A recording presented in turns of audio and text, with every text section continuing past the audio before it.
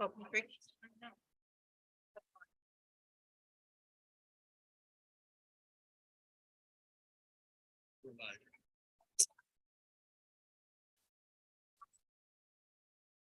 Hello and good evening. Welcome to the San Ramon Valley Unified School District's Board of Education meeting.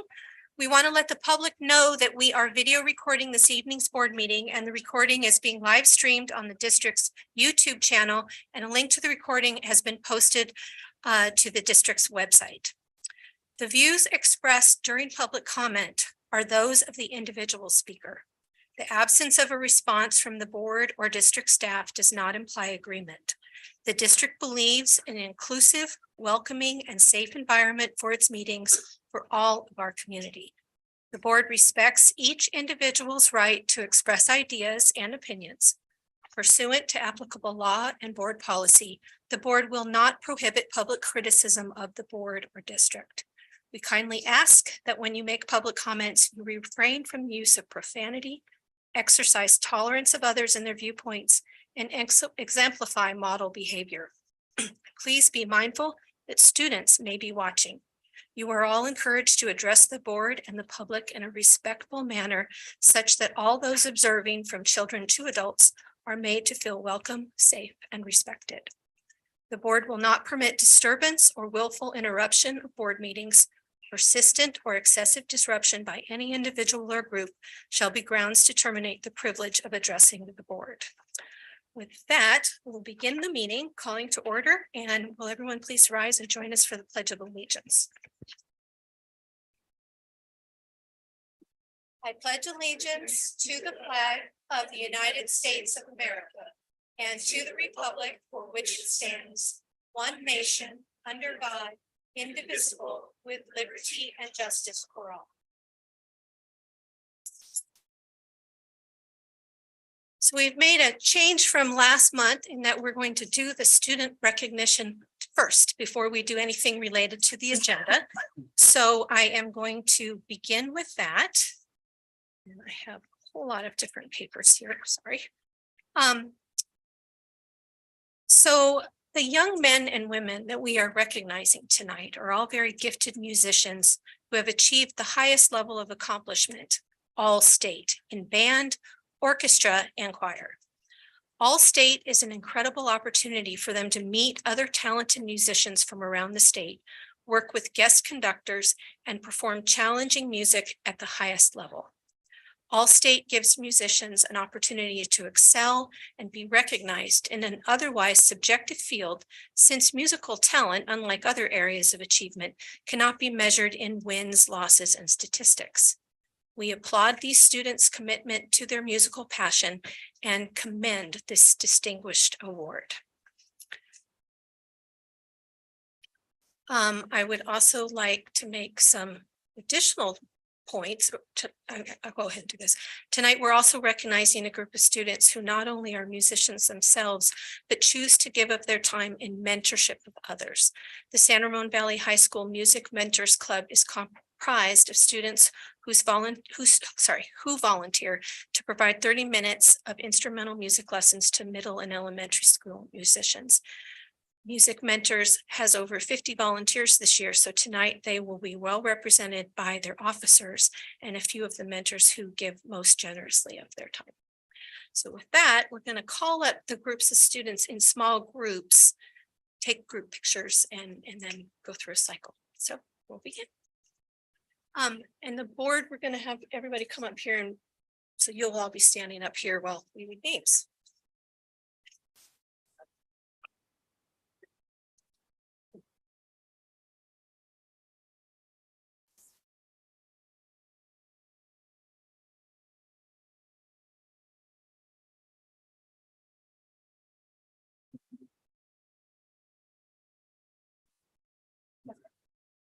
So in the category of junior, I'm assuming JH is junior high school concert band, we have Rohit Anand.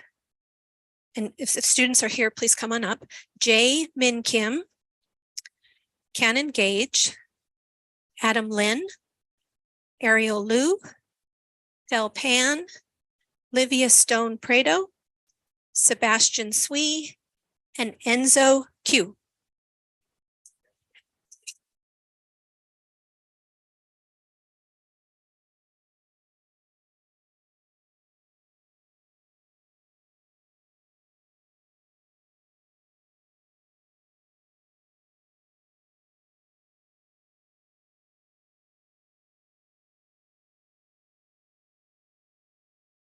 Congratulations.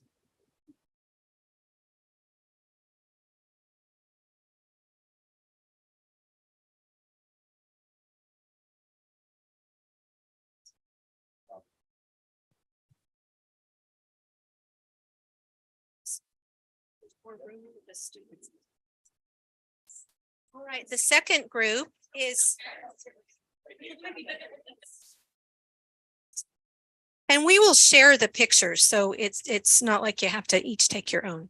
The junior high school symphonic band group is Daniel Wang, Alyssa Kwan, Dhruv Redekar, Corey Chen, Tyler Haynes, Muhir Goel, Michael Myant, and Dylan Chua.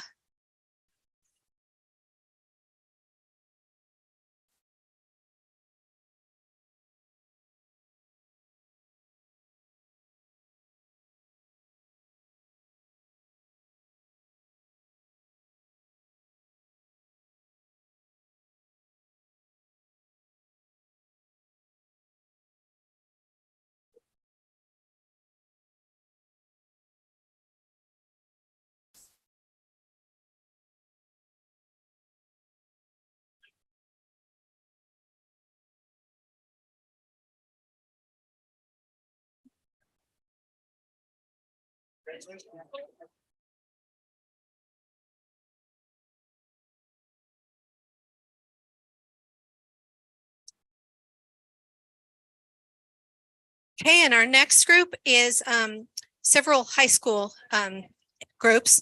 High school jazz, Mathu Rugu, Aaron, wait, I'm sorry. That was high school jazz. Then high school string orchestra, Aaron Shi, Spencer Gogama, Andrew Shin, Isaac Chen, and for high school concert band, Yiming Gia, Praneet Reddy, and Evelyn Wu.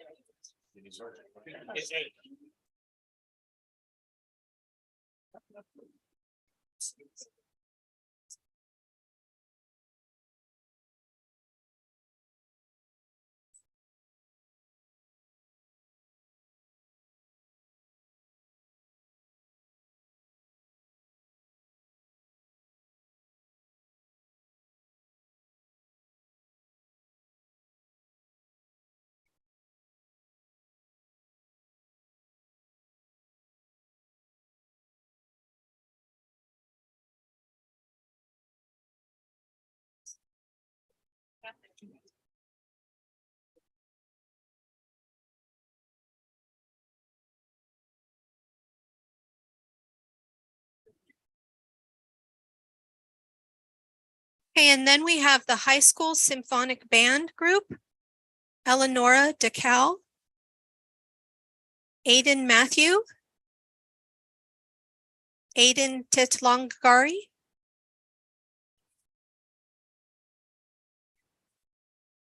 sure.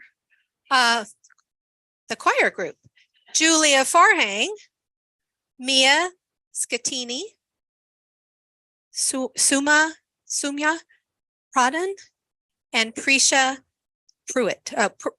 Pruitt.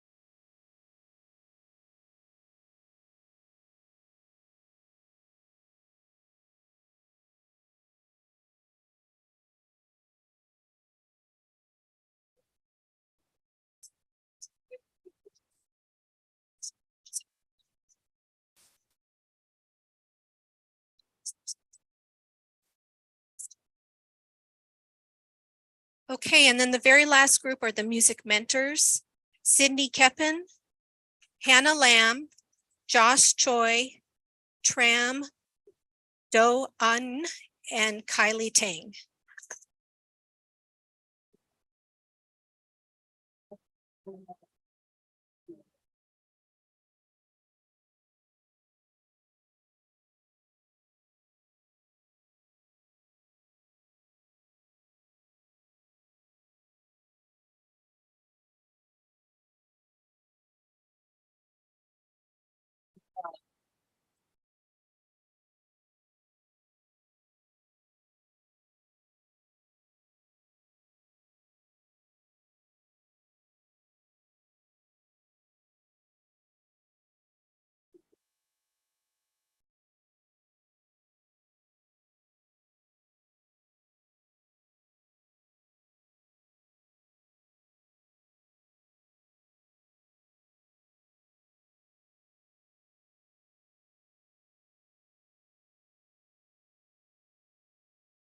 Okay, thank you. Love starting things off with student recognition. So next thing on our agenda is report of actions taken in closed session. In closed session this evening, the board voted 5-0 to initiate litigation against Meta, Snap, BitDance, and Google as part of the national social media litigation. There will be more to come on that. Okay, now we have 8.0 acceptance of minutes, and we have minutes from January 17th. May I have a motion, please? I'd like a motion. We accept. Second. The motion was made by Board Member Van Zee and seconded by Board Member Clark. Roll call vote. Student Board Member Iapan. Aye. Board Member Van Zee. Aye. Board Member Ordway. Aye. Board Member Clark. Aye. Board Member Bratt. Aye. Board Member Hurd. Aye. The motion passes 5-0. Thank you. And then we have minutes from a special meeting on January 23rd, 2023. Like to move. I'll second. The motion was made by Board Member Ordway and seconded by Board Member Van Zee. Roll call vote. Student Board Member Iapan. You weren't there, so you're going to not comment on that one. Thank you. Board Member Van Zee. Aye. Board Member Ordway. Aye. Board Member Clark. Aye. Board Member Bratt. Aye. Board Member Hurd. Aye. The motion passes 5-0. Okay, and then item 9.0, agenda approval and consent agenda. May I have a motion for acceptance on the open session agenda? I'm going to make a recommendation for a move, if that's okay. Unless Laura, did I jump in front of you? Okay.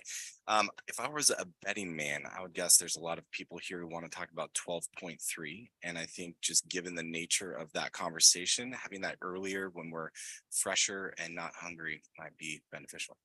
The thing I am concerned about, Jesse, is that I know that other people were planning to talk to that item and weren't coming at this early hour because of the time that it was laid out. And so they were planning based on our posted agenda. Okay, then I defer. But I mean, it's still up to the board for discussion. I think we get into a little bit of a problem when we post an agenda with that significant a change, which could be potentially hours. Yeah, no, you're absolutely right. Laura, did you want to say something? I was just gonna make a motion to move this agenda item forward. Well, we have a motion on the table that Jesse just made. So first we have to deal with that. Is there a second on Jesse's motion? I'm going to withdraw my motion Okay, based on your recommendation. okay. Laura, did you have one? Just so moved as. Oh, as Right, presented. Okay. Is there a second on Second. that? Thank you, Susanna. The motion was made by Board Member Bratt and seconded by Board Member Ordway. Roll call vote. Student Board Member Iapan. Aye. Board Member Van Zee. Aye. Board Member Ordway. Aye. Board Member Clark. Aye. Board Member Bratt. Aye. Board Member Hurd. Aye. The motion passes 5-0.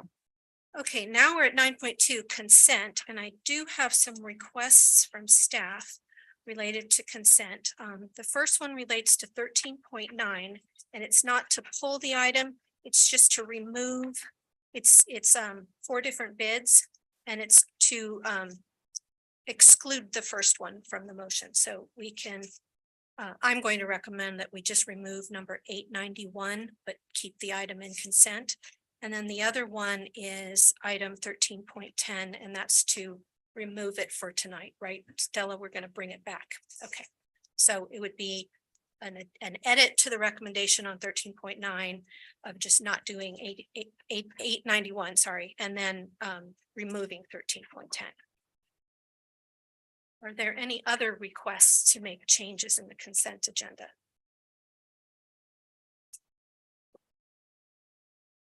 What was the first recommendation? You said 13.9. So What else? 13.9 has 4 bids in it. Mhm. So it's to just exclude the first one, but keep the other 3. Got it. And then 13.10 is to just remove that tonight.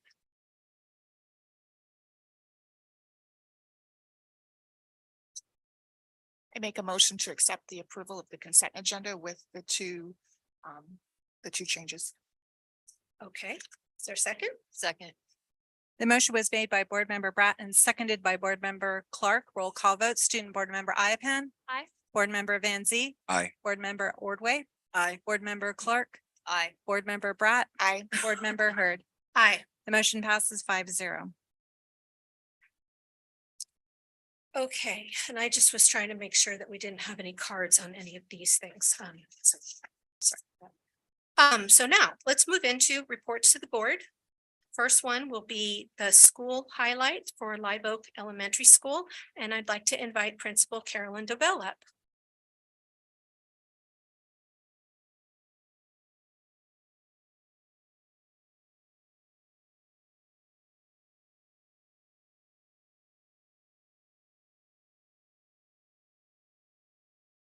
We have a new setup that I have to get used to here. Good evening, members of the board. Dr. Malloy and trustees. I'm excited to share with you how our community values a rigorous education in a well-rounded manner, preparing students to learn in a respectful, collaborative, and creative way. Students at Live Oak are trained in Soul Shop, and we learn about essential communication skills to respectfully express our needs and resolve disagreements. Mrs. Hasse, our school counselor, drops into classrooms to teach students about zones of regulation. She also facilitates peacemakers, developing leadership skills on the playground. Mrs. Friels supports our safety patrol, where students assist with supervision before and after school. She and Mrs. Kim also facilitate student council, where they ignite student spirit throughout the week and month. These opportunities create young leaders. Our Eagle's Nest is our makerspace, where students explore, collaborate, plan, build projects based on a variety of subjects. Mrs. Lopez and Mrs. Green create lessons for teachers to ensure that the room is well prepared and the students are supported. And Eagle Time is our common learning time, where students have an opportunity to fortify their foundational skills. They work in small groups. They're learning to create projects. We challenge students thinking and rethinking.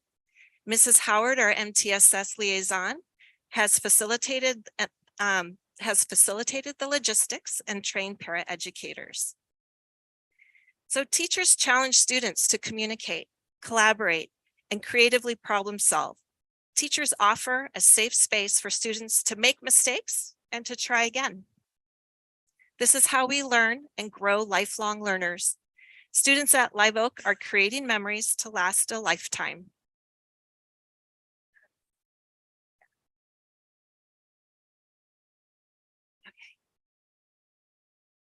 And while it's queuing up, Mr. Shuey, our assistant principal, helped us set this up. much sound. There is sound.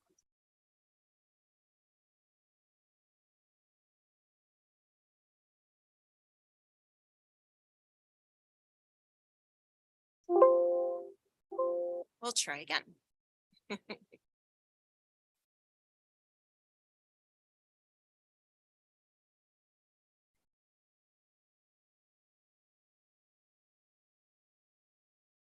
By the impossible.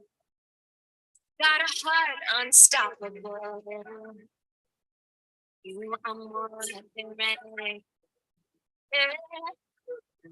Not just a fun, not just a dream.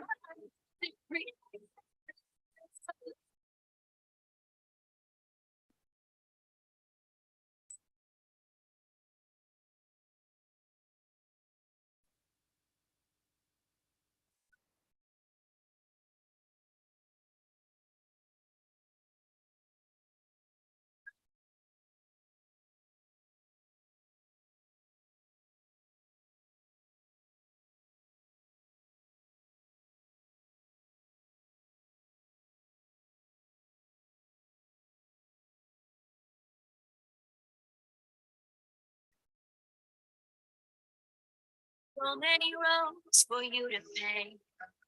Let them all go your way. You are more than ready. Hey.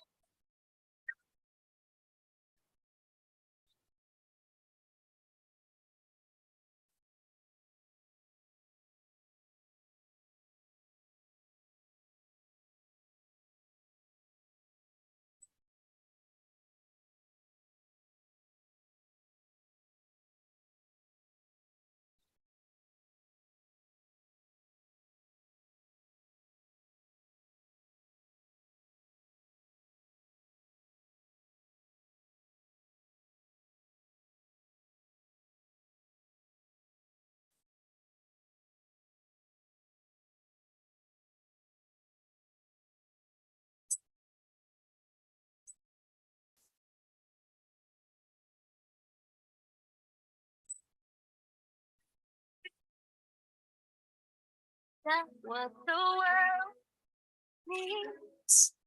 And it's time to see that there's only one.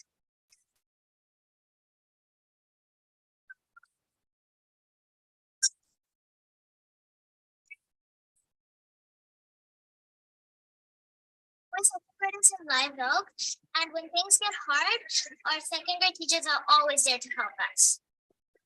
We love Live Oak because people are nice.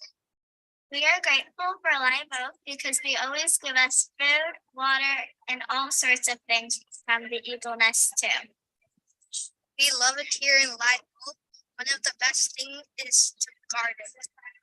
We learned that in gardening, we learn what a plant needs.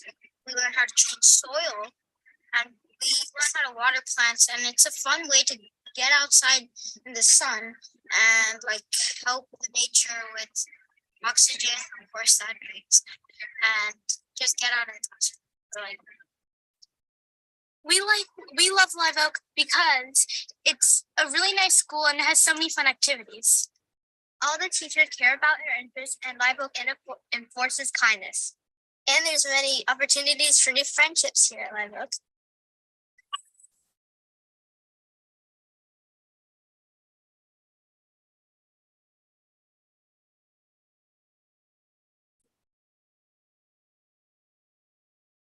Thank you for smiling through that. It's fun for put it together too. So that's all I have for you. Do you have any questions?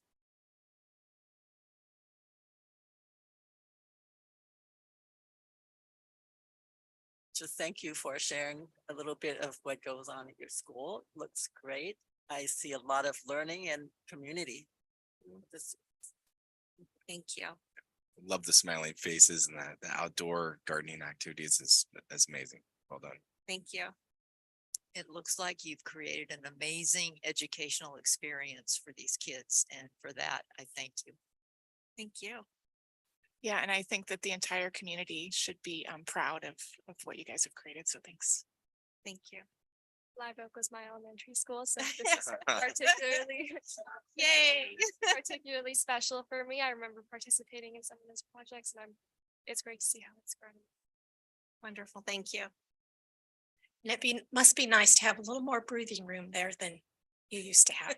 A little more room to spread out and enjoy that outdoor space. And We're enjoying it very much.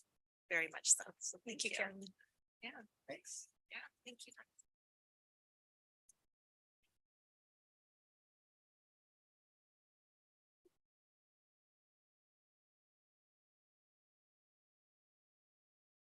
So I'm off. For item 10.2, we have 3 resolutions, and first one, I'm going to invite Jenny Hanau up to talk about Women's History Month.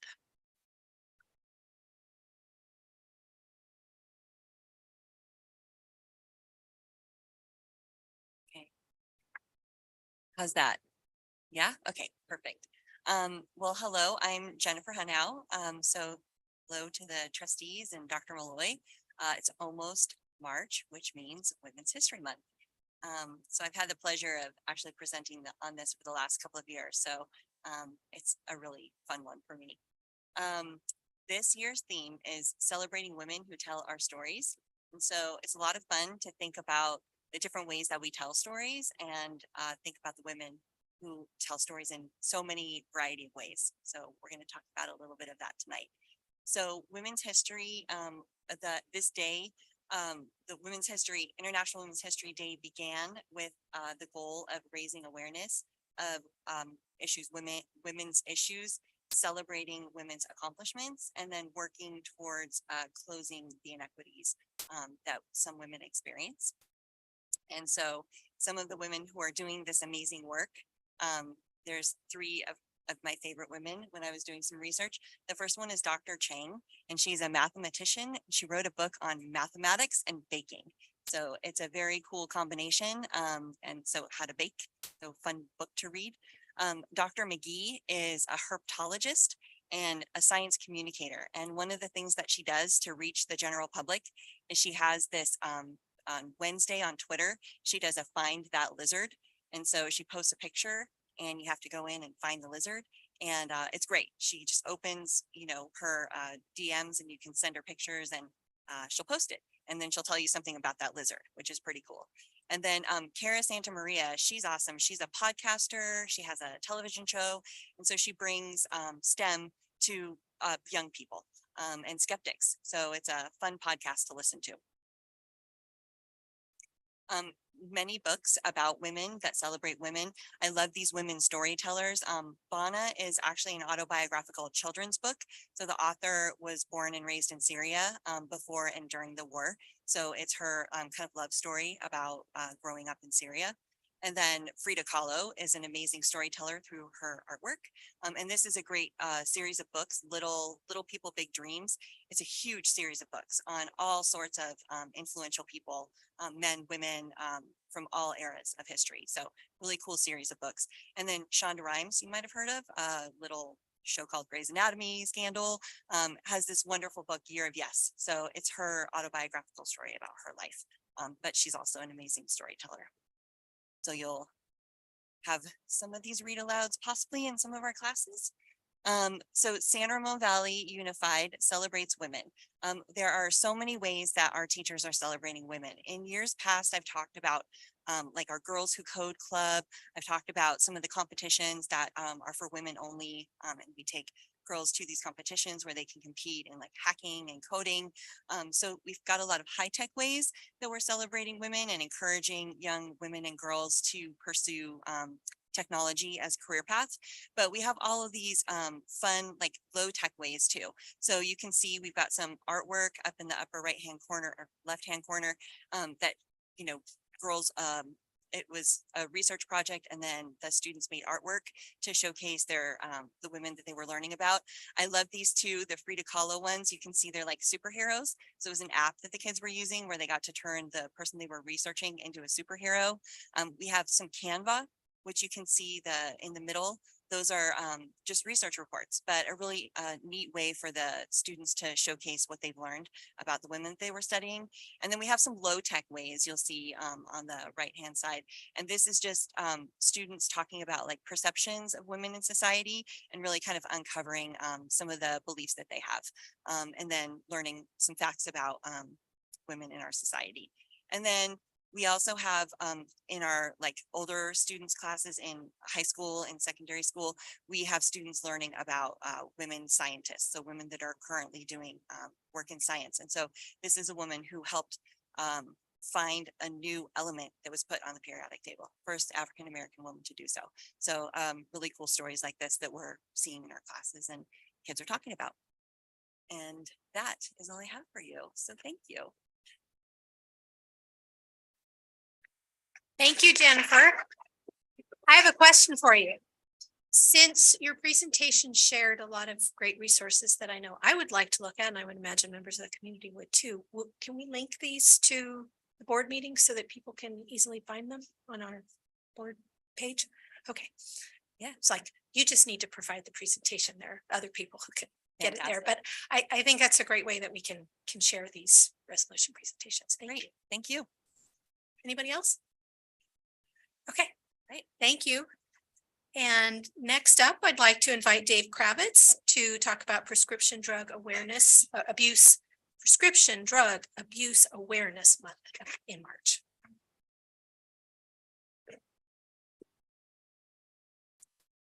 Okay, thank you, Rachel. I'll get adjusted to sitting down versus standing up. Thank you. Good evening, trustees, Dr. Malloy and executive cabinet. In 2013, California designated March as Prescription Drug Abuse Awareness Month. This designation allows us to raise awareness about America's prescription drug abuse epidemic through education and community awareness events and actions. This infographic here, in the United States, we have had 100,306 people who have died from a drug overdose in the United States during the 12-month period ending April 2021. 9.5 million Americans aged 12 or older misuse opioids from 2019 to 2020. 56,516 Americans died from overdoses, including synthetic opioids, primarily fentanyl in 2020, and 40.3 million Americans aged 12 or older had a substance abuse use disorder in 2020. So what has been the local impact in the towns and cities that we cover here in the San Ramon Valley Unified School District? We have had a total of 37 overdose responses in our area. In San Ramon, we've had 19 non-fatal overdoses with 1 fatal overdose. In Danville, we've had 12 non-fatal overdoses. And in Alamo, we've had 5 non-fatal overdoses. So in the San Ramon Valley Unified School District, we're focusing on health prevention and education. In our high school health classes, in which our freshmen take, the curriculum addresses proper use and information about prescription medication and impacts on one's health. For our student athletes, in the registration packet, there is a sheet, a prescription opioid fact sheet, which is required reading for all student athletes and their parents or guardians. And it lists the risks, the side effects, and options that are outlined. And as far as school and community awareness and resources, as you can see from the graphic there, the Spread the Word, One Pill Can Kill campaign is a DEA program and Board of Education encouraged. And of course, the National Coalition Against Prescription Drug Abuse with its founder, April Rivero, who has been for years providing drug use and abuse education for our community within our district at multiple school sites. And she's also addressed the school board on a number of occasions. And then she also provides training for naloxone, which is the generic name, and the brand name is Narcan for rescue medication education. Okay, so we're excited about bringing Narcan to our campuses this year in partnership with the County Office of Education and the County Health Department.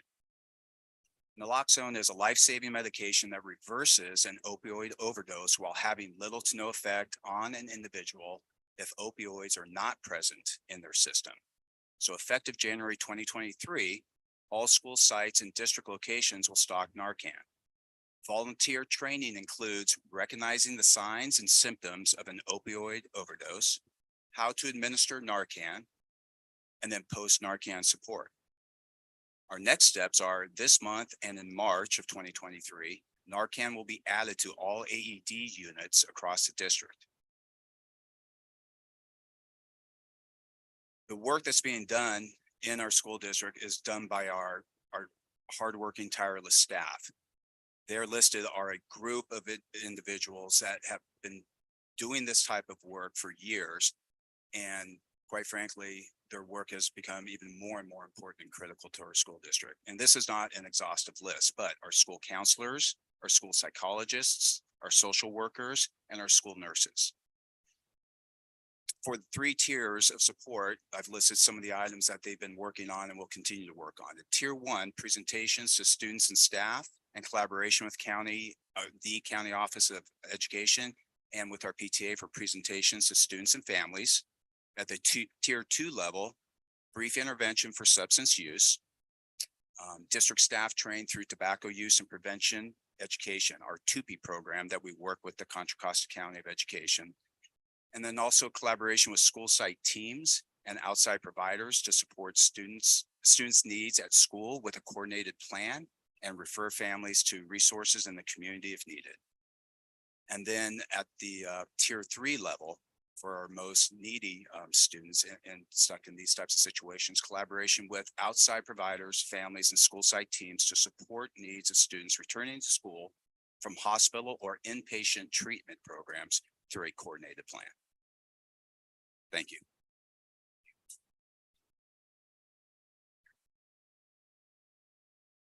I just want to say thank you so much for the work that you're doing on that. It's super important. I have a brother who's a firefighter, and just off his last shift, he dealt with 5 overdoses because of fentanyl. And so it is truly a one pill can kill. And I think that that's important for us to hear and teach the students that's not just some sort of motto. It's a real thing. And I really appreciate the work you're doing, and thank God for Narcan. Thank you. Yeah, and I'm happy to see this kind of structure and process in place to help support students that are going through addiction and help them to come back into the school site and in a supportive way so that they can move forward. So I'm glad to see this. Thank you, Dave.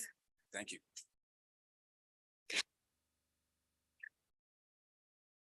Okay, and our third resolution tonight is on Arts Education Month for March, and I'd like to invite up Lauren Faulkner.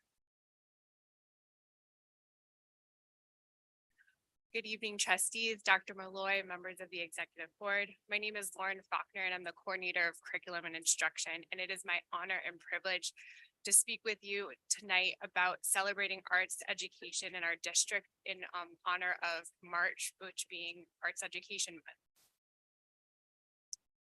Our visual and performing arts standards and framework are grounded in the understanding that an artistically literate person is able to transfer the knowledge, skills, and capacity that they develop in the arts to other subjects and other contexts. Arts education is not just about becoming a creative person, but it's about the person our students are going to become when they engage and create in the arts. Arts education is critical to our students' social and emotional well-being, and it provides our students with essential skills such as setting and achieving positive goals, feeling and showing empathy towards others, and understanding and managing emotions, which ultimately leads to greater social emotional health and confidence in our students. With the passage and support of Proposition 28, it will allow our district to support our teachers and sites further so that our students will have access to high quality arts education. Furthermore, we ask our community to please join us in celebrating the terrific work our student musicians and their teachers and the work of our teachers at our feeder area band, orchestra, and choir festivals, which are coming up in the month of March. And we have students from grades 4 through 12 participating. So we hope to see you there. And then lastly, I just want to say a special thanks to all of our teachers who shared photos of their students' creative work and for the talent, passion, and enthusiasm our teachers have for the arts, which truly make a difference in our students' lives. Thank you.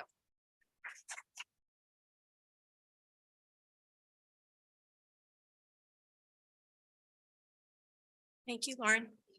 I just want Oh, to make go ahead, one Shelley. comment. I have a student whose life was changed because of the arts program at San Ramon Valley High School. And I just can't tell you how much that has meant to her and it has meant to our family. So keep up the good work. It's all them, it's not me. Have a great evening. Thank you.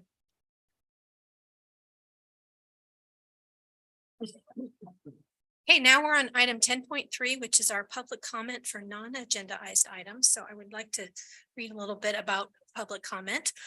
Public comments are limited to 3 minutes. During the non-agendized public comment, which is what we're about to begin, the board cannot respond to comments about topics that are not on the agenda. Please be aware that we may interrupt you and redirect you to the correct time to speak if your comment is actually on the agenda. And we might also interrupt you if what you're talking about is beyond our jurisdiction. So with that, I'm going to call it, we have quite a few for non-agendized and even more for 12.3, but they're all just in the order that they came in. I'm going to call a couple of names at a time, just so you're not surprised that you're coming up, and that way you can kind of be ready to come next. So first is going to be Kim Peters, followed by Tom Piggott, and then Venkata Chintapalali. Okay, just so you kind of have a sense of the first three. So Kim, would you come on up?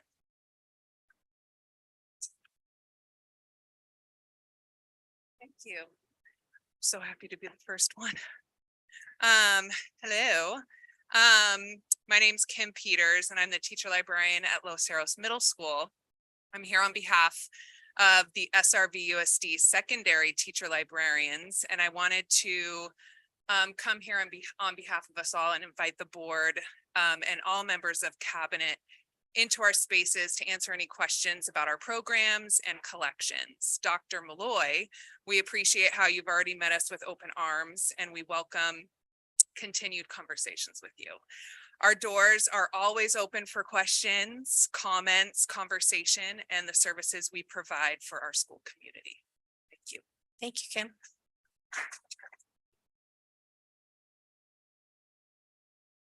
Okay, Tom is on his way up, and then kind of third in the queue will be Bob Allen. Thank you.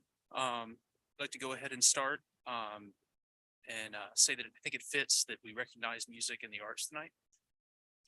What I wanted to talk about is the fact that California High School is looking for a new music director. And the director's not returning in the fall, and that's already having a significant impact this year and next. For this year, the pit orchestra collaboration with the drama program has been canceled. The band festivals that were referenced earlier here tonight are in question as to those are going to happen or not. And this also impacts marching band and planning for the fall semester and everything that's going to happen there for the fall school year. We were told last week that the posting for this would potentially not be active until April or May.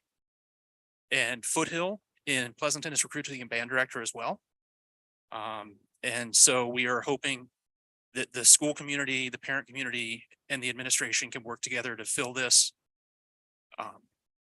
opening and get it addressed as soon as possible.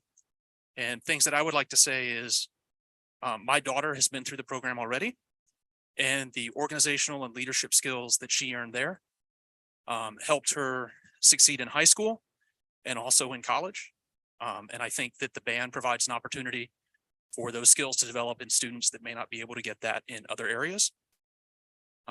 And so, like I said, we just hope that we can work together with the administration and the community and the school to get that filled, and particularly with the weight on getting that posting out. That's going to make it difficult, and the planning with this right now to get the marching band and the other fall festivals and things planned, that needs to be being planned now. So the sooner that this can be addressed would be excellent. And I'd like to thank you all for your time.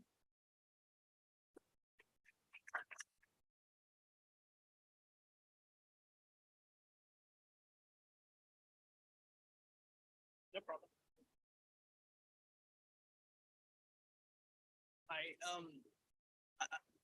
Actually, I came for the same exact reason, like the previous speaker already told about, like the California high school music teacher actually decided to move on, and we do not have. I mean, we learned that actually it's going to take a lot more time to recruit with the strain on the HR.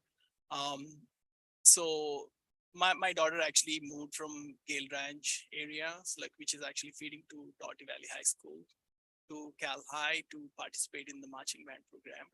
And then she, even though she like missed her friends, like she quickly,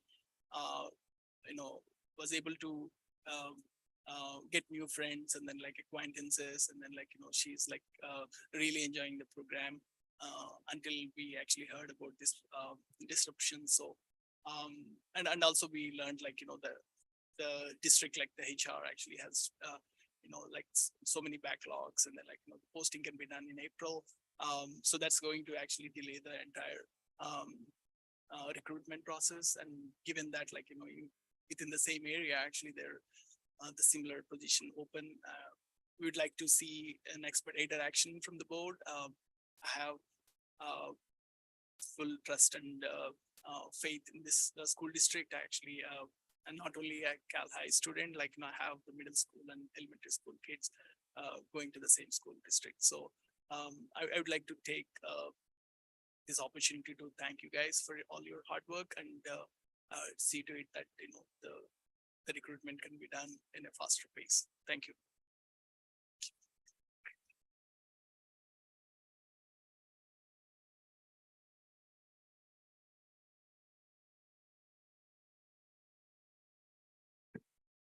Hello.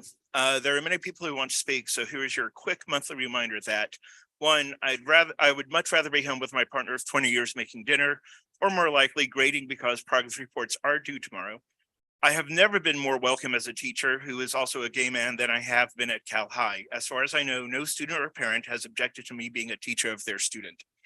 It is my belief, with admittedly only anecdotal evidence to back this up, that the vast majority of families in this district are supportive of LGBTQIA+ students and teachers. However, not every coming out story is a celebration, so I acknowledge families with queer members who are currently navigating these waters, and I wish them wisdom and peace while doing so. Lastly, I'm here to provide a counter narrative to two members of the community who have never been in my classroom, whose children I have never taught, and who have never asked to visit my classroom. And yet they have the audacity and the right under the Brown Act to say that I teach gay sex in my statistics class and that I'm indoctrinating students. I can assure you that I do none of these things in my classroom. Right now, my students are hopefully learning about my favorite theorem, the central limit theorem. I teach students of PTSA members, teachers, administrative staff, and district office personnel. So if I make a misstep, many people who actually have influence over me will hear about it. Thank you.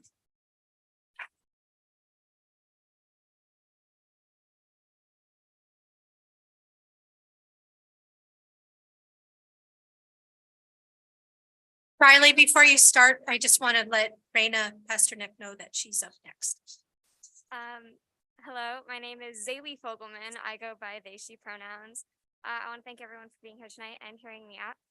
I'm a member of Cal High's instrumental music program. I play the tuba.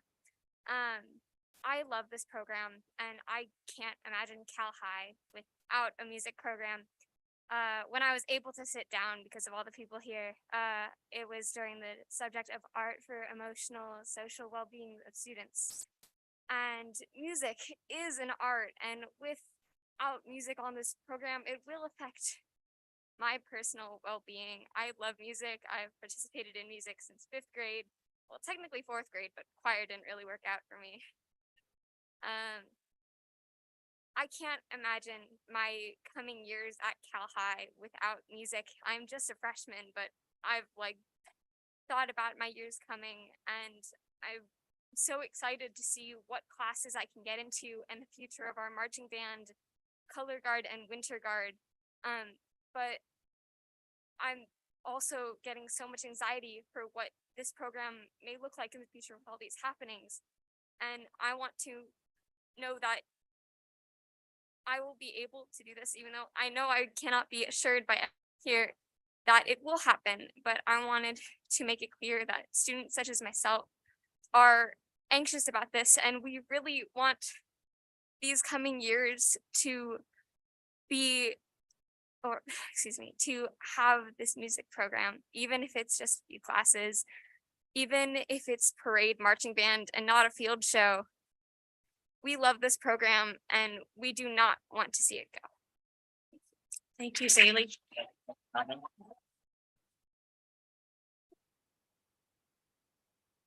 President Hurd, I know we don't comment on non-agendized, so I'll just make this statement in response to the students because the student voice are always at the center of everything we do. We will be posting ASAP like this week. We understand it's important and there will be music and music strong at Cal High. So I just wanted to say that that's already in the works. Thank you. My name is Raina Pasternak Fogelman, and I am a parent of a student at SRV and Cal High. I am here on two things.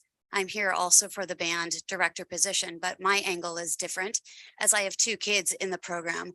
One that is of special needs, one is, neurotypical.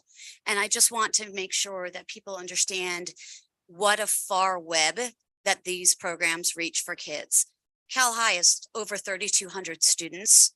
My son has autism, is partially deaf, doesn't have very many friends. And it wasn't until this year, he's a sophomore, that he started engaging and talking with people. This has transformed and changed his life. So without these programs, we're talking about the social, emotional well-being of our students in this community. These programs create and are the foundation for students for a base and to find their village, to have their people. And without them, we find isolation, we find loneliness, we find all these other things that come up in our students' lives, especially post-COVID, trying to find our people.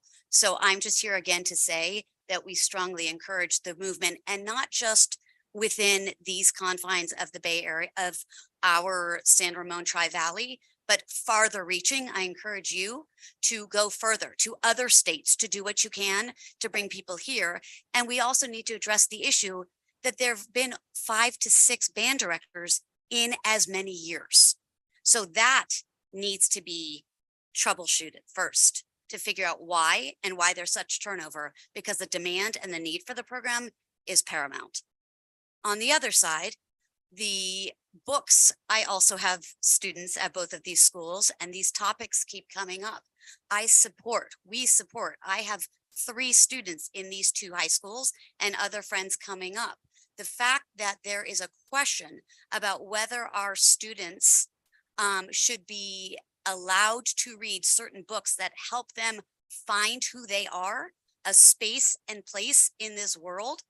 That's what our job is as parents and as a community. And if we can't help foster that, we are failing and we are doing a disservice to our students. Every individual needs to find their place and space in their community and in the world. And if we can't help them do that, we're not doing the job that is the baseline and the mission of this district.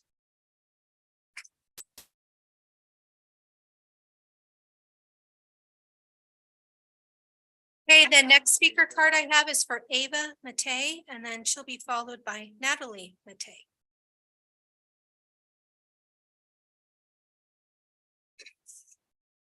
Good evening. My name is Ava Matei. I'm a sophomore at California High School, and I'm also here to comment on finding a music director for Cal High. And I would like this to be a priority because this music program has the ability to change lives of many incoming students, because I was one of those students whose life was changed. So to start off with a little brief excerpt from when I was in middle school, it was during COVID and it was very rough for me. I was going through a lot of different mental health issues, and I was also very self-isolated. And I was also going to a private K-8 school, then transferring over to Cal High, which I didn't really know anyone. and it was just not a really fun time for me. But that all changed when my mom saw a Facebook ad about the color guard program. And even though I had no idea what it was, I was really excited to try it out. And thankfully I did, because it really did change my life, because I was able to meet so many kind and sweet people who accepted me with open arms and made just the marching band and color guard program was just a big home for me. And it really helped me step out of my shell and get really comfortable within my new high school life. And I've been doing this program for 2 years, and I would love to see it continue. However, it's kind of disheartening to see the treatment that this program has had. Like it was previously mentioned, there's been so much turnover rate. And I also know that a lot of the focus of extracurriculars are not as focused on marching band as it should be, because I feel like there's also some stuff that we just don't get attention on. But all of that being said, please, I really urge you all to find a band director for us, because it will help incoming students just like it helped me. Thank you.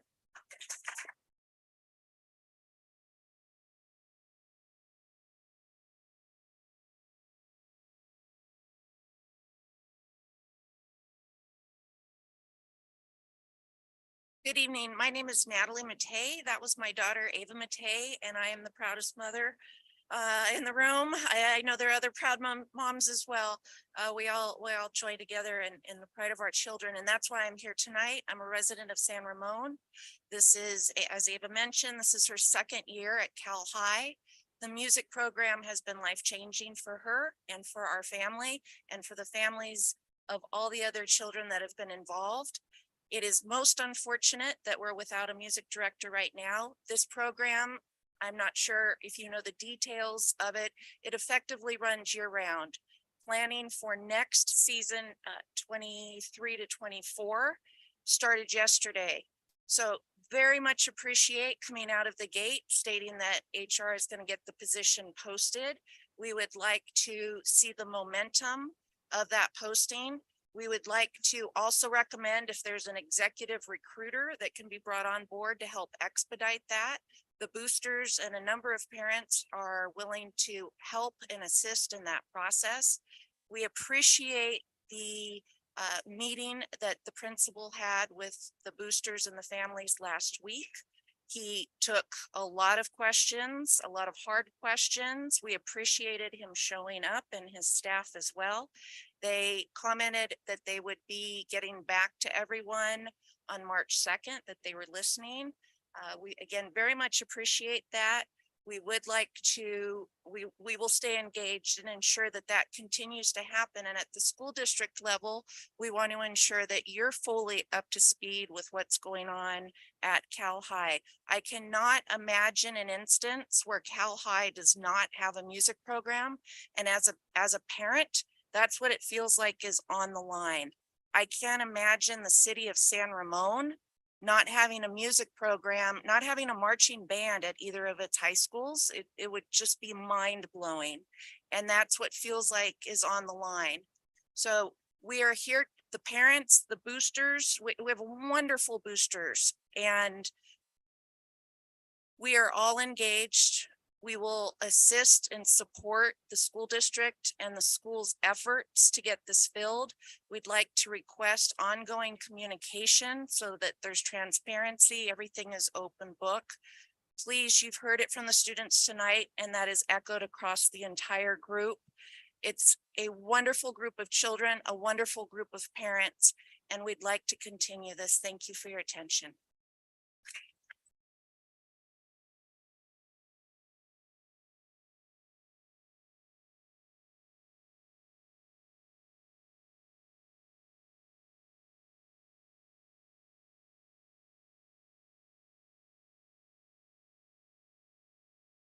Hello, my name is Lawrence Jones. I go by Larry. The reason I'm here has to do with these books and other things that are being.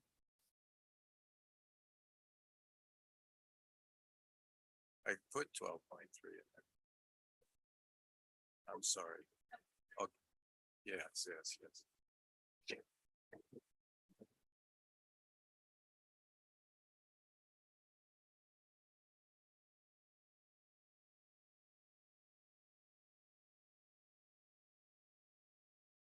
Good evening. I'm Lisa Disbro, and I'm a retired public school teacher.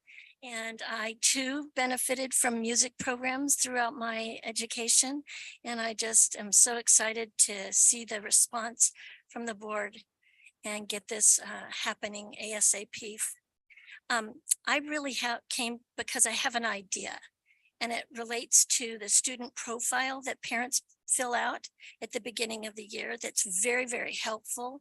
You get information about the child's physical, emotional needs, family backgrounds, any particulars, and you're able to basically individualize a lot, right? So if a student comes and they need to sit forward in the classroom, or maybe they need to sit a little apart for various reasons, if they need a fidget or some other modification for their seating, you can play around and get things adjusted and accommodate their needs. And I think that there's something is happening across the US that perhaps you haven't heard of. And it is including a new category in the student profile. So this relates to the student profile that parents fill out. And like I said, it's happening across the US and in districts here in California.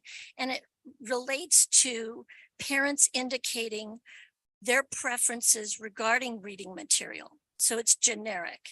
And what it is it would allow the cultural faith and whatever influences that motivate parents individually to make indications about that related to the reading material, the hearing, or the contact that they would have with reading material in their school. And you could put whatever categories you found to be of high value for parents. Some would want SOGI, sexual orientation, gender identity information, not.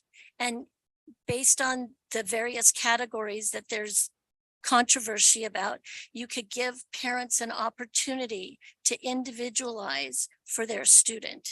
And this way that we would be respecting the culture of many of our families. I deal with many Muslims and Hispanic community and people of other faith groups, and they're feeling very left out. They're feeling ignored and minimized. And so this would create a diversity of viewpoint and inclusion for those people. Thank you.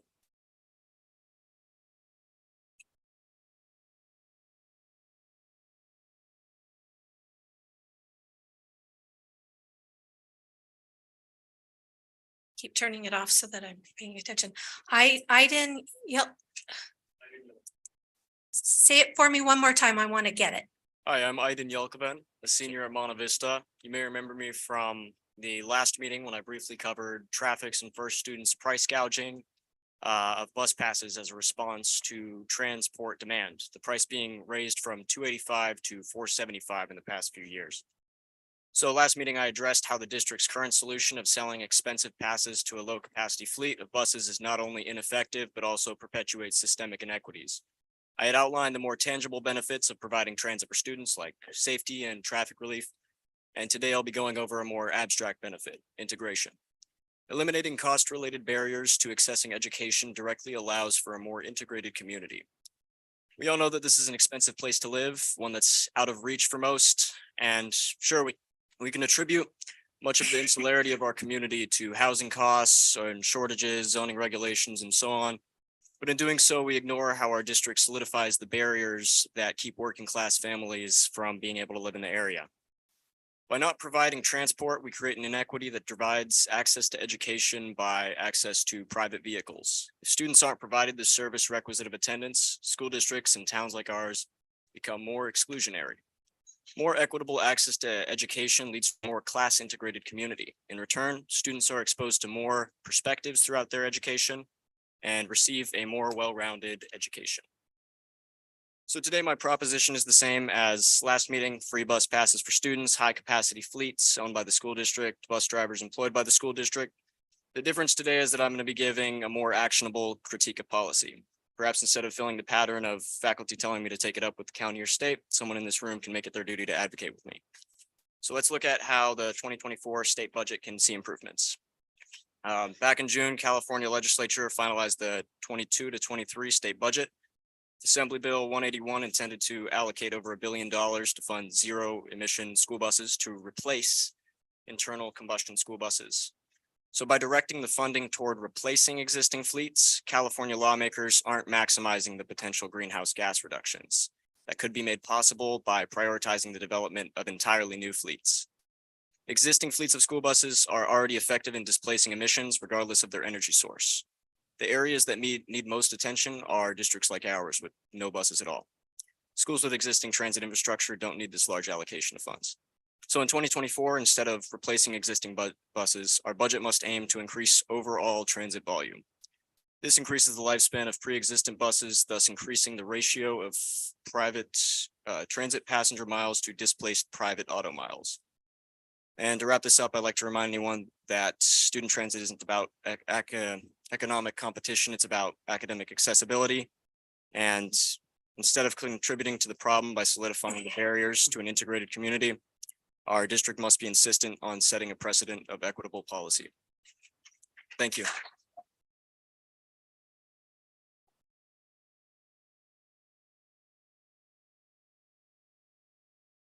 And we have one more speaker that just added a card. Tracy Davis, would you like to come up and talk about 10.3? Or talk on 10.3?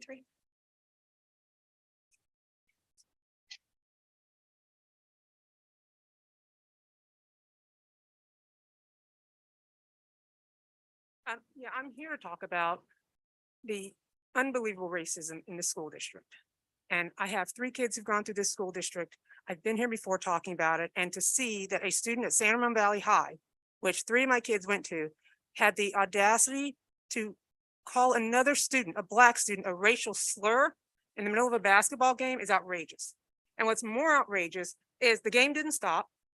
The coach didn't say, hey, this is outrageous. We need to clear this gym. It is outrageous how this school has completely failed Black students in this school district, and I'm over it. And every single one of you who sits here have sat here when I've been here before, when the Black Student Union from Monte Vista came here and explained how they felt completely failed by this school district, and nothing has happened. If I see another statement from this school district saying, we don't tolerate racism, we don't tolerate discrimination, I'm really going to throw up, because you do tolerate it. And if you didn't tolerate it, it would stop. If a student, if that were a girls' basketball game, and a student in that gym stood up and called a girl the B word, or worse, the C word, while she was standing at that free throw line, that game would have stopped. And it's outrageous that this school district allows Black students to be treated this way. And every single one of these board members allows it to happen. And to say that you don't is not true. There have been too many stories in this school district about racial slurs in Cal High bathrooms, racial slurs. My students would listen to the N-word being called out walking down the halls in San Ramon Valley High School. It is still going on. It has always gone on. Doherty Valley, how is it that someone can call someone the N-word in the middle of a hallway in a school and nothing happens? And when I say nothing happens, I'm sure the student was dealt with, whatever. That's the way it always is. Well, the student has been dealt with. But if it were actually transparent, not talking about the student's name, but how was it dealt with, this would stop. I had a 10-year-old literally given in-school suspension for eating some Doritos on the blacktop at Charlotte Wood because it wasn't allowed. Literally in-school suspension. But here we allow the N-word to be used and through the hallways of these schools, and nothing happens. And at some point, the school district needs to get their act together about how Black students are treated. Because at some point, you're going to find yourself on the end of a really serious situation. And I just ask that y'all take it seriously and stop ignoring these students, because they deserve to be treated with dignity and respect like every other student in this school district.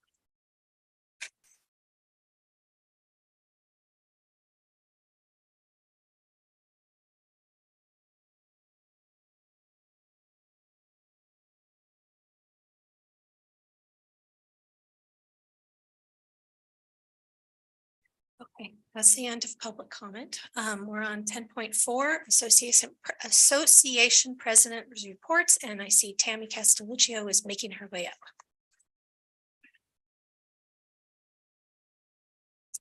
Good evening. I'm Tammy Casaluccio, president of CSEA.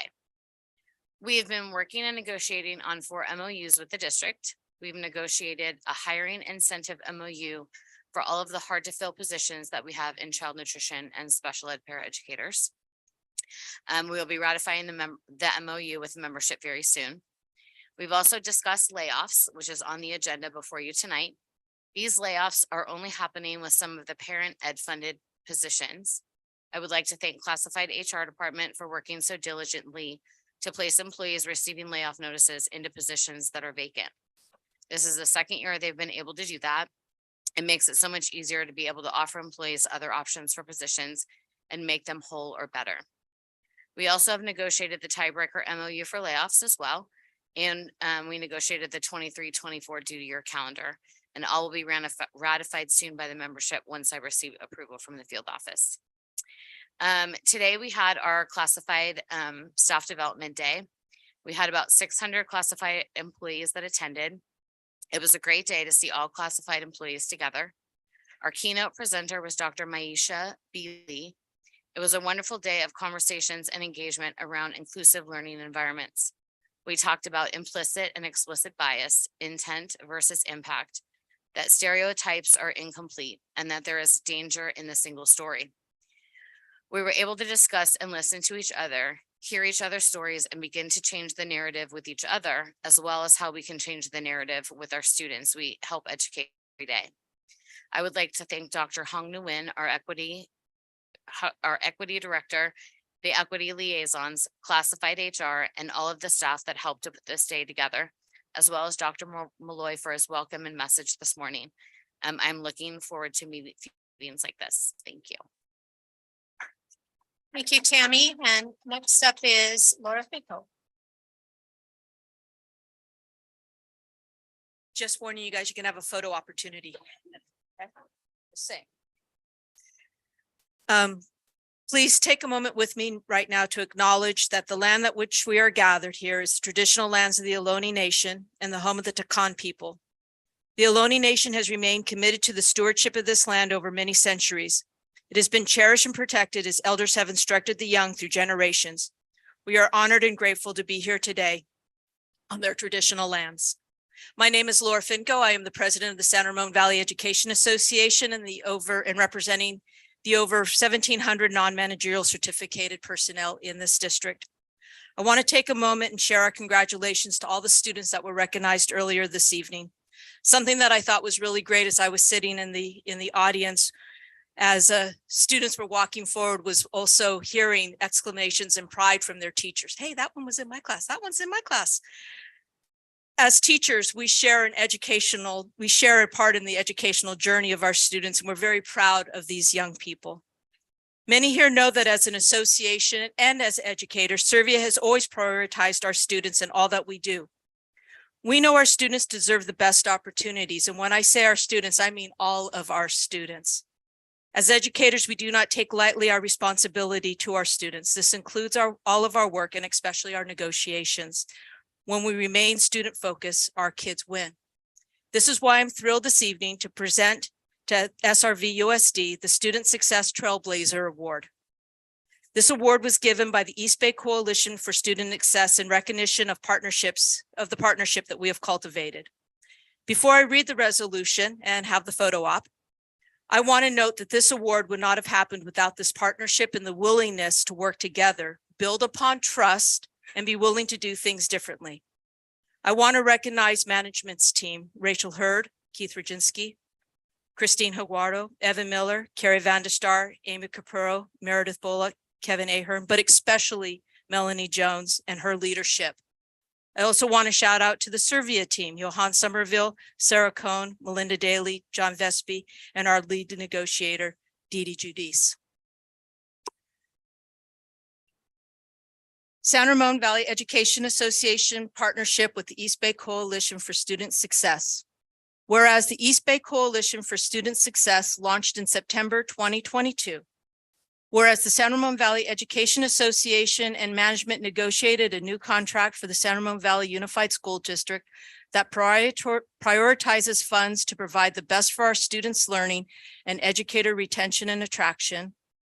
Whereas the San Ramon Valley Education Association and Management negotiated a new contract for the San Ramon Valley Unified School District that prioritizes funds for fully staffed schools, including nurses, counselors, social workers, psychologists, librarians, and other supports for our students. Whereas the San Ramon Valley Education Association and Management negotiated a new contract for the San Ramon Valley Unified School District that prioritizes funds for removing the cap on service credits for educators, which, by the way, was the first in the state for a suburban local like our district like ourselves. Whereas the San Ramon Valley Education Association and Management negotiated a new contract for the San Ramon Valley Unified School District that prioritizes funds for competitive health benefits that keep excellent teachers serving our students. Whereas the students of the San Ramon Valley Unified School District will benefit greatly from this partnership. Whereas the San Ramon Valley Unified School District is an example of excellence in the public service to East Bay students, let it here be resolved by the East Bay Coalition for Student Success and the California Teachers Association that we take great pleasure in honoring the San Ramon Valley Unified School District for their enhancement of public education in the East Bay, and we extend our sincere appreciation for the district's work as a trailblazer on behalf of all of our students. And it's signed by Angela Norman, who is the CTA board member for our area, Shannon O'Hara, who is the CTA Assistant Executive Director, Larry Spots, who is our CTA Regional UniServe staff, and myself, Laura Finco. So if I could please have our board, Dr. Malloy and Melanie, I do believe you're here still. Is she still back there? Come on up here, please. We'd love to get a picture with you.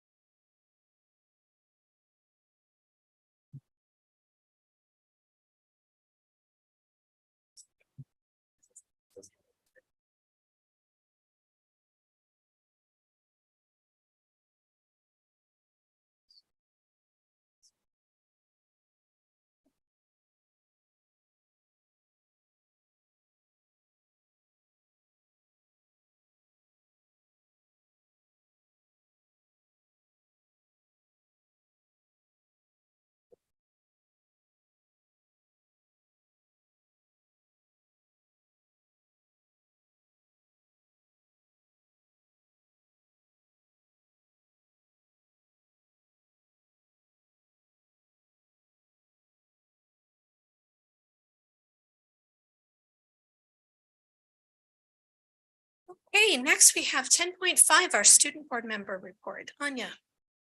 So I had the chance to meet with Mr. George regarding grading reform. I know Ms. Clark was also at the meeting recently. And we had the chance for 5 students, including myself from Student Senate, to come and just have a conversation with the committee. It was very casual, but kind of just sharing their experiences, seeing how that aligned with what the committee's work was doing, seeing what could be changed, how it could be expanded upon. That was really great. I know many of those students were very excited to be speaking with all of you. Or everyone on the committee. Of course, sorry about that. As well as consistently being involved in what the committee is doing. And I'm just really thankful that they were welcome and given that opportunity as well. I had the chance to be a part of the Facilities Master Plan Committee, where we kind of talked about expanding partnerships within the community to benefit students. And it was wonderful to see the amount of students involved in the committee and providing their direct input. I had the chance to talk with Dr. Kemp and Mr. Al-Shabazz regarding the bathrooms, custodial services, facilities. I know that's something some senators at Student Senate kind of mentioned they had concerns about, and having that discussion and being able to relay that information over to them as they get to work on their own individual projects, seeing how they can strengthen school spirit to keep bathrooms and facilities clean and taking pride really in their facilities. I had the chance to talk with Mrs. Castelluccio and Risha on the student board member selection process. We're still working out the details on that, but it's just incredibly important to us that we have a process where students who put in the work and are really dedicated to advocating for their fellow community members, those are the people who will ultimately be selected. And then in terms of student senate, we have senators working on decreasing backpack weight for middle schoolers. That's been a problem, especially since I think the majority of middle schools do not have lockers the same way high schools do. As well as district-wide collaborative efforts between schools and clubs to kind of promote environmental justice, mental health, et cetera, just to give them that platform to really speak up and make these large coordinated efforts and see the larger reaching benefits. And another thing that students were talking about is making sure students are aware of all the efforts the district is putting in, whether that be equity or in any other area, but primarily we did focus on equity. In terms of the middle school, some of them were talking about creating journalism programs to keep students aware, so that was very exciting. As well as trying to increase transparency on I know we have the district-wide emails that go out to students regarding incidents that occur and the steps the districts are taking, but seeing if we can get more information to students is something a lot of senators are really excited about as well. And I also had the opportunity to attend the LCAP meeting on equity, as well as learning about the district's efforts regarding English language learners. That was really exciting, and yeah. Thank you.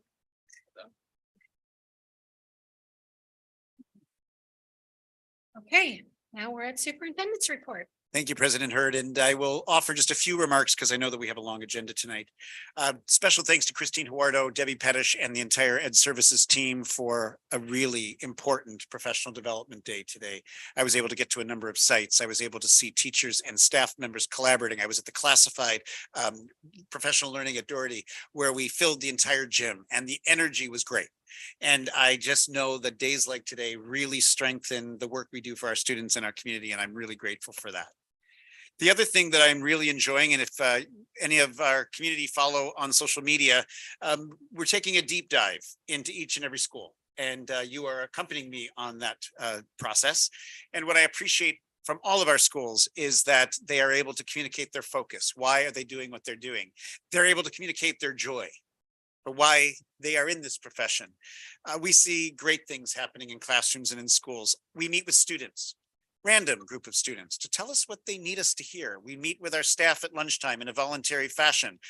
Start, stop, and continue. Give us a sense of what's necessary, what we need to consider. We can't resolve everything. We can't meet every need, but I do believe that we continue to open up the channels of connection. We've also been doing a lot in terms of dialogues with our parents and communities. Lots of parent leader meetings, dialogues that I am facilitating each month. Many of you are planning to do the same as well, if not all of you. And I think that gives us another opportunity to hear the deep perspectives. And the only other comment I will make, just because, again, as I said, there's a long agenda. Each day, at the end of the day, I reflect on the diversity of perspectives that continue to live in our district. And it's pretty intense. And when we hear about issues of racism and discrimination, though I know we're committed to changing it, I know we're not there yet, but some don't see it that way. When we're talking about deep learning and innovation, that is our goal. It's not to simply talk about issues of equity, but we can't get there. Kids don't feel safe and included. And I don't know the answer because I can't figure out how to get people around the same table. Lots of othering. Tonight, actually, not so much in the non-agendized public comments. I want to really thank the people who spoke because there was a lot of positive ideas that we could really wrestle with. It doesn't matter if people have different views, but that sense of other. Somebody may feel safe while somebody else doesn't feel safe, and we can't ignore anybody. This is public education. So I'm hoping that with your leadership, we can continue to work towards a place where each and every one of our 30,000 students feels that they belong here, that we don't have some of the incidents that we're seeing. It's not going to change unless we do education. We can't do education unless we have curriculum resources which actually reflect the diversity. And yes, I know that some people feel that this is too much or this is too little, but all I'm sharing with you as our board and my team who's here, and for those who are here in person, thank you. And for those who are listening from home, we have a really profound diversity that if we can't get around the same table, we're not going to help kids. And it's been almost 3 years now, and I think I can say that with confidence that we have a great community. But we just have to not be afraid and not get so defensive when somebody might feel harmed or hurt by what we've done. and we just learn through it. It does not have to become what it sometimes becomes. So I thank you, our board, for continuing to give us a direction that allows us to create the most inclusive learning communities possible on 35 sites. So thank you very much.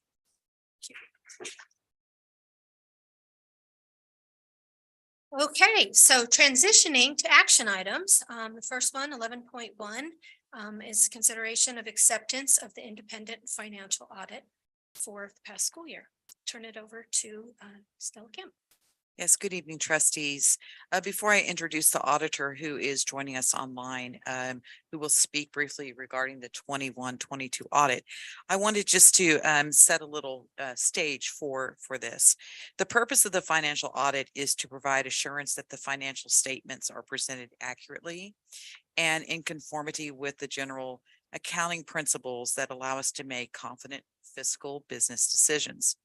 The audit provides important information with which to evaluate the district's operations and its future financial health.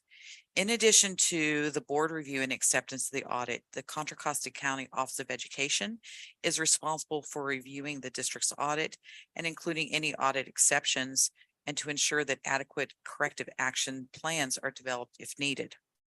As you've seen in the 21-22 audit, there were actually two exceptions highlighted in the report. The first was a clerical data entry error that occurred and there was no financial impact. And the second was really around some adjustments. The 2021 deferred inflow and outflow payment for OPEB, which is our retirement benefits, was not caught during the 2021 audit report, and so it was caught up. So there was again, these were clerical errors that were not caught, that were caught during this audit when they went in to look at the books. So with that, I would like to turn this over to our representative from Ide Bailey. Hello, my name is Neeman Singh and I'm an audit. You guys can hear me, right? Okay. I'm an audit manager for Ide Bailey, and we have audited the financial statements for the district and all of the component units for the year ending June 30, 2022. We performed our audit in accordance with generally accepted auditing principles and government auditing standards. As Stella had mentioned, there were a few findings and adjustments in the current year, which were that are detailed in the audit report.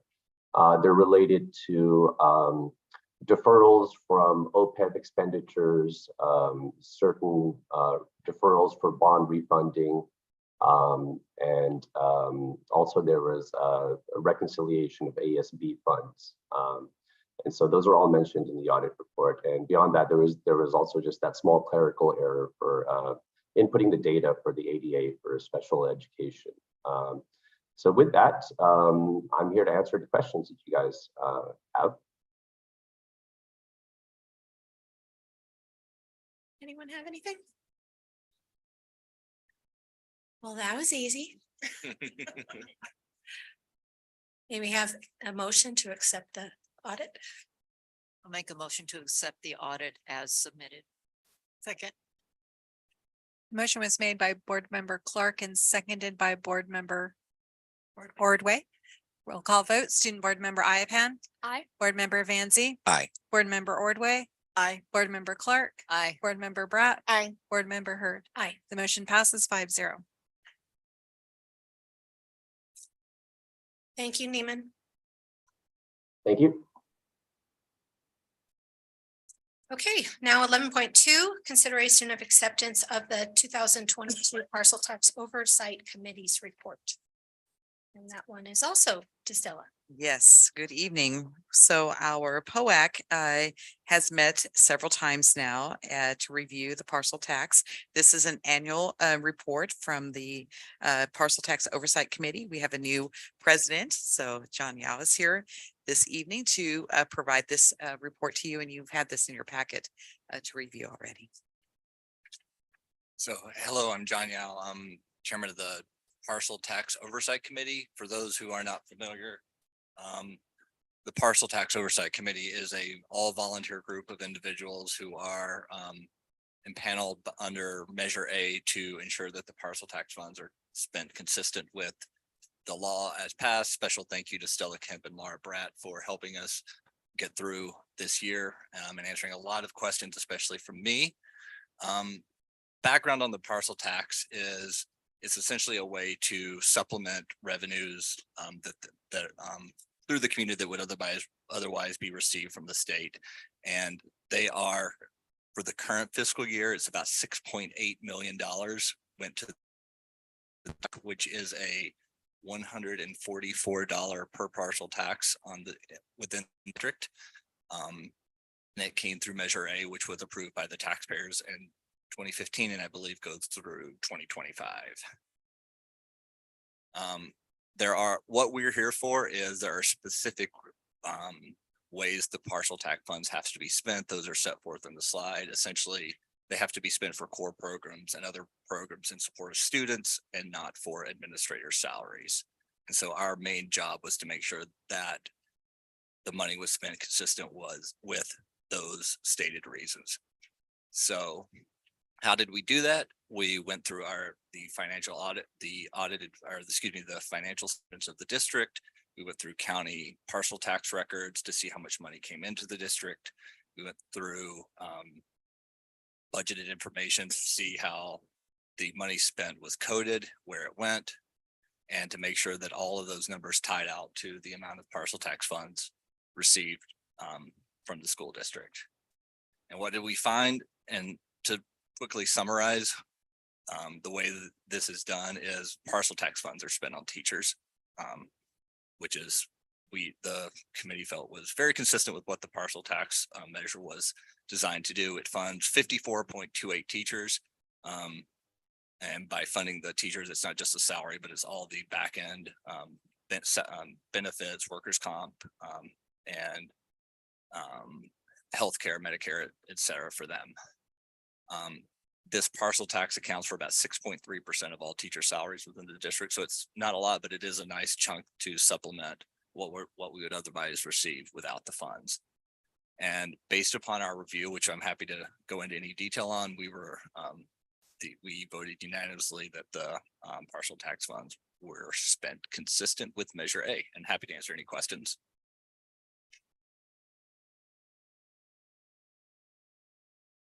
I just want to say thank you, John, for the report. And I also want to, just on behalf of the board, just give our deepest condolences to former chairperson Scott Reeder's family, to his wife, Susan, and his two children.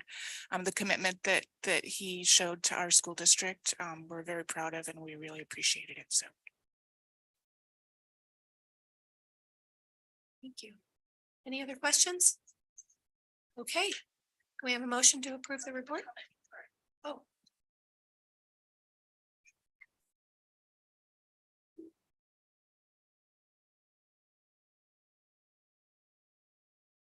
I don't know how to spell this out. Yes, is it on item 10.2 or 11.2? Yes. Okay. Let me introduce you really quickly. This is Taiwan's a country.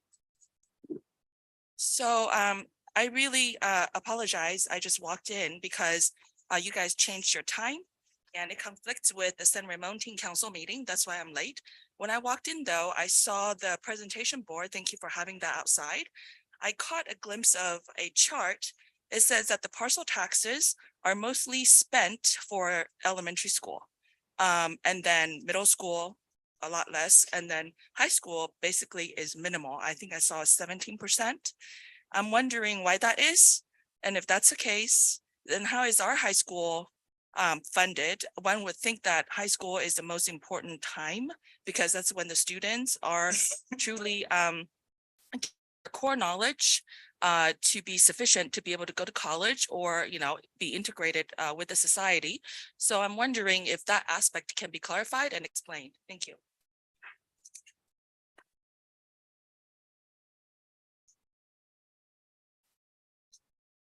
Stella, can you go ahead and answer that question? Yes, so the parcel tax funds, the positions that are outlined here, the 54.28 FTEs, and they're spread out all across the district. So elementary, middle school, and high school, and they fall within the stated parcel tax language.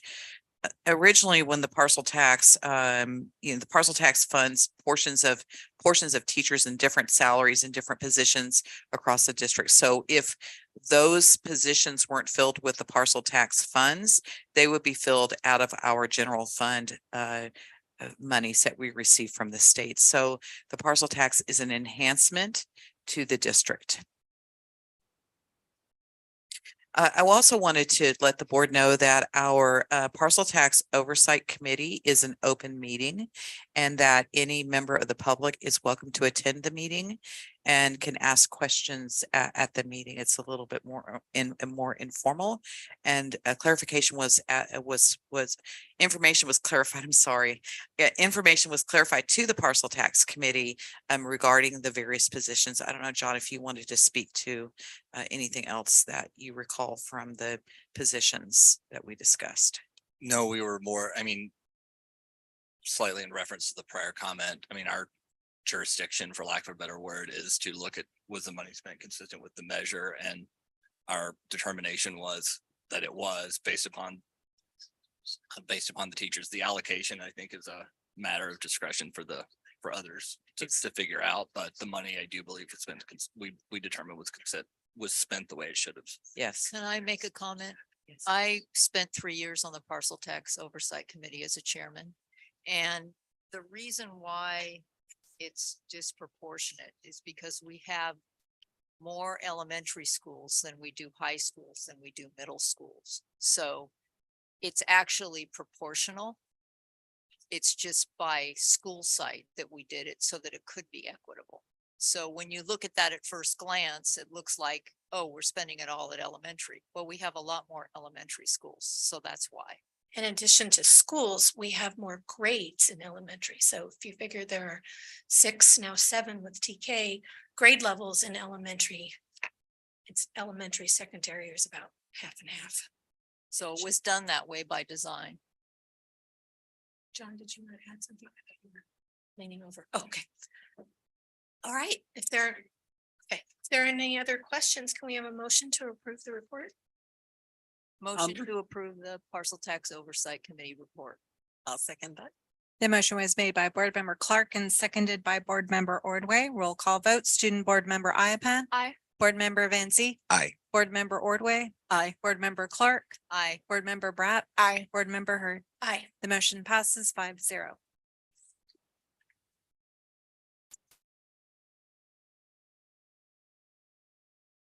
Okay, now we're on 11.3. And this one is consideration of approval of the Arts, Music, Instructional Materials Discretionary Block Grant Expenditure Plan. All right, so over the past few years, school districts across the state of California received significant funding from the state. And in the 22-23 state budget act, it included a arts, music and instructional materials discretionary block grant, which allocated $3.5 billion to California schools to be used over 3 years, with really sort of open-ended utilization of those, which included also operational fees or operational costs. So the district allocation, depending on what happens with the new state budget, is anywhere between 12.7 million and 19.1 million. And so based on that, Mr. Miller is here this evening to talk a little bit about the expenditure report. Thank you, Dr. Gemp. So the report is in the packet there. It goes through what we can spend these dollars on, and then there's a table on the second page that shows our proposed our proposal for how to spend these dollars. We'll draw attention to the very last line where we have a reserve for the governor's 23-24 budget proposal, where he has proposed clawing about a third of these dollars back. So we are holding those in reserve. And then the second table in the report shows how we would propose to spend those dollars should they be, should the governor's proposal not become a part of the budget for next year. And so with that, I'll see if there's any questions about the report. Do we have any inkling of when we might know whether they're gonna take that money back? Are we gonna have to wait till May? So there was some stuff that came out of the LAO's office today, asking that they make a decision sooner than later. Again, we don't know when it's going to happen. We hope that it happens sooner than later. Thank you.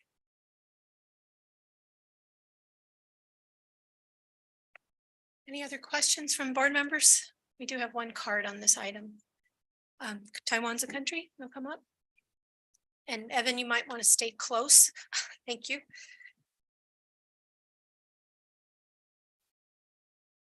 Yes, the agenda. On the agenda. You can hear me. On the agenda, you said that it is a discretionary fund. Because the fund is so huge, billions of dollars, a lot of people are paying a ton of taxes for it. So therefore, I would like to ask the board to please explain what is discretionary? What is the definition of discretionary in their opinion or in their definition? And whose discretion is it? Is it coming from the grassroots upwards? So then they can claim the fund, or it is imposed from the top down, meaning if Gavin Newsom's wife's nonprofit thinks that, it is okay to use that fund to enrich her own nonprofit, to impose mental health, gender type of materials in school, then that's what we get. So please explain. Thank you. Oh, by the way, your agenda really needs to identify the item numbers. A lot of the documents are signed by Dr. Malloy. I'm surprised that Dr. Malloy did not ask the staff to identify item number. It is unreadable if you don't identify it. Thank you. So Evan or Stella, would you explain the nature of the way a discretionary block grant works? And Stella, I know the number you quoted was the whole state number. Right. And then maybe could you talk So we about were- how it flows to school districts? So the money came from to us. We have about 19.1 million that was originally allocated to San Ramon Valley. And the 22-23 enacted state budget has 5 purposes. That's why it's called discretionary, because it's not targeted just to one purpose. And so those 5 purposes, it's written into the report in the background. It outlines basically you can spend it on professional development and instructional materials. You can use it for specific subject areas. You could also use it for professional development and instructional materials for improving school climate. You can use it for developing school libraries. You can use it for operational cost, including retirement and healthcare cost increase. And you can also use it for COVID-19 related costs that are necessary to keep schools open and students and people safe. And so I think the thing about this instructional materials block grant is that the state had some additional revenue, a gift out of the tremendous economic situation we were in last year.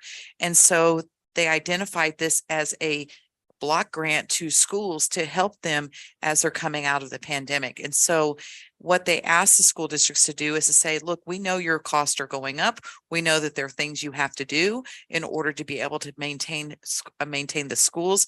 This is one-time money that you're getting. It's like a bonus that will allow you to take care of some business you need to take care of. And you'll see in here we have we've listed that we want to take care of some spurs and stirs, that we have our longevity increase. We've got our one-time payment to staff. We have some instructional material adoptions.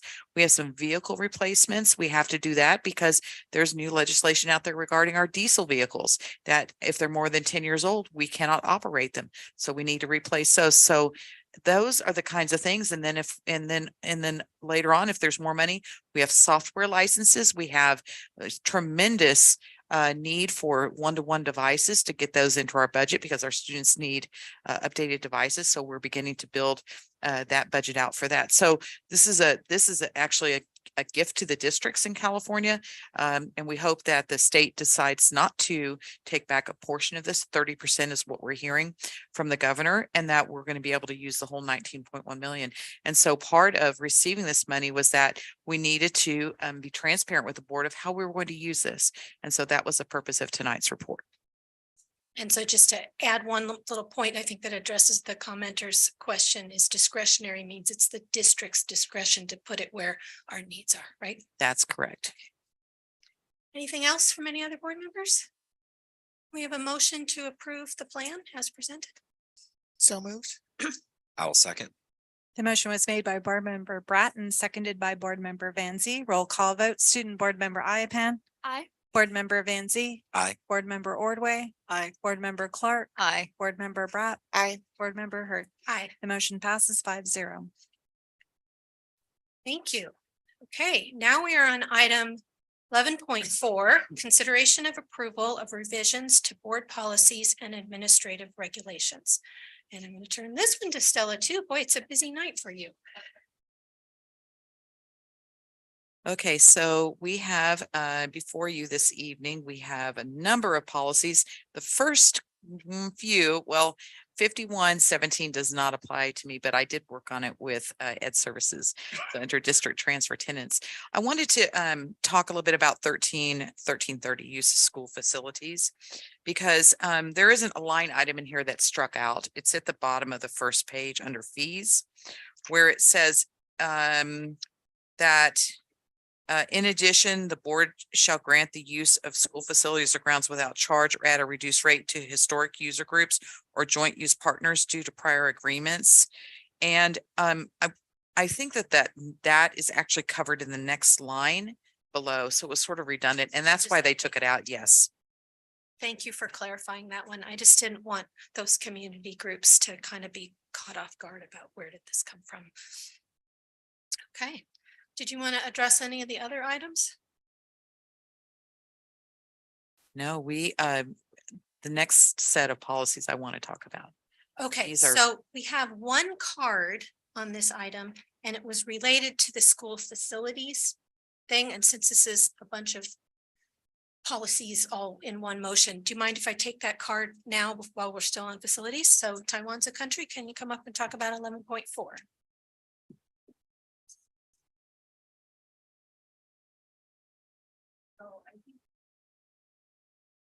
So I think you're aware of why I'm addressing this issue, because San Ramon Arts Foundation has calendared a R-rated movie to be shown at Doherty Valley High School, which is a French film, and it involves a human to ghost lesbian sex.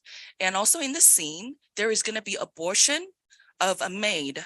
It is extremely inappropriate for that to be shown at the school site. San Ramon, city of San Ramon has plenty of other facilities that can accommodate that.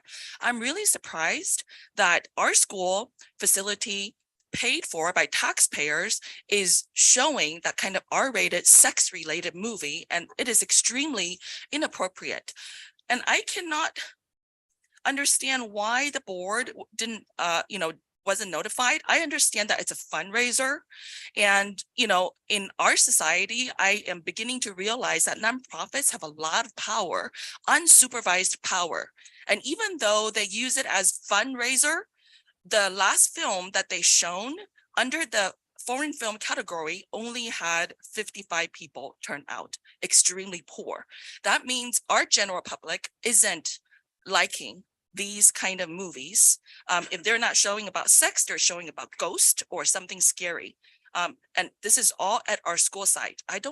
We really don't need that. So I would like the school board to please explain to the public, why is that okay for use of school facility just because they're fundraising? Are you getting money from them? Furthermore, on your agenda, you have BP. I understand that's board policy. I don't understand what is AR, and why is it that BP and AR are the same? Because the nomenclature is 1330. So I need that please clarified. And I also need you guys to please explain why it is okay for R-rated movie. If that's okay, next time, can a nonprofit come to you and say, we will give you money. It is a fundraiser. Let us show live sex act, which is very popular in Europe. Thank you. So I can answer the BPAR, that's board policy and administrative regulation, and they go together. One is a board policy, and then an administrative regulation goes into more detail about how the policy is administered. And so that's why they have the same number. They're kind of like a set. I can say a little bit about our joint use agreement that we have with the city of San Ramon, but Stella, you are probably more familiar with it if you would rather just dive in. I've been drinking from the fire hose since September. Okay, so- then you show us what you learned. Okay. All right, so the civic center use actually outlines who may use the facilities. And with that, there also are some guidelines regarding restrictions, like what you cannot do on in a facility that you're renting from the district. And so in this case, we are not in a place to tell someone who's renting the facility that what their program can be, so long as it fulfills it doesn't meet the restrictions, like you can't consume alcohol on the campuses, and alcoholic beverages or those things. You can't you can't do anything that is going to interfere with the school's operations during the school day. And then you can't use a facility to commit a crime. So those are really the restrictions are pretty broad. And so the Civic Center Act lays those out. So we're not in the place of restricting how they use the site, because it is a public facility. Well, and to add on to that, with the city of San Ramon, we have a joint use agreement with them with particular facilities that they built on our land. That's part of the agreement. It's a situation with both of the Olympic swimming pools at Cal High and Doherty Valley. And it's also the case with the Doherty Valley Performing Arts Center. So it's ours to use during part of the time, and then it's like it's ours. Yes. And on Saturday evenings, when they're running their arts programs, it's theirs. That's correct. So we really don't have a say about what films their programming decides to show. They're not marketed to students. They're not during the school day. It's really completely out of our purview. And so if anyone is upset about the film that they chose, the city of San Ramon is the place to direct those concerns. And I've seen several emails. I think they are already on it. Yes. So I just wanted to clarify that joint use agreement is a very big deal. It allows the city to do more and the district to do more, because we never could have had a 650 seat theater in our school district at Doherty Valley High School if we hadn't had that cooperation. And that cooperation is usually held up as a model of a functioning community that gets along and works things out. That joint use agreement comes up for review, I believe, every 10 or 20 years, and it's dissected in detail. But it's a commitment that we are part of, and we can't just say, oh, no, you can't do that, because right, it's up to them. Right. Okay. Quick question on that. Do Yeah. we have joint liability on that, or does it hand off at a certain time like this? We have liability during our time and you have liability during your time. And I guess the reason why I'm asking that is some reason, just going with the example, if a minor is let into an R-rated movie, are we liable if somebody's gonna be like, hey, this happened on your facility? No, it would Does be it under their transfer? watch. Okay, great. Yes. That's my concern for Yeah, us. the agreement is quite extensive, and I the last bet it time we is. renegotiated it took a while. I bet it is. Yeah. Just clarify. Yeah, good question. Okay, so that is just the facilities piece. Let's go on and jump into BPAR 5117, interdistrict attendance. Sure. Thank you, President Hurd. This is just an update to the most recent law, AB 1127, which just allows for transportation to be provided to our students who are coming in on an inter-district transfer, which is out of district, and fall into the category of either a victim of bullying or a child of an active military duty member, and are also eligible for free and reduced lunch. They would be eligible for transportation. We would have to provide some form of assistance. And then the AR just updates our timelines and process surrounding that admittance of our inter-district transfer students. And I do have Dave Kravitz and Sandy Catarusa here, who oversees our enrollment, if you have any questions around timelines or process. Any questions from anyone about the changes to that policy? Okay. Next one is BPAR 7140, Architectural and Engineering Services. Right, so this particular policy that you have in front of you, the policy and the AR have just been updated with CSBA's most current language, as are the remaining policies that you have before you this evening. Okay. So why don't we kind of just handle all of them if you have any questions about any of them? Yep. All right, can we have a motion to approve the revisions to 1, 2, 3, 4, 5, 6? So moved. Seconded. The motion was made by Board Member Bratt and seconded by Board Member Van Zee. Roll call vote, Student Board Member Iapan. Aye. Board Member Van Zee. Aye. Board Member Ordway. Aye. Board Member Clark. Aye. Board Member Bratt. Aye. Board Member Hurd. Aye. The motion passes 5-0. Okay, item 11.5 is consideration of our board vote for the 2023 California School Boards Association Delegate Assembly election. And if you recall, we're part of Region 7. We vote on 3 delegates in one year and then 3 delegates in the other. There are 4 applications in our packet here. And I was asked to make a recommendation, but if any of you have any input, please say so. I would recommend that we vote for Meredith Mead and Richard Severy. They both represent school districts in the La Marinda area. And then the other 2 candidates are both out in the Delta. I'm fine with either one. I really liked the resume of Dr. Tamela Hawley. My only reservation is there's already a delegate from Liberty Union. And I kind of think it's important to sort of spread the voice out among all the districts in the county. And that's why I lean a little more to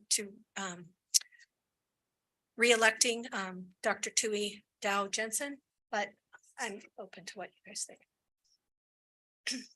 Yeah, and then through, our meetings, I know Dr. Jensen is very, very engaged and active, even outside of her district with advocating certain things for school districts. So right. So I'd second her too. Okay. So I don't usually get to make a motion as the chair, so if someone else could maybe make the motion of what I was recommending. Make a motion to vote for Tamela Hawley. No, Tui Dow Jensen, Meredith Mead, and Richard Severy for our delegates. Thank you, Shelley. I'll second. Thanks, Laura. The motion was made by Board Member Clark and seconded by Board Member Bratt. Roll call vote, Student Board Member Iapan. Aye. Board Member Van Zee. Aye. Board Member Ordway. Aye. Board Member Clark. Aye. Board Member Bratt. Aye. Board Member Hurd. Aye. The motion passes 5-0.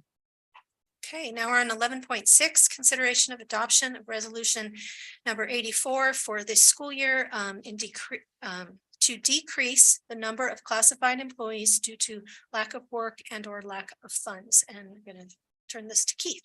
Thank you, President Hurd. So since November, our school site staffs, school site councils, ed fund groups, PTA leadership groups at the school sites have been working to assess their needs in view of school goals and strategic directions, and to determine how to allocate what we refer to as external funds to help fulfill those goals for next year. When I'm talking about external funds, I'm talking specifically about foundation dollars, PTA generated dollars, and other donated funds. This is an annual process that we go through here in San Ramon Valley Unified. Under the education code, the district may provide notices of layoffs to classified employees, due to a lack of work or a lack of funds. Resolution number 84 identifies the specific classified service reductions that, when we look at all of our schools across the board, schools have committed to not continuing to fund for next school year. As President Tammy Castelluccio mentioned earlier this evening, we've been working hand in hand with CSEA over the past several weeks to negotiate reduced hours in positions, as well as the impacts and effects of layoff, meaning who has the ability to displace whom, because one individual is more senior than another within a specific classification. The ratification of that agreement is pending, which is why our recommendation tonight is that the board approve resolution number 84 pending CSEA ratification. That will allow us to initiate the layoff process of impacted and affected classified employees.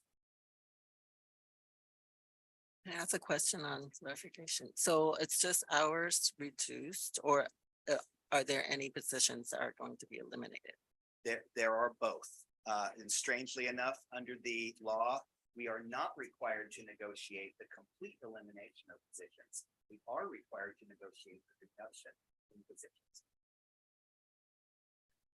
With the shortage in staff, are we able at this point, or maybe in the future, to kind of lead these staff members to other positions that maybe they might be interested in? Is that part of the 100%, process? yes. So that's a good question, Trustee Bratt.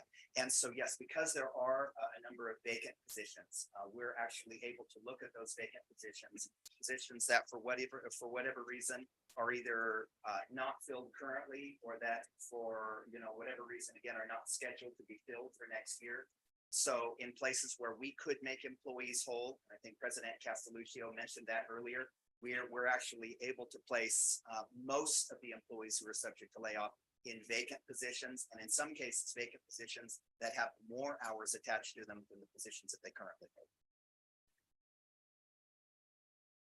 Any other questions from board members? We do have one card. Okay, Taiwan's a country. Come up and talk about 11.6.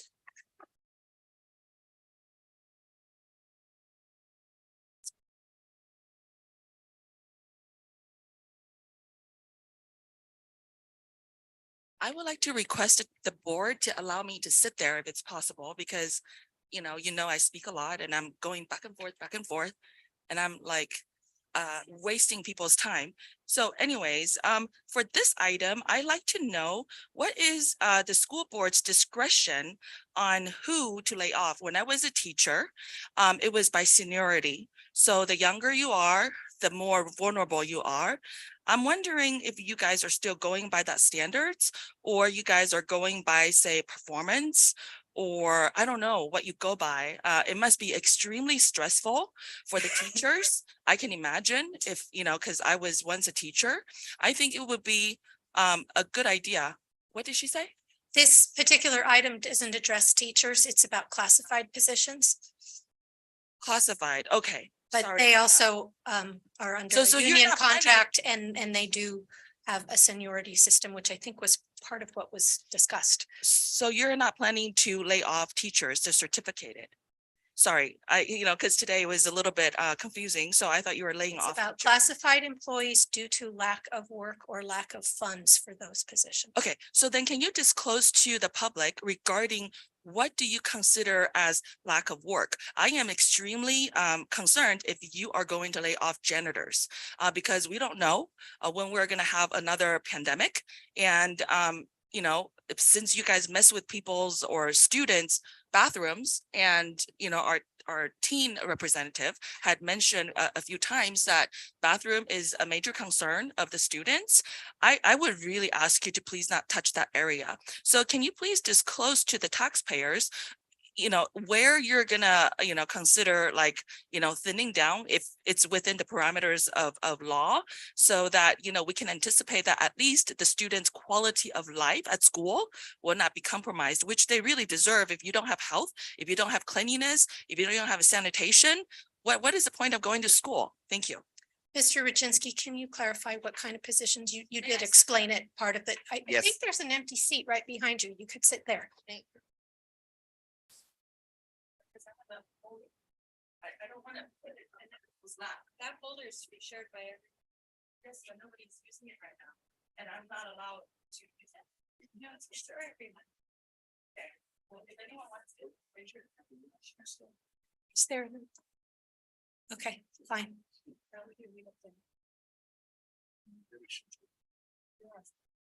Okay, then is there an empty seat over near the table so that the binder could sit on the table? Because it really should stay on the table in case someone else wants to look at it.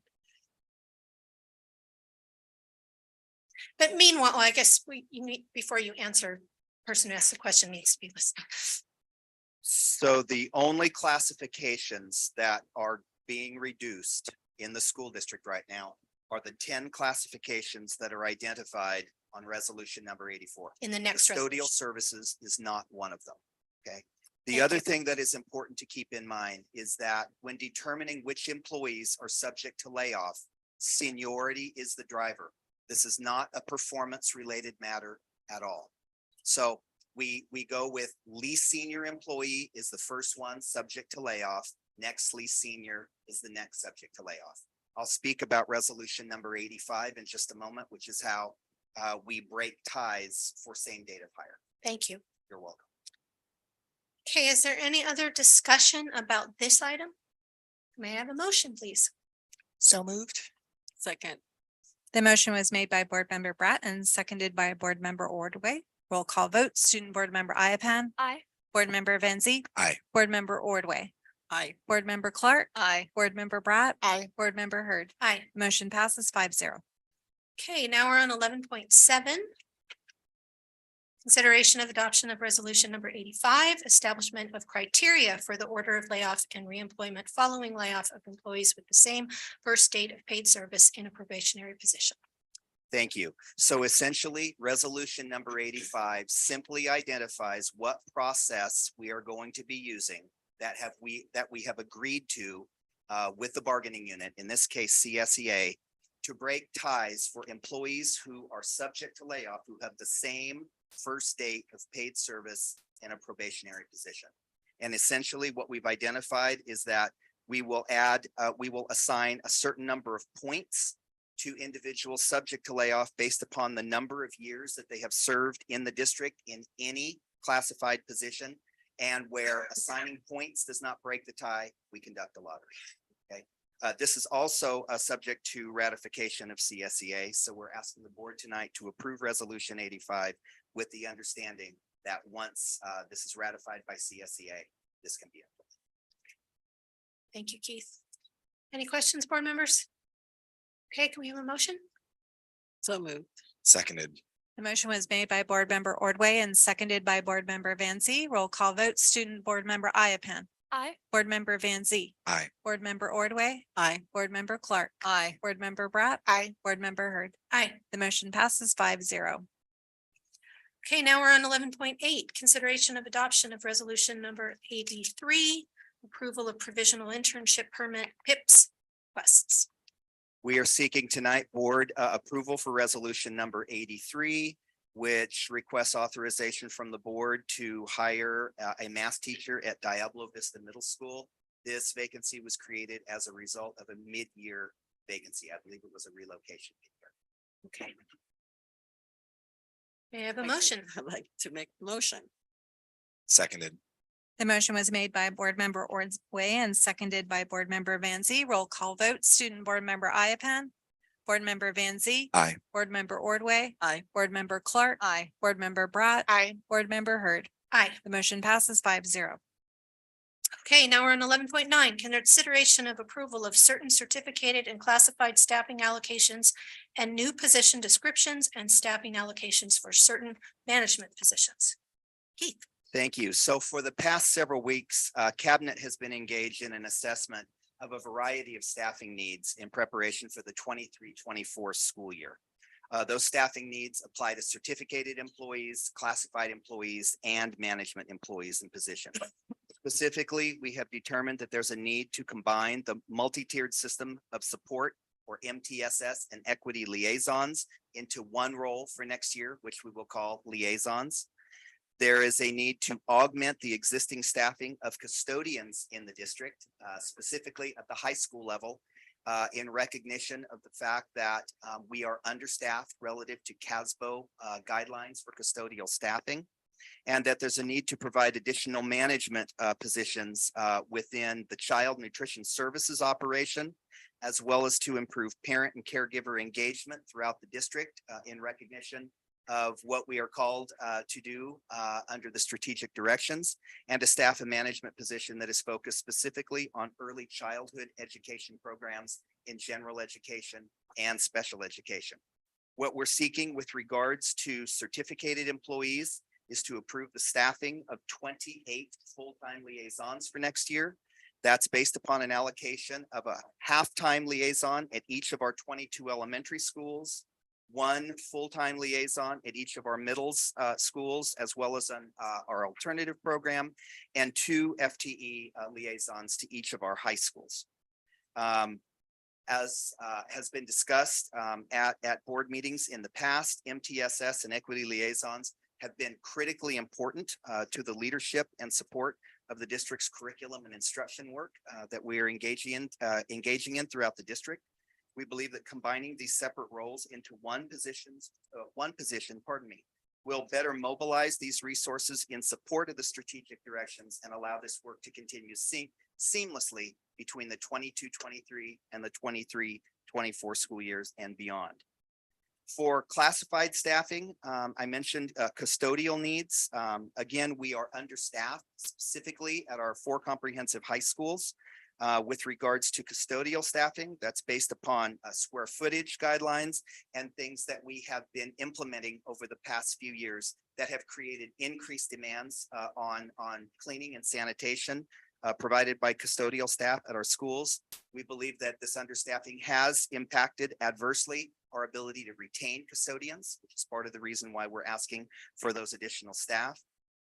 With regards to management staffing, we are asking that the board approve both the new job description for a culinary supervisor in the child nutrition department and the staffing of 1 full-time position. This is due primarily to the fact that we are going to be doubling the number of central kitchens in the district for next year. And as I believe we'll be hearing later, there's going to be a significant expansion of scratch cooking and service of scratch cooked meals to students. This is going to require more leadership, both within the central kitchen as well as across our school sites. We are also asking that the board approve the new job description for coordinator of parent engagement and support and the staffing of 1 full-time management position in the educational services department for that position. This position will be dedicated specifically to developing and coordinating strategies across the district for parent and caregiver engagement around our strategic directions. It will help design and support strategies for parents and caregivers to support other parents and caregivers, and it will help provide orientation to new parents and families within the San Ramon Valley community. And then finally, we are seeking board approval of the new position description for coordinator of early childhood education and special education inclusion, as well as the staffing of 1 full-time position in that classification as well. Again, this individual will provide support and consultation and training and leadership to assist in the full implementation of universal pre-kindergarten across the district, as well as inclusion of special education students in our early childhood programs. The budget implications are listed and included with, I think, pretty significant detail in the board report. And so we're asking tonight for the board to take action to approve all of that staffing and all of those job descriptions. And that was a mouthful. Thank you. Thank you. Any questions for Keith? Go ahead, Shelley. So the parent coordinator position, the new position, is this, a lot of times our families don't know who to go to when they have an issue, and the district has many, many different positions and different departments. Is this going to be a person that they can go to and say, I have this issue, who should I talk to with the district, or somebody that can kind of direct families when they don't know where else to go? Dr. Malloy. Thanks. So this position is twofold. One, it comes out of the workshop we had in December, where we learned that one of the #1 issues in our community is our parents wanting, our parents and caregivers wanting more understanding of our strategic directions and why. So that's one reason. The second reason is when I personally and many of us have been meeting with parent leaders, the whole concept of really having reciprocal parent engagement, caregiver engagement, where we're all working together to understand why we're doing what we're doing is another piece that emerged. And then the third one is the one that you just defined. Thank you. So how are we letting our community know and our families know about this new position and this sort of new service that's available? So tonight first, and then we will share widely. Okay. And we will engage in a process of gaining insights and perspectives. You may recall through our communication and community engagement plan, which we are going to bring an updated version to you soon. We are really focusing on an ambassador program again, as you know, something else that we know is important, which helps us, in essence, engage more people in a conversation that's not just passing on information, but actually being influenced by the perspectives and insights. And again, it's another example of where we've gotten this feedback in a lot of ways. All of us are concerned about parent and caregiver engagement, but without somebody focusing our energy to say, but what about, and have we considered, and could you connect here, or could we collaborate there? That's where it's coming from. But to your point, once we get a direction, then we will be sure to advertise widely. The only other comment I have is the investment in the additional custodial and the food services are worthy investments. I've experienced at one of the high schools that brand new building and they can't keep up with keeping it in the condition that, you know, our students deserve. So I'm happy to make that investment. Thank you. I have a question about the combining the reduction of liaisons.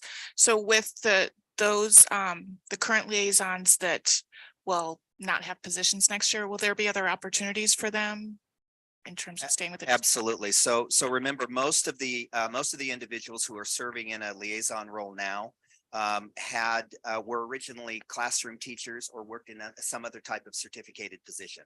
So in the event that any of those individuals either chooses or is not selected to work as a liaison next year, they will basically what I refer to as retreat to a position that conforms to their base credential. So if they were originally an English teacher, they will go back to an English teaching position. But there will definitely. And the other addition is we see the liaisons as an exceptionally important leadership succession plan. So as those needs emerge, we know that some of our liaisons have talked to us about that possibility as well. So our hope is that it kind of all works out in the next month and a half or so. My belief is that it will. This is, as you know, we have one form or another of teacher on special assignment from one year to the next. The numbers rise and they fall, but we're because of the amount of the size of the district and the amount of attrition we have in the district, we will be able to employ all of these individuals. And we feel confident from an ed services standpoint that reduction. I know that our MTS liaisons and our equity liaisons have done a lot, and especially at the elementary school level where the MTS liaisons are split with 2 sites and now kind of combining it with equity. You feel confident that We do. We appreciate all the work that all the liaisons have been doing, but we absolutely do. And I think it also connects to what it was a discussion here that not all of our community was on side with. That's not the reason we're bringing it forward this way. We said then that we had a very specific goal to meet, which is all of our staff would engage in discussions around their intent and their impact and understanding bias in the classroom and in the school. We needed a real focused momentum. And then what we learned is we got great ideas from those who might have come to the work from the equity liaison side. And I've actually been in some of the meetings, and I'm very grateful to the team led by Debbie Pettish and others who have facilitated this. And we received great feedback from those who came to the role from the MTSS side. But we've always said that instruction and safe learning environments aren't separate. They need different things in terms of focus, but they're not separate. So we needed a lift. And yes, it would be wonderful if our resources would have allowed us to keep 35. I don't want to tell you otherwise. They're doing amazing work. We appreciate them a lot, but we think that when we look at our resources, this is a more, I won't even say a more effective way, but a way that will still get us where we need to go as a district. I think that's the best way I can say it. Sustainable. Sustainable. Okay, any other questions on that?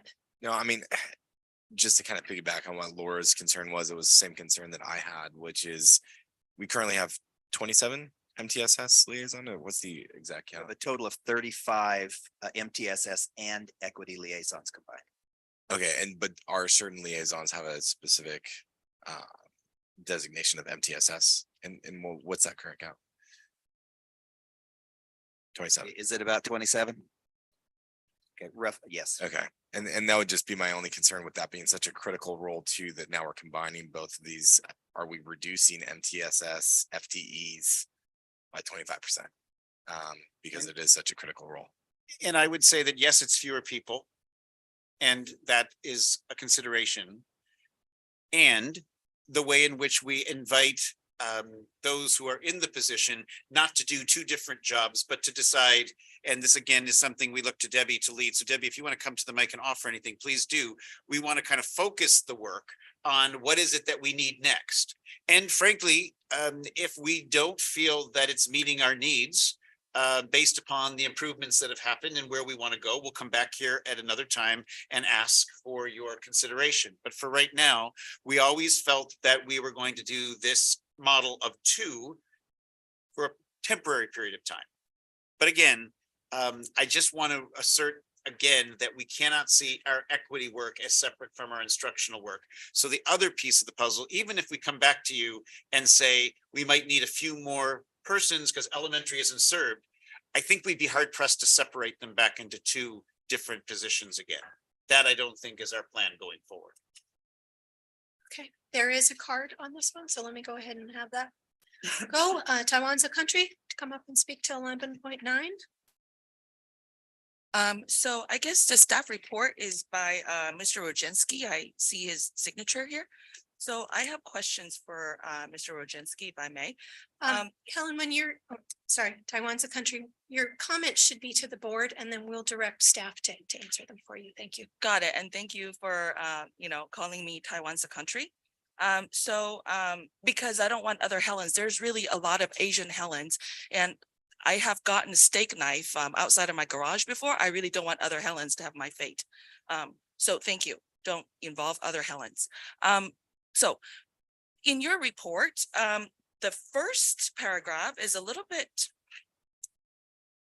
the first paragraph under certificated A is kind of confusing because I see a line across reducing staffing costs by about 900,000 annually.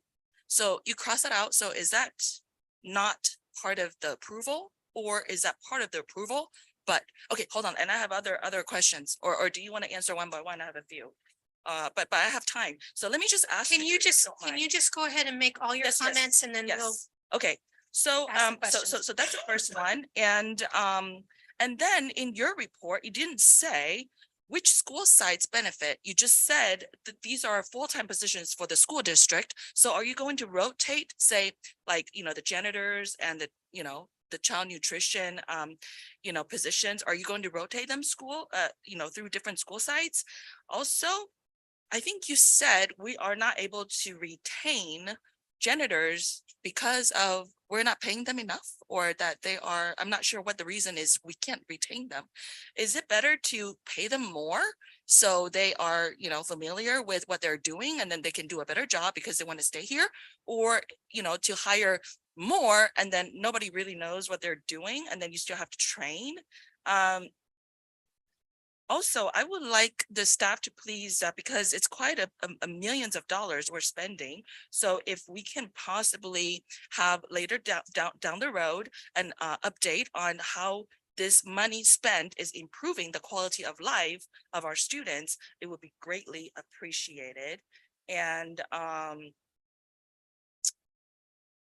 I'm surprised that we don't currently have a culinary supervisor. I remember there was a staff here that was, briefing us on the the menu and everything. So I'm not quite sure what to make of C under management. So those are my questions. If you need clarification, I would be happy to repeat myself. Thank you. So the reduction of 7 liaisons between this year and next year does generate an approximate reduction in cost for liaisons of about $900,000 per year. Okay, that's based upon a roughly $125,000 to $135,000 all in per year. Okay. Second, with regards to custodians, we believe that the workload for our high school custodians has created some challenges for us to maintain individuals in those positions at the high school, and believe that by adding more custodians to our high schools, in this case, approximately 1 per high school, that the reduction in workload will help make the work more manageable for our custodians and will be an incentive to their retention. And with regards to the culinary supervisors, so the child nutrition department is currently staffed with a director, a nutritionist, a chef, and 2 area supervisors. But because the nature of the work is going to be changing, specifically with regards to scratch cooking, we're going to be adding this additional manager to the leadership team within the department. And we're going to essentially assign each of our area supervisors, and in this case, what we're calling a custodial supervisor, to a smaller number of sites to provide to provide more supervision and attention to the sites to which they're assigned. Okay. And I'd just like to add one more comment related to all of these positions. With the reports that Anya has been bringing forward from the Student Senate all year, I think these new positions are very responsive to the things that our students have been expressing. So just want to congratulate staff on that nexus. You are listening, and I think these new positions really do reflect the good stuff that we're seeing on these site visits and keeping that forward momentum moving. So just a comment. We ready to vote on this? Can we have a motion? Yes, I'll make the motion. Thank you. Second. The motion was made by Board Member Ordway and seconded by Board Member Clark. Roll call vote. Student Board Member Iapan. Aye. Board Member Van Zee. Aye. Board Member Ordway. Aye. Board Member Clark. Aye. Board Member Bratt. Aye. Board Member Hurd. Aye. The motion passes 5-0. Okay, this takes us to the last action item of the night. 11:10, consideration of approval of 3 new course proposals, middle school medical technology, and at the high school level, high school digital music production and high school chemistry lab assistant.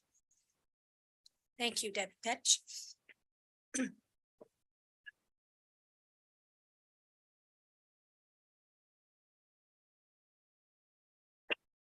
Good evening, President Hurd, fellow trustees, and distinguished members of cabinet. I am here tonight to present to you 3 new courses for your approval for the 23-24 school year and beyond. I wanted to start by saying that all new courses that come here before you have gone through a very rigorous process that includes initially staff. So any staff member can complete paperwork to propose a new course. They have to get their department approval as well as their approval of their administration. And once they complete that, it then goes to all of the secondary principals to review to make sure that it's an appropriate fit for that level. And then it goes to the Ed Services team, the cabinet team, and then finally all of you to, of course, make the final decision with regard to course approval. So this pyramid should look familiar, and it essentially represents our 6 strategic directions. So you can see, of course, stewardship of resources, shared leadership, culture of responsiveness, really forming the base of that pyramid. Deep learning is at the top, but it's very hard, if not impossible, to achieve deep learning experiences if you don't have equitable learning environments that support students' social and emotional well-being. So before diving into the specifics of the new courses, I'd like to take a minute to thank all of the staff members who really went above and beyond to put forth this paperwork to create these new courses. This is not something we necessarily asked them to do. And I know one is in the audience tonight. Kyle, can you raise your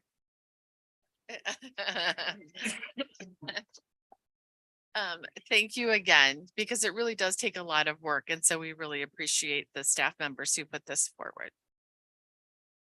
So the first one is digital music production, and this is an introductory course in music technology where students learn the principles and techniques of basic acoustics, digital audio, and sound design, as well as basic music theory in order to create electroacoustic music compositions. And I feel like as one of our arts classes, it fits in really well with what we were talking about earlier in this meeting. So this course allows students to learn at deep levels, but it also provides opportunities for students to participate in the arts, which we all know research has shown supports their social emotional well-being. The second course is chemistry lab assistant. And this course is designed to be essentially a laboratory internship, of course, for students who are really wanting to dig in deeper with regard to the chemistry content and skills. Students will learn the workings of a chemistry lab setting, from maintaining equipment and designing lab experiments to becoming more skilled in hands-on techniques that they are traditionally not exposed to in a regular chemistry class. And this course is, again, a wonderful opportunity for students who may be interested in pursuing chemistry past high school, so they can get a better understanding of kind of what it entails. And then Kyle, again, who's in the audience, put forth a medical technology course. We're really excited about this because it's a CTE course, career technical education, which is expanded. Essentially, we're expanding the Cal High feeder pattern. Sorry about that. We're expanding the Cal High feeder pattern biomedical pathway into the middle school. And we're really excited about that. And it goes with one of our goals of really enhancing our CTE programs. And so students will be provided with an overview of the medical profession. They will be exposed to various careers in the field of medicine. And then again, it expands that CTE pathway into middle school, thus providing just a larger range of opportunities for more different types of students. And of course, this course will help to advance our equity goals by affording a wider range of opportunities. So that concludes our 3 new classes. So I'd be more than happy to take questions. I have a couple questions. With the medical technology class, thank you, Kyle. I see that that's at Pine Valley and it's great that it kind of rolls into the biomed pathway at Cal. Will it be at Iron Horse? Is there a future expectation maybe in the next couple of years, if not next year? It's a possibility. So the way it works is, so if we use medical technology as an example, Kyle put that forward, of course, as a middle school class. So if it is approved tonight by all of you, then it is approved for all of our 8 middle schools to be able to use. So any of them would be able to put that into their course catalog and offer it to students. So sometimes that happens where you get, we're definitely doing it at Pine Valley, maybe doing it at other sites. Sometimes that takes some more time to gain steam. And I think, if I may, you're asking a really important strategic question that we're grappling with. What does it mean to provide access when only certain schools or certain parts of our district have that program? How does our schedules impact that? What might be some other strategies we can use for kids to gain access to that, regardless of what school they're in? It probably comes up in my meetings the most, and we have not yet figured that out because our schools have different schedules. We have interest to teach certain programs that might not be at another school.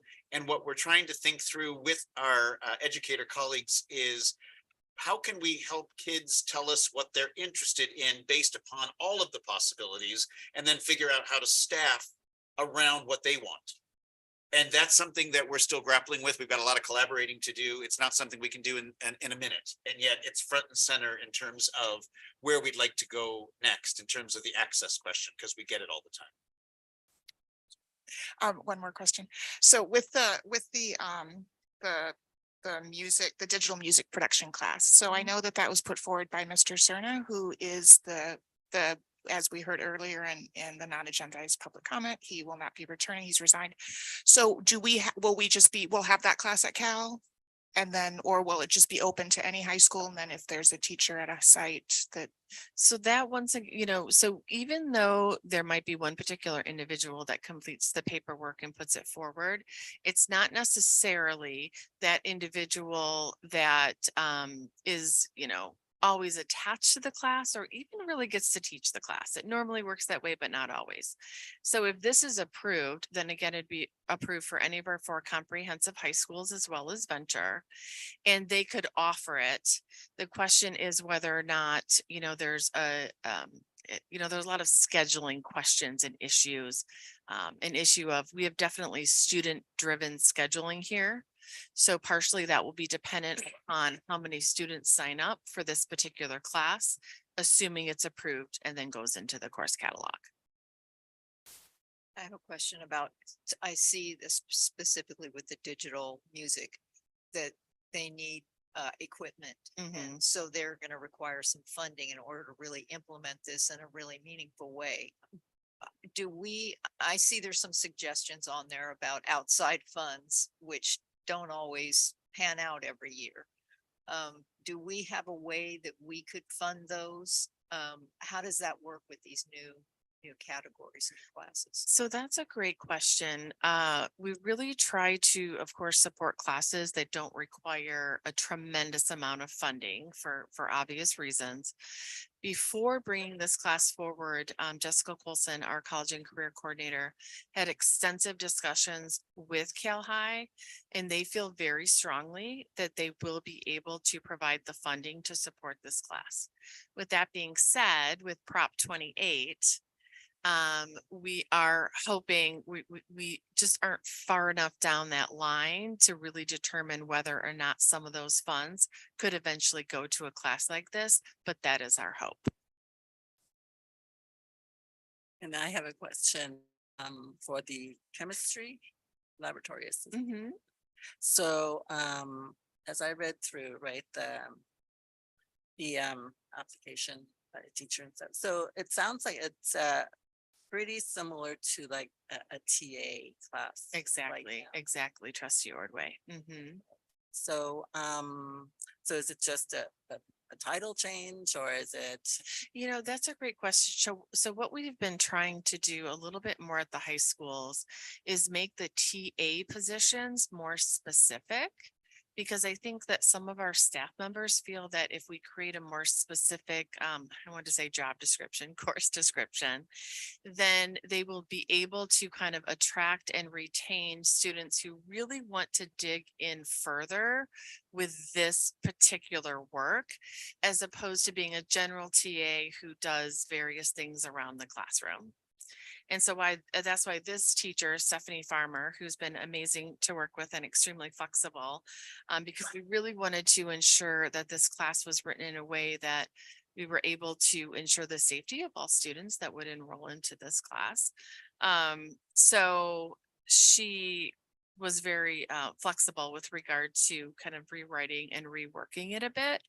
But we are, with some of our TA classes, just getting a little bit more specific in the description. Which I think it's great, because right, in general TA, students assume, oh, well, maybe I'll grade papers, or it's just doing some filing or something with a teacher, and they don't, I think, kind of go into it thinking that it might be a good experience. But I think, especially with like this one, chemistry laboratory assistants, I think that would engage the students a little bit more. Absolutely. Again, with interest, right? And she saw a need and she put forth paperwork to fill it. So we're very appreciative. Okay, any other questions? We do have a card on this item. Taiwan's a country. Would you like to come up? And Debbie, you can stay close in case There's a question.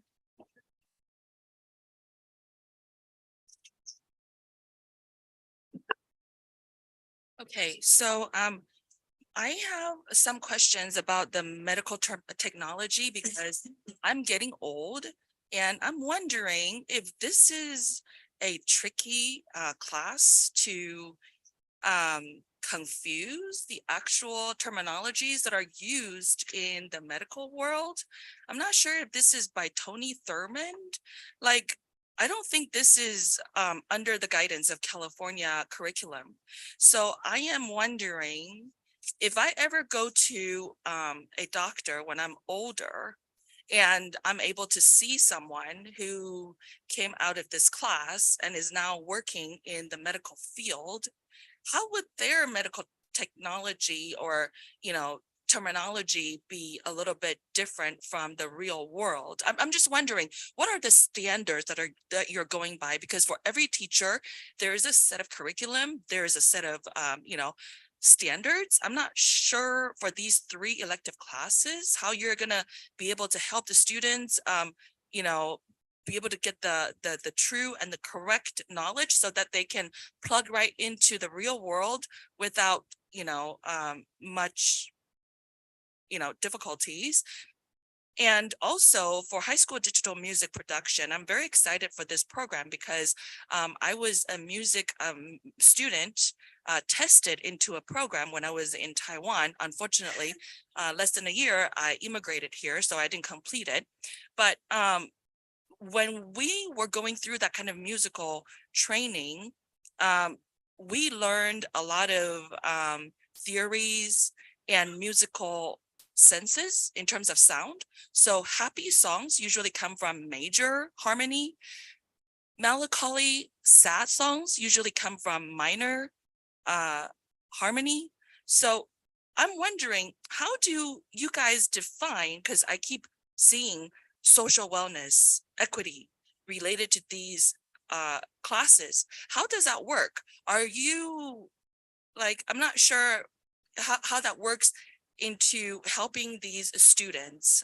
So if I can get clarification, it would be great. I do see opportunity here to help a young man whom I have met who did have mental challenges, extremely bright and very musically inclined. Unfortunately, he was not trained. So he actually asked me to teach him how to compose songs.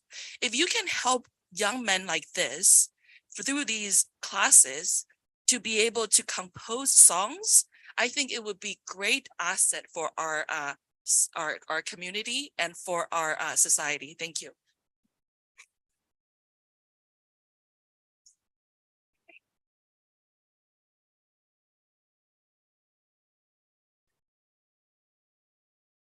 Does anybody want to comment on that? I mean, there's kind of broad questions, but I think we can.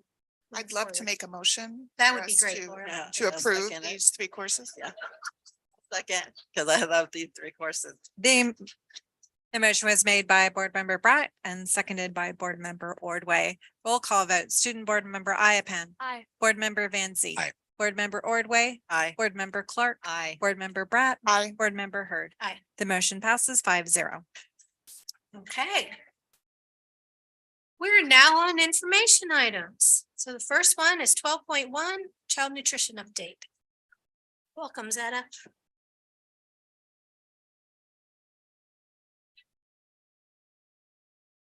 Thank you.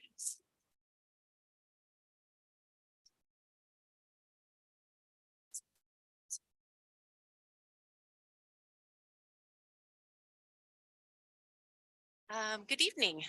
Thank you, trustees, for inviting us here to speak. You all know me. I'm Zetta Riker, Director of Child Nutrition and Warehouse, and I've invited Laura Byrne to join me tonight. Laura has been interning with the Child Nutrition Department for this past school year. So before I get started, I just wanted to say, so we provided a board meal for you all tonight. Thank you for providing the opportunity. It was made by the amazing child nutrition staff And the picture up here, actually, Rabathi was one of the fabulous child nutrition members that cooked and prepared the meal from scratch today. And we really want you to know that the meal that was served is actually a school lunch. It's actually going to be on the menu tomorrow at high schools. It's a scratch made bolognese sauce and pasta dish. And the served with a side salad, a kale salad, which actually is served district wide. So we're very proud of these changes and hope that you enjoyed the meal. And I also have to mention that the child nutrition staff continue to impress me.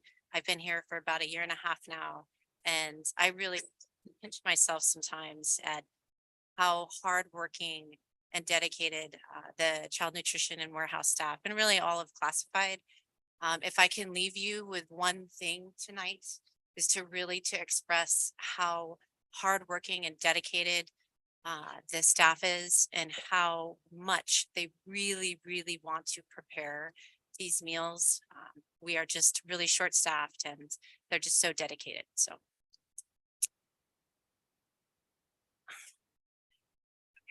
So on the agenda tonight, I'm going to briefly cover where we were, and then move into where we're at, what we've covered for this year, and then where we're headed.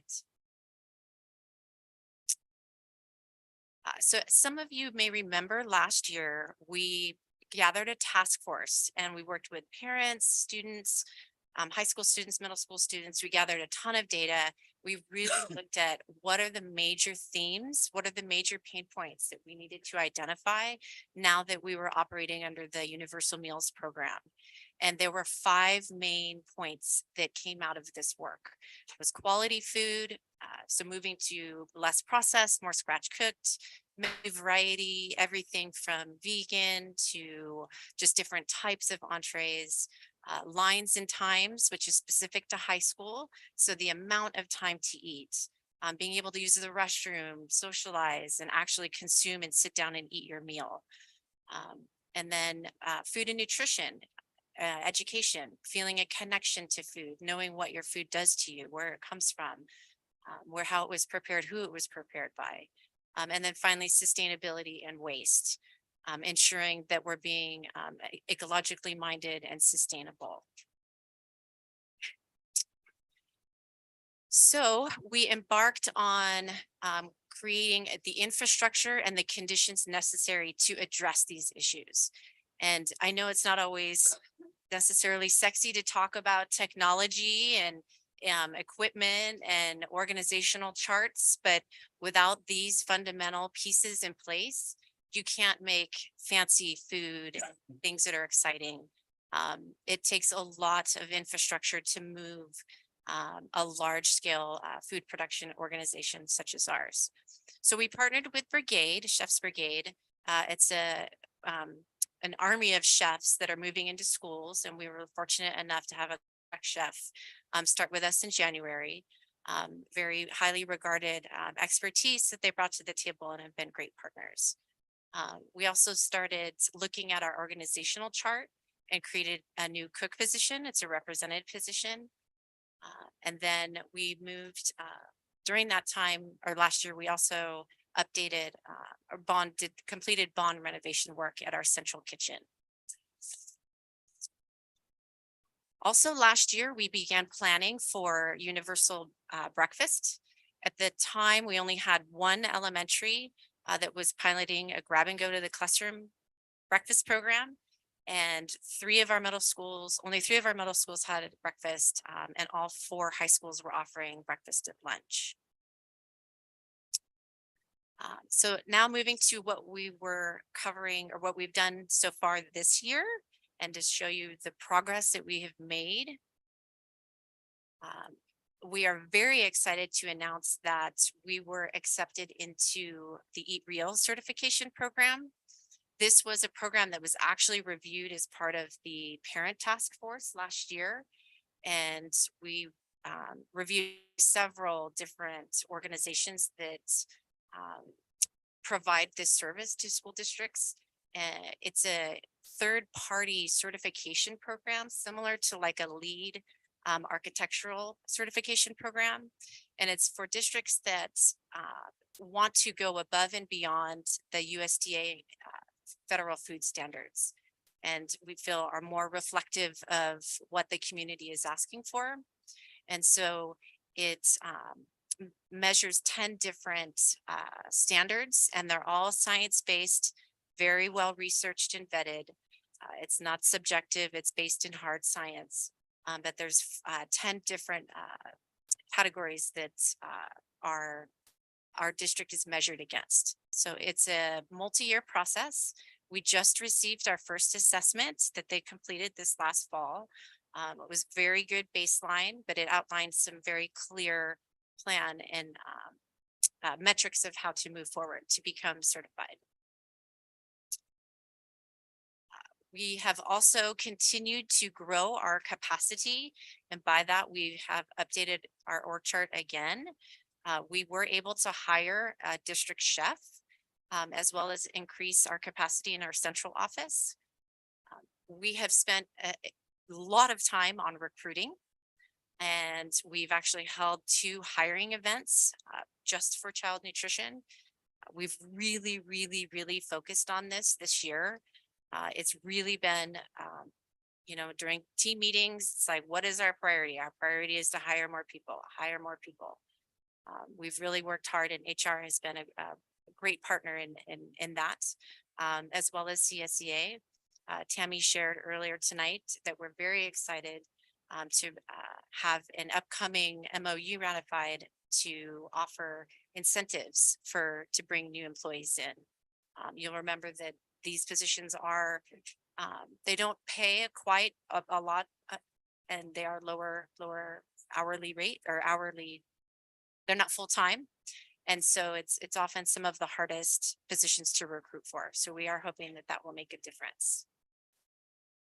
We also have changed our operational structure quite a bit in that we've had to open a second central kitchen. It's not fully operational at the moment, again, because it takes staff, it takes time to make these big changes. But we are excited that we did make that change this year. We've also made quite a bit of progress on our culinary development, particularly at our high schools where we have the staff and the equipment that's been installed.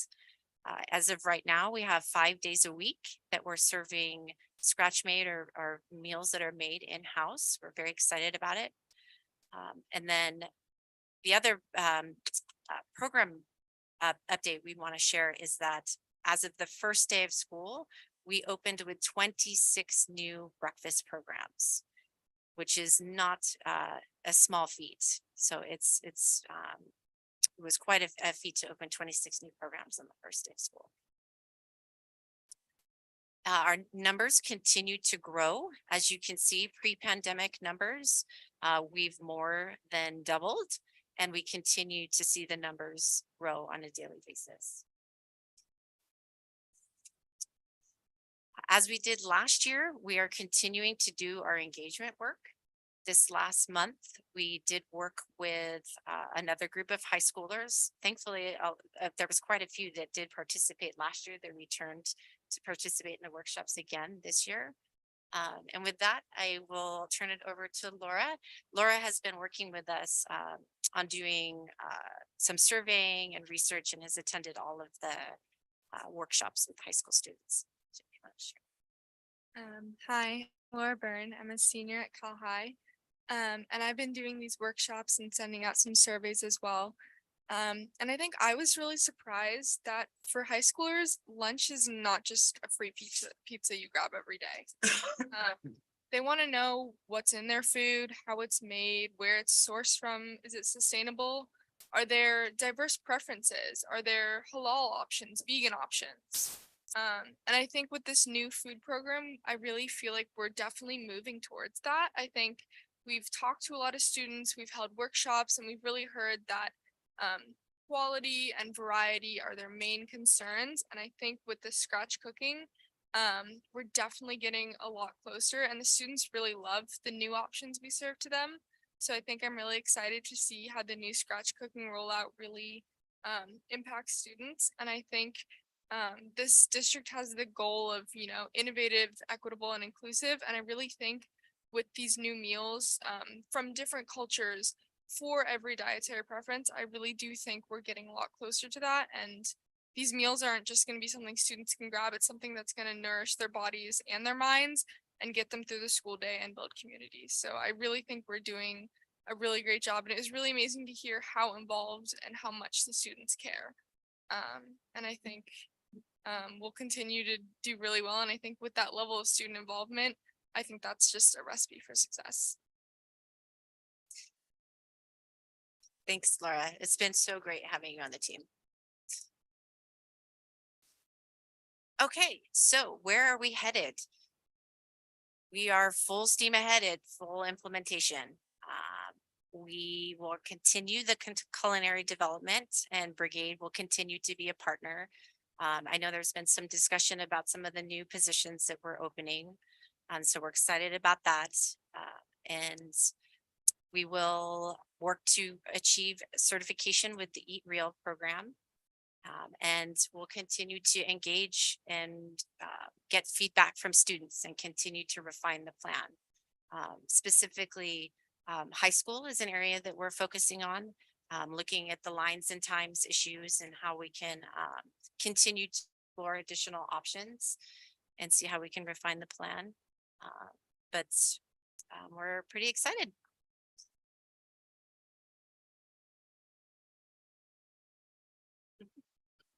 Go ahead, Shelley. Well, first, I want to thank you and your staff for the delicious meal that you supplied us with tonight. We started at 4:30 today, so at 4 o'clock, it was really nice to have a nutritious meal, and it was really, really good. And if that's what the kids are getting tomorrow, they're very lucky. The other thing is that you came into this position at one of the most difficult times in the history of child nutrition, and you have moved mountains. You and you're smaller than what we want staff. So I just want to say how grateful I am, because when I go out to school sites and I talk to students, food is one of the #1 things that come up. And to see what you've been able to do, I can't wait to see what's going to happen in the future, because I think we're heading in the right direction, and it's all under your leadership. So thank you very much. Oh, you're very welcome, and we're all very excited. It's absolutely a team effort, and I meant what I said when I sat down. It's the best staff here at San Ramon. I'm just so happy. So thank you. I ditto everything that Shelley said for you and your team. I have a couple of questions. So in terms of in terms of breakfast, can you explain how that works? Is it at all at both primary and secondary? Is it, I want to, and how does it work? Yes, so the requirement per California is that all of our schools must have a breakfast program. How it's implemented is left to a local decision, and breakfast works best when it's integrated with the school day. And so we have tinkered around with different models of how that's going to work best here at San Ramon Valley. I think we're in the first year really with our elementaries of implementation, and we've learned a lot, but there's still a lot to go to see what's going to be the right fit for us. So, and when you say local, is it by school site or more by district? It depends. I think some districts will have a mandate of which models need to be implemented, or it can be left school by school. I think right now it's school by school. Generally, we try to keep the operations pretty consistent just because it makes sense operationally for us. But I think that is something that we are looking at. Could you describe one of the more used models, I guess? Is it, you said grab and go, is it where there's a counter with all kinds of stuff and the students that want it grab it and take it into the classroom? Is it that there's that time before the class starts that they're sitting in the quad, or? Yes. Well, our model in general for school meals is really to make sure that we're developmentally appropriate. A meal program for a kindergartner obviously looks very different for a freshman.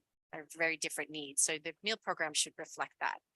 So for our elementary, at this time, we are offering breakfast primarily during recess. So it's integrated with the school day. It's generally, they're accessing it when other students are having snack as well. So they're experiencing it together, right? They're not being separated or having to come to school early or anything like that. So it fits the developmental need of that age group. For middle and high, it is more preferred for a grab and go model. And I think we're still flushing some of those programs out. And it's open to every student, correct? Yes, And yes. it's advertised that way so that students know that they can, okay, good. Correct. Good. And then in terms of engaging students, I think it's awesome and I love the meal ambassador program. Does that extend down to middle school and elementary school, or are they engaged in different ways? So last year we worked with a group of middle school students. I have to just chuckle because it was so different than the high school, but they were very insightful. I have not had time at this point this year, but it is something that I hope to pick up before the end of the year. Great. And then one last question around waste. I know that's a big concern, I think, for the community, and when I talk to other leaders in the community and I ask, well, what about waste? We hear a lot about waste. And I know that what I've seen at school sites, that there is a shift, and early on, part of the waste was just built into the fact that things had to be wrapped separately, that they had to be, there were restrictions because of COVID, and now we don't have that amount of packaging and those types of things, and then also with the salad bar type of situation, as opposed to the forced, you have to take this and this and this and that's it. But I'm curious if with those changes and any other changes that you've implemented, have you seen a significant reduction in waste, or is it still that students are grabbing and then leaving, throwing in the trash and not eating and only taking what they want? Yes, so you are correct in that last year, I think we did have a lot more complaints around it because we did have more packaged fresh fruits and vegetables. We have been able to open up salad bars again this year, which has been amazing. But there is still a fair amount of waste because the federal regulations require students to take a fruit or vegetable. We have implemented share tables at most of our elementaries and at some of our middle and highs. It's not, I wouldn't say complete yet. We still have more to do, but it is a way to divert waste that's appropriate, that students can take as seconds or doesn't go to the landfill. But our primary goal is for the students to eat the food. That's really where we're focused. Yeah. So the waste diversion is something that we're focusing on, but really menu development and having them consume the food is the primary goal. One last question around waste. Are we implementing compostable kind of setups for the different school sites? Is that more of a school site specific initiative, or is that something through the meal? The share tables are more about having students access seconds or us returning it back into our inventory. Of course, following food safety guidelines and things like that. I know some schools are doing waste sorting, but I think that would fall outside of my purview. Yeah. All right, thank you. Anybody else have a question? No, thanks so much for the opportunity the other night to kind of tour the facility and see everything, as well as the meal tonight. It was excellent. The whole team, Chef Joe, everybody's great. Appreciate you guys. And just when you say, oh, it's ready to go. So like the meal, like you said, right, the meal that you provide, thank you very much. It was delicious. And actually you provided, right, a gluten-free option too. So is that going out to all our schools? So the pasta bolognese, yes, is something that is on the high school menu currently. And the kale salad is actually district wide. Okay. So it is basically to all our school. Well, yes, all our yes. The schools. gluten-free option is something that students would have to, at this time, would have to request through a special request. But the standard pasta and bolognese, yes, it is something that is on our high school menu. Okay, great. Yeah. Thank you. So we do have a card on this item. Taiwan's a country. Can you come up? Not this one? Oh, sorry. 12.2. Okay, I apologize. Anything else for Zeta and Laura? All right. Thank you both very much.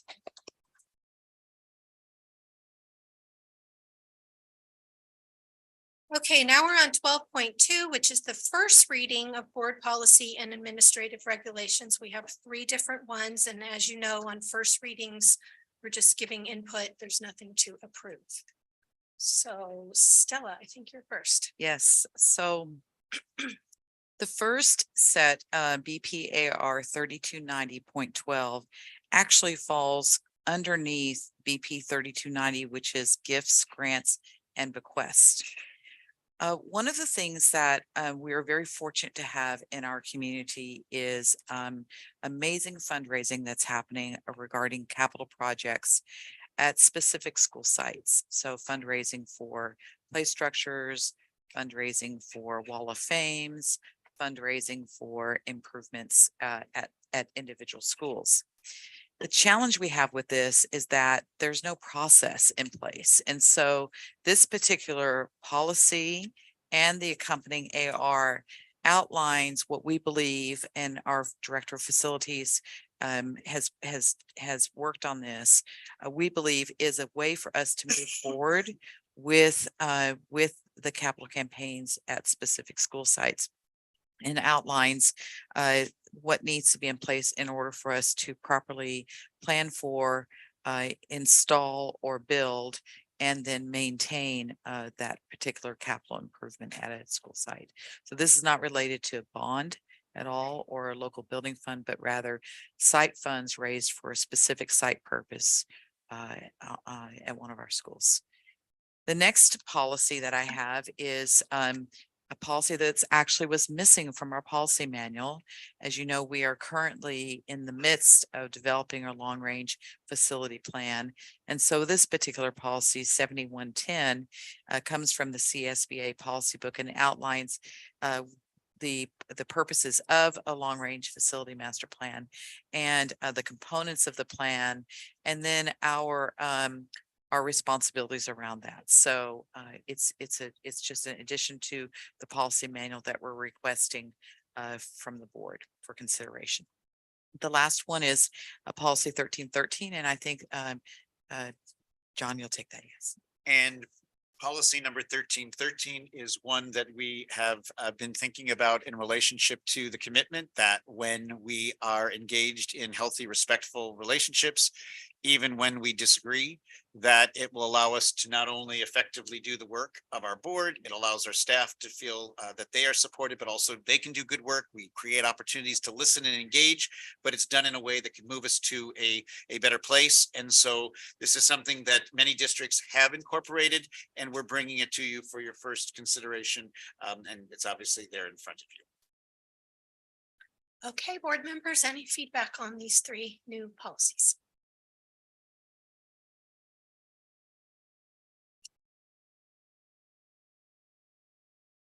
Even me, the nitpicker editor, doesn't have anything. I like them all. Especially like the civility one. I have one question. Stella, when we have a master plan for facilities, how long ago did we update that? I know it's kind of evolved and changed, because when we did the building at San Ramon Valley High School, you know, that kind of changed the master plan a little bit. I just wondered, when was the last time we actually revised it?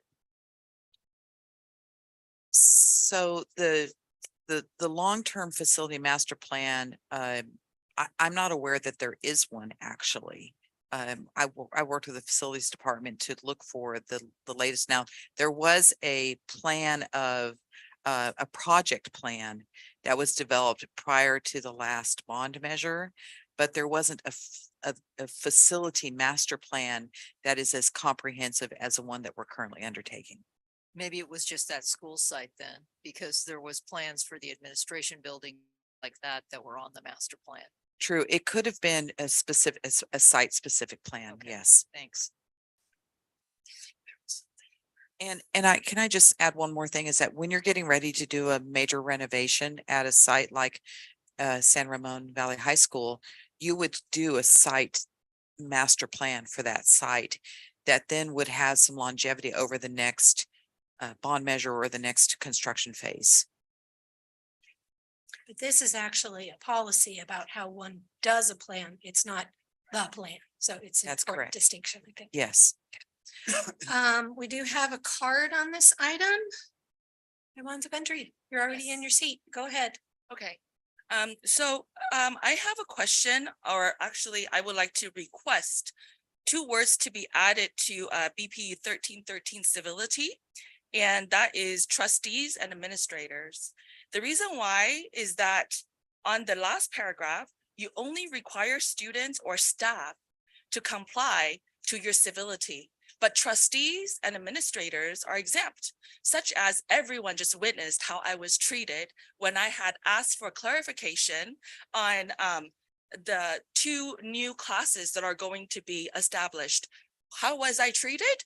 My very own trustee Brat, instead of asking the staff to answer my question, which she should be compelled by my Brown Act right, because I asked questions under agendized items, I have the right to hear the answers. Instead, you deprived my right and you said, I am ready to make a motion. I know I am not LGBTQ. I know I'm from Taiwan. And I know I'm a conservative Trumper. So the way you treat me, really, you have just violated your own civility language. Under 4th paragraph, you said, welcoming and encouraging participation. And then feedback for stakeholder engagement, which I was engaging, but you denied me, and then promptly responding to concerns, which you denied me, embracing varying and diverse viewpoints, which you declined me. So I really would like to add you and the administrators as well to the civility. You too also need to comply to this civility, or please don't vote on it. You're just hypocrites. Thank you. So I'm noticing in paragraph 4, it starts off with the board and district staff shall model civil behavior. I think we're already in there. Yeah. Are you guys seeing that too? And just to be clear, administrators are all staff. Okay.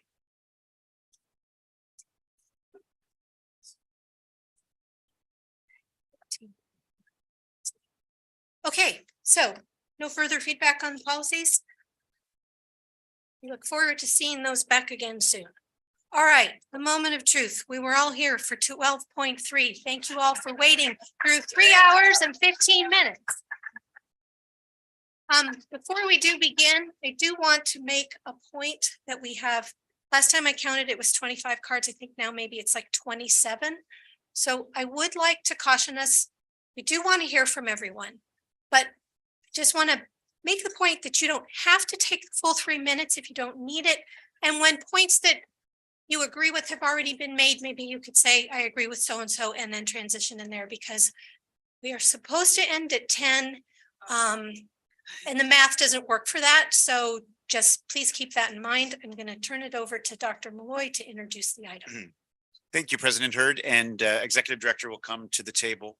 I just want to introduce this report so that we understand why it's on an informational agenda as opposed to anything else. We have had some questions on every side of this particular discussion. We have an existing process that you will learn more about. Well, you know it, but we'll share it again tonight. And it is important that staff actually implements the process that you approve. If for any reason you want something changed with the process, this is not an action item tonight. That would go to the next meeting where you would give us direction regarding what might need to be changed. But for tonight, it's more a question of understanding what is the process so that it's clear. Learning from the people who are closest to it, and we're thankful for you tonight. And then obviously being available for all the questions that you may have that will allow us to enhance understanding of what is our policy and our process related to text resources, library, and so forth. So over to Debbie. Thank you so much, Dr. Malloy. Once again, good evening, President Hurd, fellow trustees, and distinguished members of cabinet. My name is Deborah Pettish, and I'm the Executive Director of Curriculum and Instruction. And of course, alongside me, I have my fabulous colleague, SRVUSD, and she is a teacher librarian currently at Doherty Valley High School.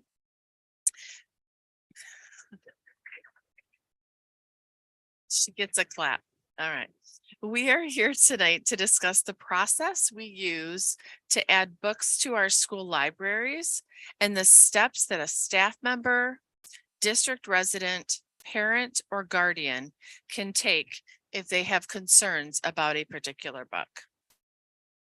I want to highlight the fact that any book purchase of 11 or more has to be approved by all of you. So whenever there's 11 or more books purchased that will be used by students, it has to come before the Board of Education and you have to approve it or we cannot purchase those books. Most of our library books, however, don't typically fall into that category, of course.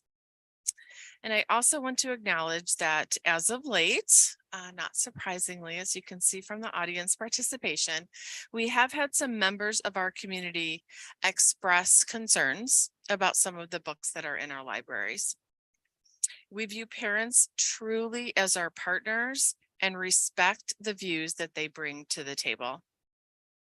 Students do have choice and voice with regard to the books that they check out from the library, and no student would be forced to read a book that makes them feel uncomfortable.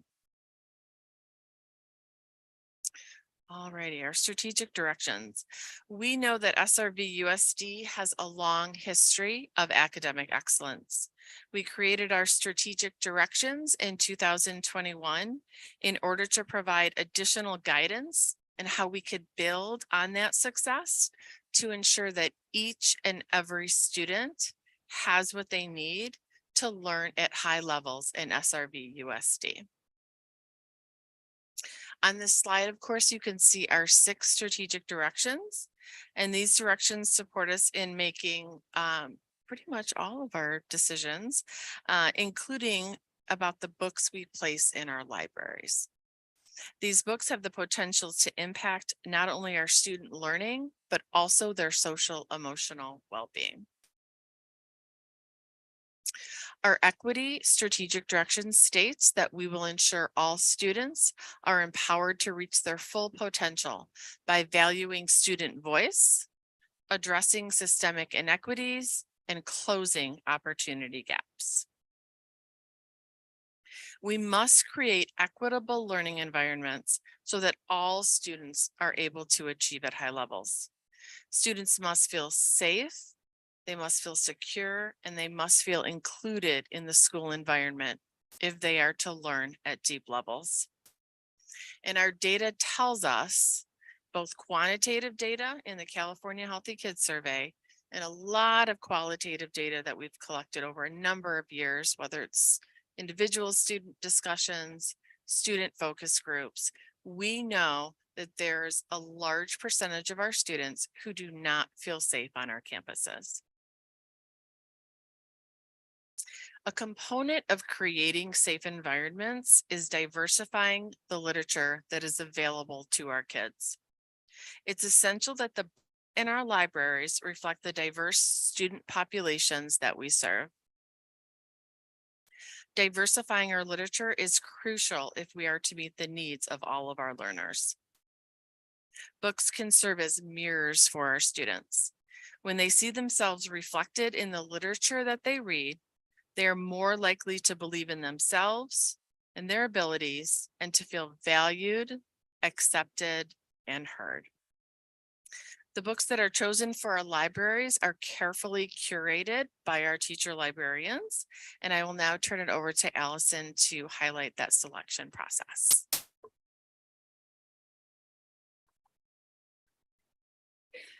Good evening. Our school libraries are diverse places with many views represented. As every patron comes from different backgrounds with different beliefs and different needs, this diversity is crucial in providing our students with the information they need to be successful. Our teacher librarians undergo intensive training in collection development and selection. Moreover, we adhere to our collection development policy to guide purchases. To meet our selection criteria, we consider a variety of factors, such as its support of educational goals, age appropriateness, and its reflection of today's world. Additionally, we purchase books that do not represent a personal bias, have a high degree of potential user appeal, and motivate students to examine their own attitudes and make informed judgments. Importantly, materials are chosen for their artistic, historic, and/or literary strengths rather than rejected for their weaknesses. With thousands of books published every year, our team has a multitude of tools to help us make these collection decisions. Our professional training equips us to consider criteria such as the reputation of the author, overall quality and accuracy, currency and age appropriateness of the content, and value to the collection. We also engage with professional resources such as Common Sense Media, School Library Journal, Junior Library Guild, and more.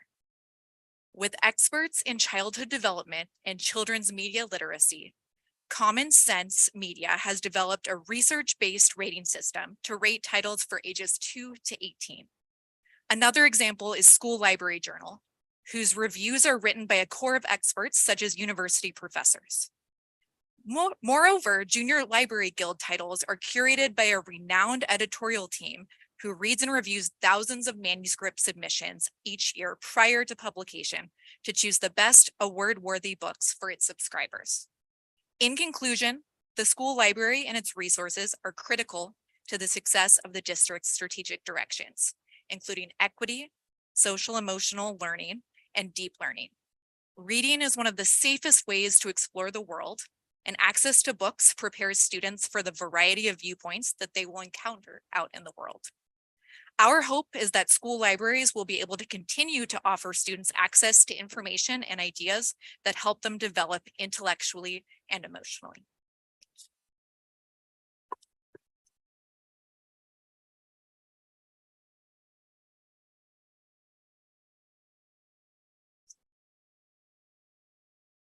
Thank you, Allison. Thank you so much for being up here with me too today. So we do realize, as I said earlier, that we do have community members that have concerns with some of the books that are in our libraries, and we respect that.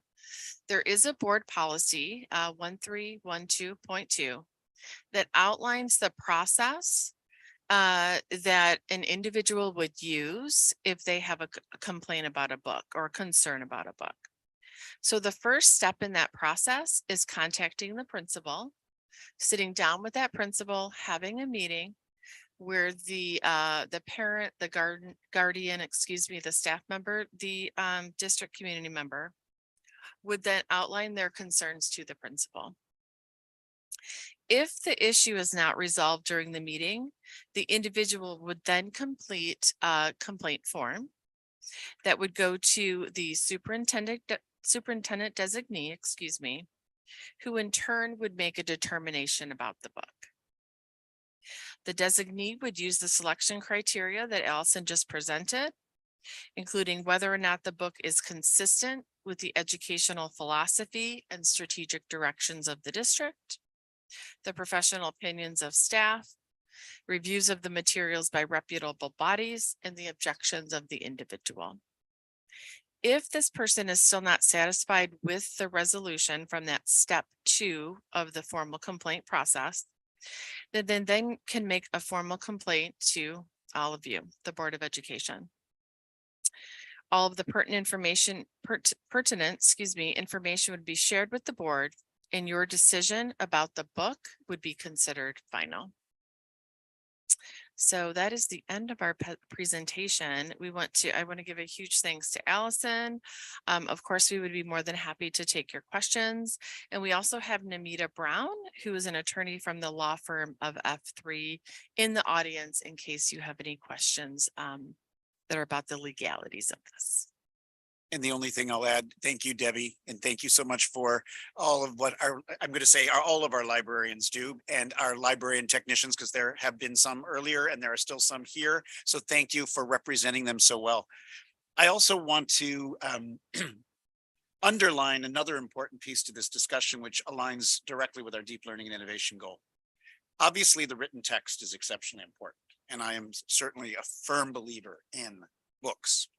But we also know that we have to help our kids be healthy in a lot of ways. I mean, the internet allows kids to go everywhere and anywhere. And frankly, even if we do filters, we find that our kids can figure out a way around. So we have to partner with our parents, not just in this important conversation, but the fact that access is so much different than just saying that it's this book or that book. And what we think from an educator point of view is that we need to be sure that our students are learning in those safe spaces that we've talked about, where they do have access to the literature they need, and they see themselves in the curriculum and in the resources that exist. And we help them with our parents and caregivers so that they're healthy in the digital world too. And I say that only because I would suggest in the world of education, we need to do a better job at helping our kids be as healthy in the digital world, even though tonight, for very valid reasons, we're talking about the physical world and the importance of books and literature. So that's just another piece that I wanted to add. But again, thank you so much, Allison and Debbie, for everything that you have done. So. Okay, before we go to the public comment, do any board members have any questions of staff? If my fellow board members don't mind, can I just take a moment of personal privilege, just since I've been kind of the recipient of some some media hype, and just answer a couple questions? Is that okay with all of you? Okay. So one, I just want to thank you all for being here tonight. This is a great, important conversation for us to have as a community. And I really hope that taglining on the civility comments that we were talking about before, that is how we proceed in with this. I know it's a juicy topic anytime we start talking about books, and it looks like we're going to be banning books as a district, and it's really, that draws media and that draws attention. And I would just ask that us as a local community of teachers and parents and students, that we approach this with an open-mindedness and with us first seeking to understand each other and understand where we're coming from. That's going to be my intention as a board member tonight. I am going to be asking some questions that I feel are important, and they are to one, for enlightening me, as well as enlightening the public that I feel like I serve. There's also been a question too about this really being specifically targeted, being anti-LGBTQ. And it's absolutely not. Actually, before I was elected to the board, I sat on the equity steering committee for our school and for our district, and I had the privilege of doing that. And I remember actually being in a breakout room where we were talking about LGBTQ issues, and a student that identified as belonging to LGBTQ brought up the conversation of books, saying that, things that would be, I think almost specifically their words were, two girls holding hands in a book is considered pornography, while as there's other things in books that depict, heterosexual topics that are totally free to, be not discriminated against. And I am absolutely having, close family members and friends that are LGBTQ. I am 100% against a double standard, and yet I also am for standard. And that's what I want to pursue, that conversation tonight. And I just wanted to start by saying that I really appreciate my fellow board members for giving me that moment to say that. Nice question.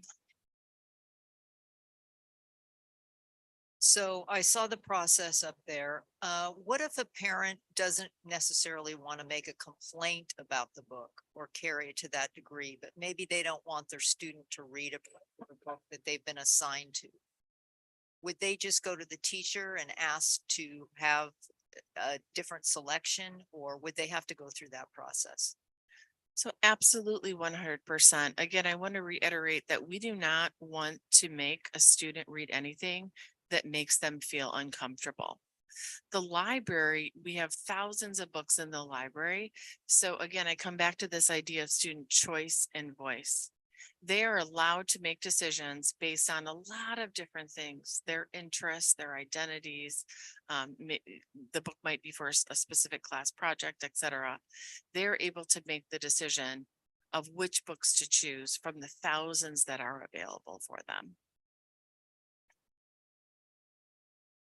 I have a question. So I know that one of the, factors of selecting books and purchasing books and things like that is age appropriateness.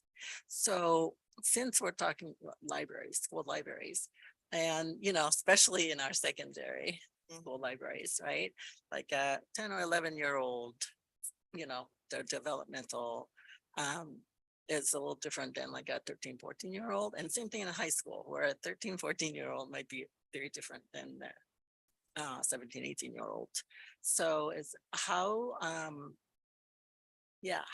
our librarians helping, right? And managing that age appropriate?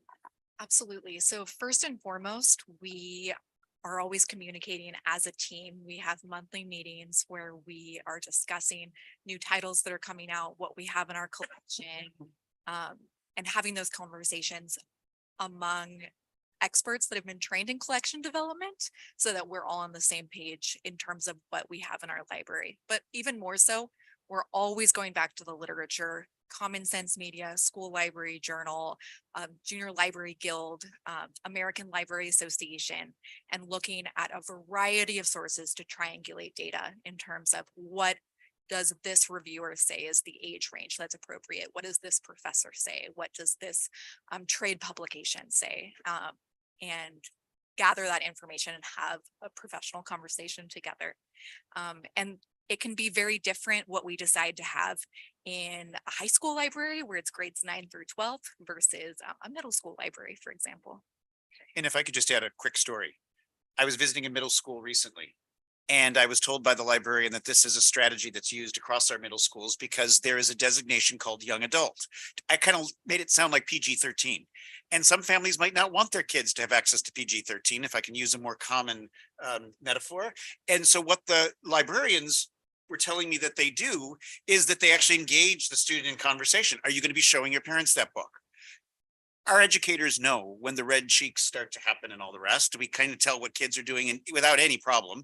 And so when they pick up any kind of discomfort, they have a conversation about that.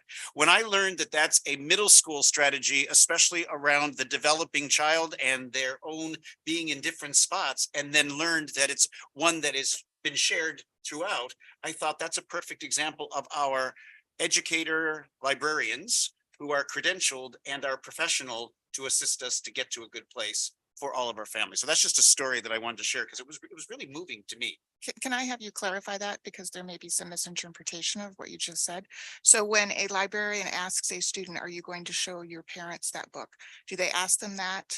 Why do they ask them that? The book is appropriate for a middle school. Let me start there. But again, we have to partner with parents. If parents don't want kids engaging certain texts, it's appropriate for a middle school. We've already got that set. But it's got that marker on it because it may move in a direction that frankly, some of our parents might be uncomfortable about. But this is where when a parent might call in and say, I'm uncomfortable with that text, this particular librarian engaged in a conversation. Well, let's talk to your kid together because this is something that will make this a lot stronger. But I think the most important piece to this discussion, and again, in this library that I'm referring to, there were centers with all kinds of different texts. And kids have the opportunity to connect where they wanted to connect. And again, there's adults in the room, kind of keeping an eye on how things are going. But to some of our families, that may be something they don't want. But to others of our families, that's what they do want. And so part of what our process does is it gives us something to hold on to. We look at a couple of strategies, we come up with that age appropriate designation. It's not always clear cut. And then we do the very best we can within that particular space. Does that clarify? Yeah.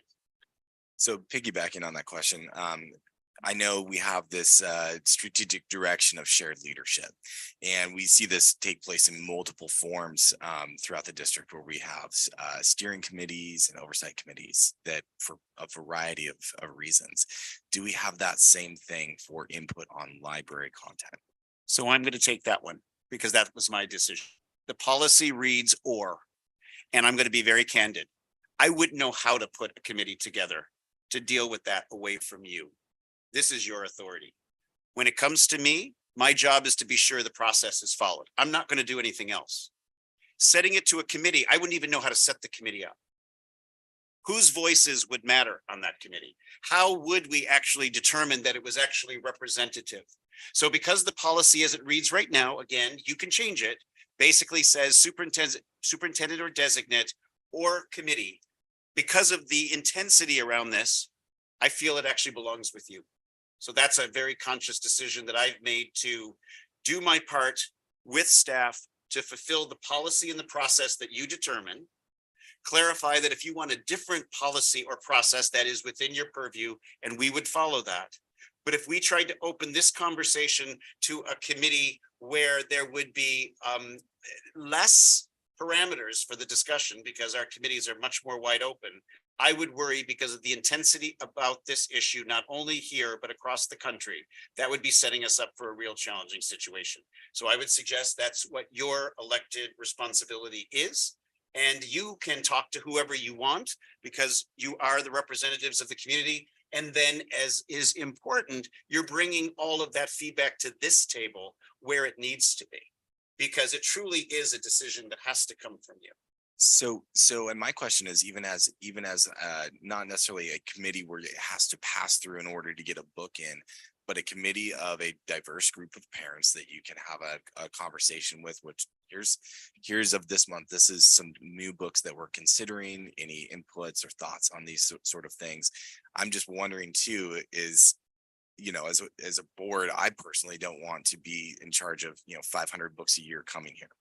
And so I'm trying to think of local control. We do this from an equity steering committee that can have a diverse range of thought processes that go into it. The only thing that I'm saying is I think that maybe this is something for, a further discussion on something like that in a setting that's appropriate. And I know tonight's not that setting. Well, I actually do think it's appropriate, if I may, because you have to decide if you want a direction like that. I'm just asserting that this, as you can see, is a very important topic. It has lots of intensity attached to it. Our inboxes have been full. And that's what you need to give us direction on. If you send us to do something without you, there would be people in this room who wouldn't trust what we were doing on your behalf. And I'm just stating that clearly. There would be other people who would trust what we were doing on their behalf. And I'm asking you as our board not to give us that responsibility without your leadership. Yeah, absolutely. That's what I'm saying, because I don't think it would actually work as well as I'd love it to if we could have that trust we've been talking about, that sense that we're all working on the same team. Then by all means, trustee, I would jump on that option.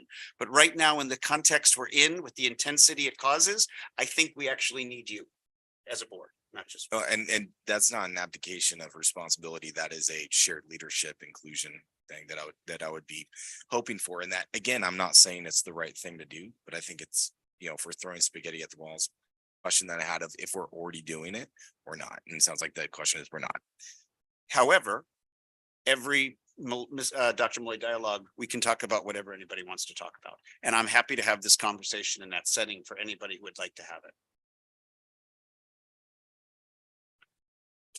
Any other questions, or should we start taking public comment? I do have a few questions. Okay, go ahead, Jesse. Are there any books that have ever been brought in to be considered for the library, but then ultimately, after going through review, have been rejected, not placed in the library? So we have decided as a team, for example, a book this year, one example was requested by a student, but it was self-published. And so we chose not to add that to the collection because we didn't have that professional backing to feel confident, that age range, et cetera, to make that purchase. Okay. So no books like, a book like 50 Shades of Grey has been considered as, do we enter this into the, I'm just asking. I mean, it's a very popular book. So has that been considered? What we are looking at with our policy is when we see each title, does this have, for example, educational value? Does this have literary value, artistic value? Or is it, what is the purpose of this publication? Yeah, absolutely. And so would you consider a book that you don't bring into your library intentionally? Would you consider that book banned from your library or censored from the library? I'm gonna jump in because I think we're using pretty explosive words that as educators, we're not gonna use. Yeah. Our public and community can use it, anyone could use it, but from an educator point of view, it's not about banning or not. It's about access, it's about age appropriate, and it's about the diversity of our community being reflected in the diversity of our resources. That's what we are intending to do from your strategic directions that you approved and the process that follows. And again, if there's any aspect of that that you believe needs to be changed, obviously that's why we have meetings like these. But we don't talk as educators about banning or not. And I'm only saying that because those are terms that don't flow from who we are and what we're about. I agree. I absolutely 100% agree with that.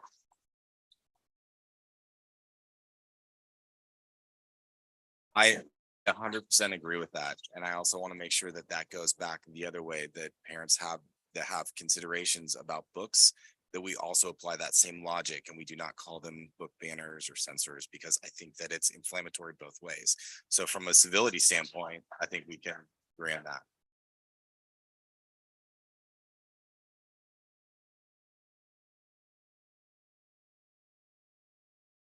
I have a question. I've got lots of questions on these. Sorry, guys.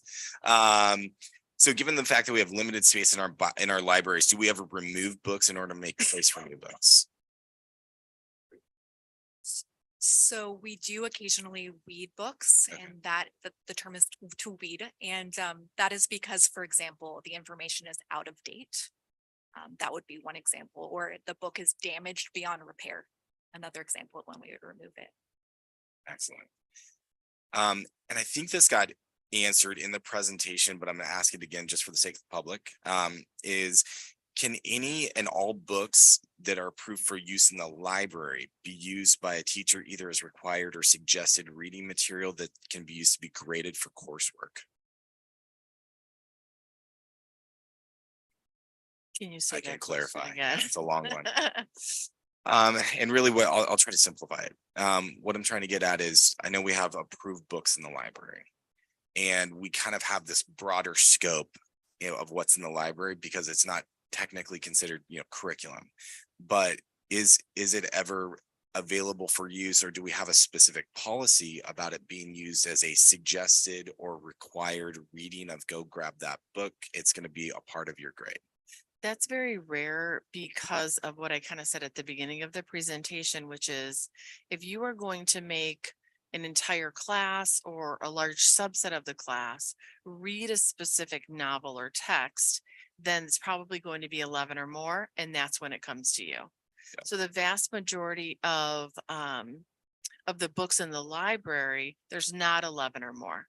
And so the way our libraries are used, students might come in and just find some books for, pleasure reading at home on the weekends or whatever. Or it might be part of maybe a literature circle where a particular teacher, maybe an English teacher, is asking them to find a particular book with a particular theme or for a particular purpose. And so, and I really want to come back to this idea that if a student does not feel comfortable reading a book, this really goes back to our social emotional well-being direction, that they do not have to read that book.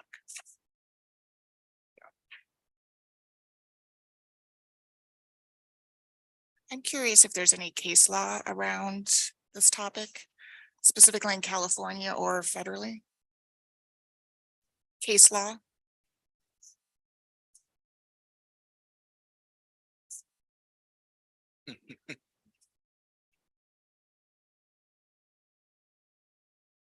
Good evening. I'm Namita Brown, F3 Law. Couple of really important points to make. I don't want to go back to the word banning, but there are two different processes. One is around the selection of books and one is around the removal of books. And when you're removing books, and I'm not using the word banning, but when you're removing books, you're talking about for particular reasons, whether there's an obscenity test, whether there are issues around it's pornographic. Those are kind of the metrics that the Supreme Court has used. But I will say this, when you get to a place where you are removing books from a library, the standard is much higher than getting the books in. Because what the courts have looked at the removal cases as is a limitation on First Amendment. You're basically taking away people's rights to read a book. So removal cases utilize standards from a very different lens, where you are taking away people's ability to read a book because it does not conform to a community standard. And the community standard is not just your local standard, it's a three-pronged test that also has a national standard. So I heard you speak of whether it had artistic value, whether it had fictional value, whether it had some kind of value that was viewed as a work of art. That is a standard that's applied nationally, but then there is a local standard around would a reasonable person in the community find this to be obscene? Now, obscenity is not as simple as not agreeing with a particular image or not agreeing with a particular depiction of scene. It has to be throughout. And so it's a very, very detailed area of the law. It is extremely driven by facts of the book that you are considering and facts of the book that you are considering either moving in or saying we cannot bring it in because it does not meet our community standard. But yes, there is case law all the way up to the Supreme Court of the United States around books and what can be presented at schools. But I just want to make sure that we all understand there are significant First Amendment issues that go with it. And so it's not as simple as saying we cannot let this kid or these kids have access to this particular book. It's more about you are sort of censoring from a viewpoint, content perspective. And that is a heightened scrutiny under federal case law and even state case law. So I hope that answered your question. And First Amendment rights apply to and every human, regardless of age. Yeah, absolutely, absolutely. And but I think the conversation is around not just bringing in the books, but also how do you take the books out of the library, because that becomes a First Amendment exercise as well. And if I can just add to the reason why, from a staff perspective, a process that aligns with policy is helpful is because it keeps us as educators outside of that fray. However, if we have issues, if a parent or guardian has any issues, we want to create space for that. If there is something assigned that someone feels is completely inappropriate, where it emerged at one point recently that happened and we could never find any evidence of it because it wouldn't be okay. And we would engage to change that practice. Like, that is our commitment. And I also think that part of what we're paying close attention to is when we are having these discussions here and beyond, even though I'm not suggesting anybody is trying to be discriminatory, we tend to be talking about certain groups of people. And that's just something for us to be aware of, because it's also a consideration, because what our kids have said to us in multiple ways, you got to help us see ourselves. Now, where that line should be, what people's views are, we totally respect that. I really want to be absolutely clear about that. We respect that. But this is a really complicated enterprise, which is why I started this whole discussion with why we need you and why we hold on to process. Because you're right, Trustee Menzie, if we had to bring every book to you, it would be for some pretty long meetings.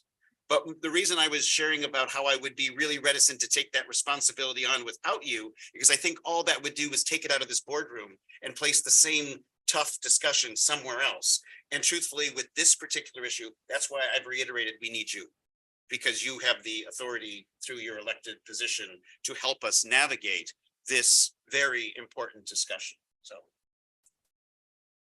Can I also ask, with the sources, the resources that librarians are using to decipher whether it's age appropriate and, you know, various things in terms of bringing it to the library. Is that a national standard, an international standard? Is that just something that you as an individual have decided is the best resource to use? So we try to have a great diversity of resources we look at. For example, American Library Association is on a national level. For example, with California School Library Association is just California. And so we try to really have a great variety of voices, more conservative voices, more left-leaning voices, different parts of the country, national versus local, and triangulate that data as a team. Mita, while you're up, on the flip side of that question, just kind of we want to hold that tension between the First Amendment, and then the other side of that question that I'm going to ask is, what sort of liability does the district have if it does lean towards that obscene or pornographic test? You know, if we get to that point, do we have any sort of like guidance or position paper from the California state law on distribution of pornography to minors if we get in some sort of issue like that? So really, good point, good question. So I want to point out that under federal case law, actual depiction of children is pornography, not fiction, not fiction writing, not drawings. That doesn't automatically rise up to the level of pornographic materials. I mean, that is not my deduction, that is case law. So I think it would depend upon the book. Okay. But in terms of liability, I suspect, I mean, there are cases that I can point to tell you whether somebody sued a school district because their kid read a particular text. Not to say that that cannot happen, but there are no seminal case law, if that is your question, that would directly answer your question. Thank you. I have one more question. Do we always purchase all the books that come into our libraries, or do they come in through sets of books that are donated by groups or anything like that? Occasionally, we will have donations, but those books, before they are entered into the collection, go through that same process as if we were to purchase them. And then we decide whether to add them to the collection as a team or not. Got it. Okay, board, are we ready to start public comment on this item? Disclosure on media. The media is allowed to be here. You can ask them. I don't think it's appropriate for me to ask them.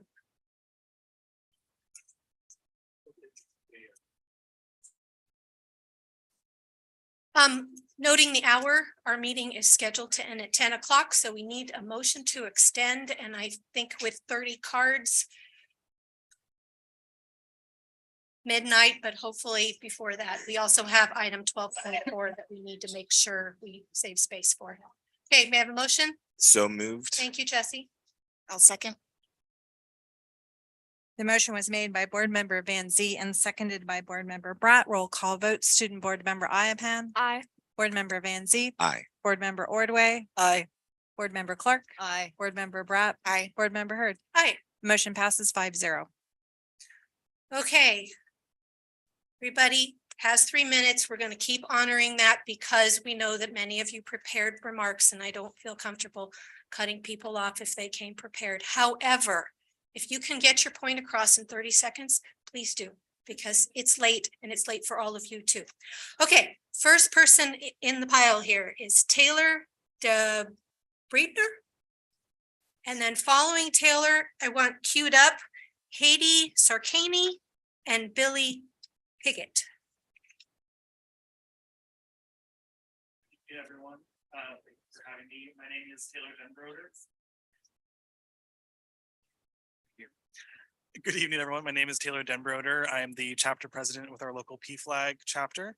I'm here just to make a statement on behalf of our chapter. The reason we love books and stories is because they expose us to new worlds, new ways of being, and new people.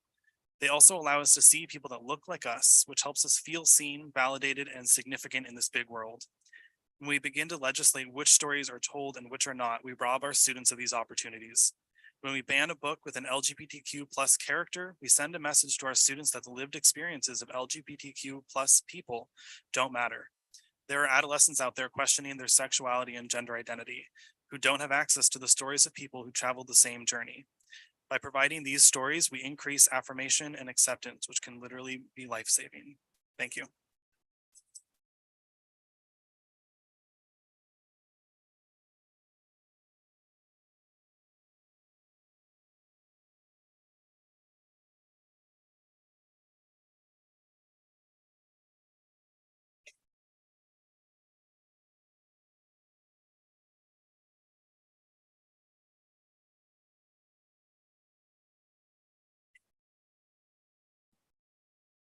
Hello, my name is Kate Sarkany. My apologies for not putting in the pronunciation correctly. My pronouns are he, she, it. I am a member of the San Ramon Valley High School GSA, and I'd like to give my opinion on the presence of LGBTQ books in the school setting from primary to high school. Firstly, I'd like to recognize how important it is to have these kinds of books in the classroom. For example, a child may have same-sex parents or are trying to figure out how they identify. It is important to have these kinds of books as representation in whatever form is appropriate for the grade, along with other groups represented in class with literature. I'd also like to point out the fact that some people are of the mind that these books are inappropriate for the class setting, claiming that books containing queer relationships are changing the minds of children. The only change that is happening is people seeing themselves and realizing they are part of something different, and that's okay. I would additionally like to argue that being queer is something that you are born with, and I can speak from experience as a person who has been tossed through waves of finding identity. Because I was represented in books, I was able to start my journey of identity. Because of available literature and representation, I was able to figure myself out as the person I was meant to be.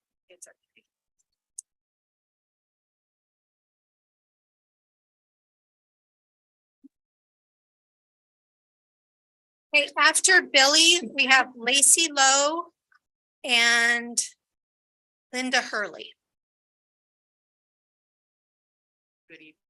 I am Billy Piggott. I am a sophomore at California High School. I agree with all that has been previously stated. I just want to add on that as a gay student, I am quite frankly terrified at the prospect of our community beginning to censor LGBTQIA+ authors, such as, for example, I know that there has been motion to try to suppress the book Genderqueer by Maya Kobe.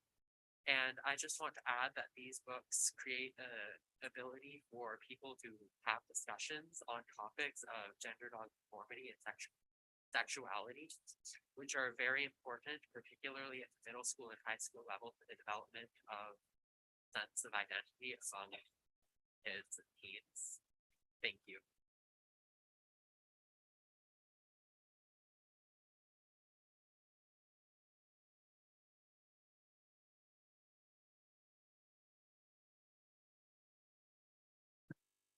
Hello, I'm Lacey Lowe. I'm a local middle school teacher.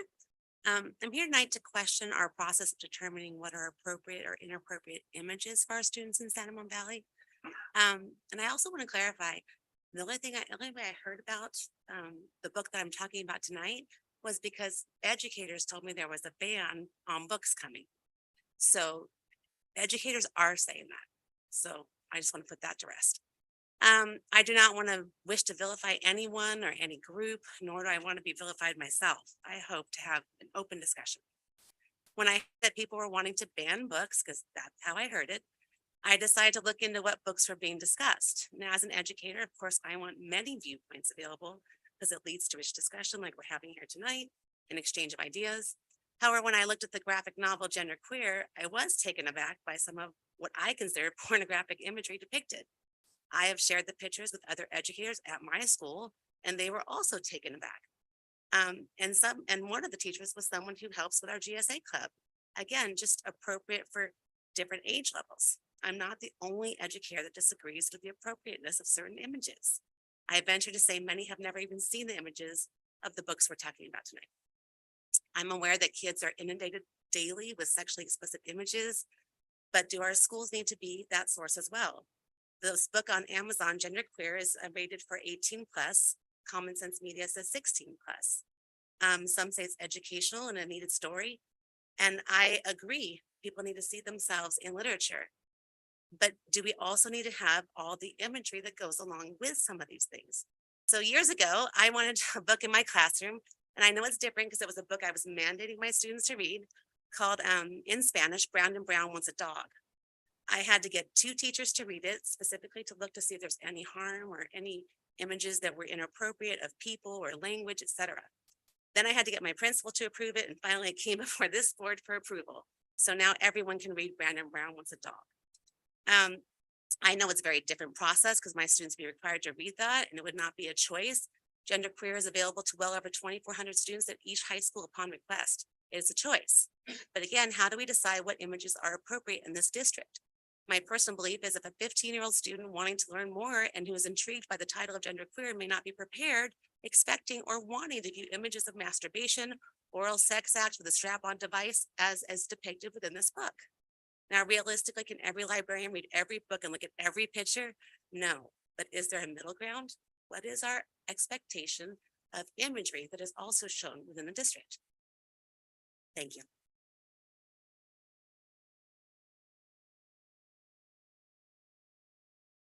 Okay, after Linda, who's coming up, we have Linda Sandifer and Daniel Gross. Dear fellow trustees, I say that because I too sit on a school board for Sonoma Glen Unified School District. We are receiving the same California state approved materials to implement and purchase as you are, except we're K through 8, so there is a limitation there. One would hope that those who are screening and recommending instructional material would reflect healthy, uplifting values, but sadly, this is not the case. Providing graphic pictures and instructions on how to have anal sex is plain and simple pornography. And why would we subject our children to this? We are elected trustees because our electorate put their trust in us to protect their children and make wise decisions on the curriculum used to teach their children. Do you not realize this harmful material can subject our children to a lifetime addiction of porn? Make no mistake, brain scans and sensors show identical patterns of persons watching porn with heroin addicts as they shoot up. This is true. I come from a nursing background. We have the ability and responsibility to defend our children at all ages from these assaults. Our school has a parent committee that will review all materials, and I personally will be reading as many of them as I can to make sure they are suitable for our children. We should be jealously guarding the innocence of our children and hope that you will be too. There's a quote that I'd like to share. Nelson Mandela has said, the quality of one society can be judged. Been a letter talk, and then I was going to comment. Thank you. Nelson Mandela has said the quality of one society can be judged by the way it treats its children. And I hope you will consider that as these materials come across your approval or not. Thank you. You want me to sit while you comment? Up until now, we've been model that the civility and the respect goes in both directions. So please keep the guffaws and the chuckles and all that to yourself. Everyone in this room has a right to speak and be heard.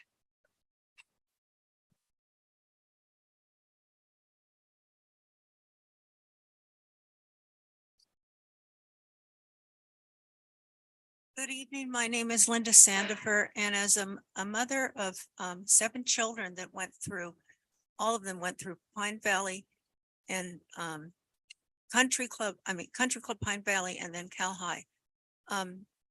It was wonderful, and I want to just say, please get the music program going. It was fabulous for my children. They're musicians, and a lot of it is because of what the school district did. But my children are mortified to know that very inappropriate sexual information is being taught to children in these schools that they attended. They didn't hear any of this. All children and youth need basic knowledge of anatomy and physiology, and not a bias of sexual approaches, particularly the pornography is what upsets me. This is shocking. This is harmful for children. And children deserve better than this. Thank you. Okay, next up is Daniel Gross and then Kelly Jellin, followed by Bob Allen. Good evening, trustees. My name is Daniel Gross, and I'm a student in 11th grade at Monte Vista. I've attended 5 different schools in this district and had access to the incredible libraries and classroom resources at each of them. One thing that I love so much about this district and the teachers in it is that they provide us students with an abundance of resources, which we can then use to form our own opinions and beliefs. The libraries provide us with access to thousands of books so that we can pursue our own education on topics that we are interested in. I have never once seen an offensive book in an SRVUSD library, only educational or leisurely ones. I have never once personally heard a student or staff member complain to me that the curriculum or available material is inappropriate. I have never, in any of my 12 years in the district, experienced indoctrination of any kind. I have never in any library or classroom been forced to read, believe, or follow the ideas or values of any one group. I'm grateful for this district because through elementary, middle, and high school, I've been able to learn about myself, my culture, and my interests, and these have never been threatened because of who I am or how I identify. I can't imagine how other students feel now with their pursuit of knowledge and their feelings of safety and inclusion in our district being threatened. Those who are trying to ban books in our district are fighting a non-existent problem. They are trying to put an end to something that's not happening in the first place. The books that are in our schools are for students who are interested in them and those students only. I hate to break it to those who are concerned, but if your student does have an iPhone or a computer or any internet accessible device, they can search up pornographic material on their own. They don't have to go to a school library to do it. If students do not want to read something then they do not have to, and they are not forced to. For those who are concerned about their students, maybe try talking to them more about their interests and exercise your right to make family decisions. But with that being said, don't try to make decisions for my family or for the families of other students. That is a right that you do not have. Please, trustees, continue to keep books in our schools the way we have been, and do not take away the educational resources that make students feel comfortable in classrooms just because a select few people don't approve of their content.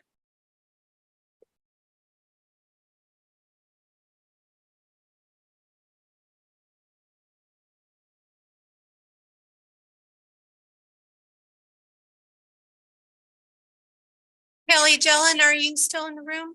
Oh, there you are. Okay. And after Kelly, Bob Allen, and then Terry Thompson. According to the Healthy Kids Survey, about 20% of kids who participated identify as LGBTQ or are questioning their sexuality. About 7% identified as non-cisgender. This number is not insignificant. According to the Trevor Project, 45% of LGBTQ, and I'm just going to call it gay just so I don't trip over the words, youth seriously considered suicide. Nearly 1 in 5 transgender and non-binary youth have attempted suicide, and that number is even higher among youth of color. A positive finding is that gay youth that had family support or who had found their school to be affirming had lower rates of attempting suicide. California law requires that children be taught about the role and contributions of the gay community. One would expect that age-appropriate books portraying the gay community would be available in school libraries. By high school, teens are aware of sex, and if they aren't, that is a bigger issue. Recently, a small but vocal minority have demanded that Genderqueer and Lawn Boy, among other books, be taken from our district high schools. These books contain passages that parents can present out of context as shockingly sexual or pornographic, disguising the fact that it is not sexual content, but specifically queer sexual content they find disturbing. The books have literary merit, especially for teens who are questioning their sexuality or gender. If you take anything and remove all humanity from it, it can sound objectionable. For example, girl takes lots of drugs to escape is one description of Alice in Wonderland, but it is much more than that. Lawn Boy is so much more than a brief experimental encounter between two 10-year-old boys. The encounter is a small part of the character's story, but it is integral to the story and is not gratuitous. High schoolers have access to sexual content anytime they pick up their phones, even those that have parental content controls. Books are the least of the issue. It is important that all kids be seen and supported. This is especially true of those kids that are gay. The high rate of suicidal ideation can be reduced by a supportive community, which is especially needed for those who don't have family support. Do not ban books that most kids are not reading, but just might be the lifeline of one kid who might need it. Thank you.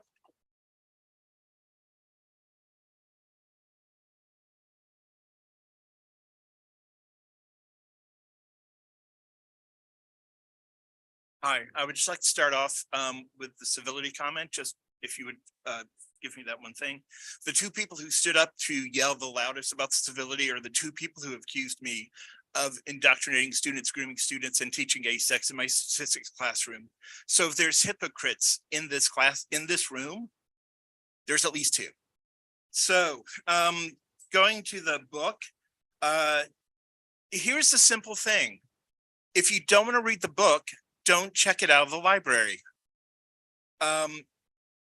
The previous speaker took all my statistics, which I'm slightly annoyed about, but that's okay. 4% in the latest 2021 California Healthy Kids Survey, 4% of our students in grades 7, 9, 11 either did not identify as male or female or chose not to answer. That's 1,200 students in our district. That's 2 high school gyms worth of students. And people in this community are trying to take information away from those students. If your child doesn't want to read the book, don't check it out.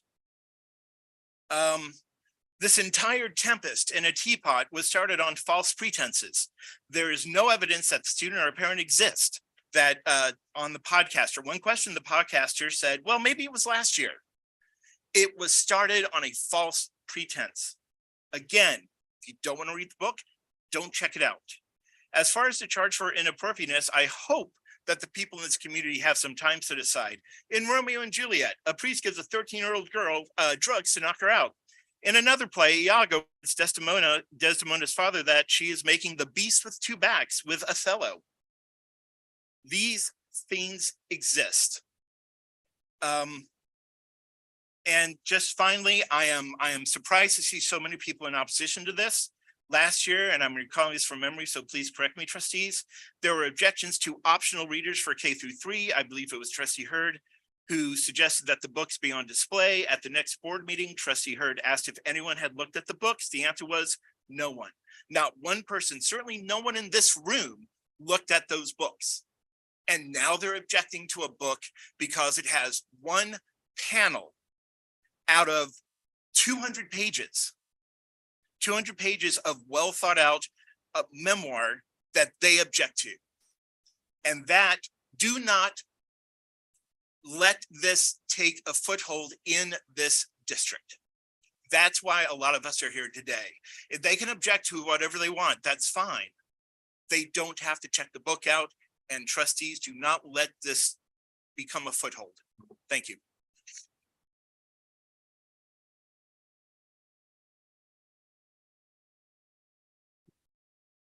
After Terry, we have Heather Kelly and then Lawrence Jones or Larry Jones. My name is Terry Thompson. My wife Dee and I have lived in the district for 43 years, and 2 of our 3 daughters graduated from Monte Vista High School. My original intent was to read quotes from one of these 5 books. But after reviewing the quotes from the 5 of these books, I discovered that they were so raunchy that I would not be able to read them out loud to you tonight, even though you are adults and not children. The job of the school board is what I want to talk about. Instead, I'm going to talk about some fundamental truths. First of all, what is the primary job of the district high schools? I submit that it is to teach the boys and girls basic skills in reading, writing, mathematics, geography, and other skills that they will need to compete in today's world. I submit to you that one of the responsibilities of the district high schools is not to introduce the boys and girls to pornography. Rather, it is to protect them from pornography. Agenda item 12.3 includes an enclosure titled Book Acquisition Policies and Guidelines. It is full of woke talk and doublespeak. It says an important component of this policy is having literature available to students that allow opportunities for students to see the lived experience of others in order to nurture empathy and compassion. So if a student likes to torture and kill cats, the policy says the school board should teach other students to have empathy and compassion for him and read books about torturing and killing cats. Similarly, if a student likes to have anal sex with another boy, the policy says the school board should teach the other students to have empathy and compassion for him and read books about how to engage in anal sex. The book acquisition policies guidelines is dated today and presented as an information item only. It is signed by 3 individuals, none of whom are elected school board members.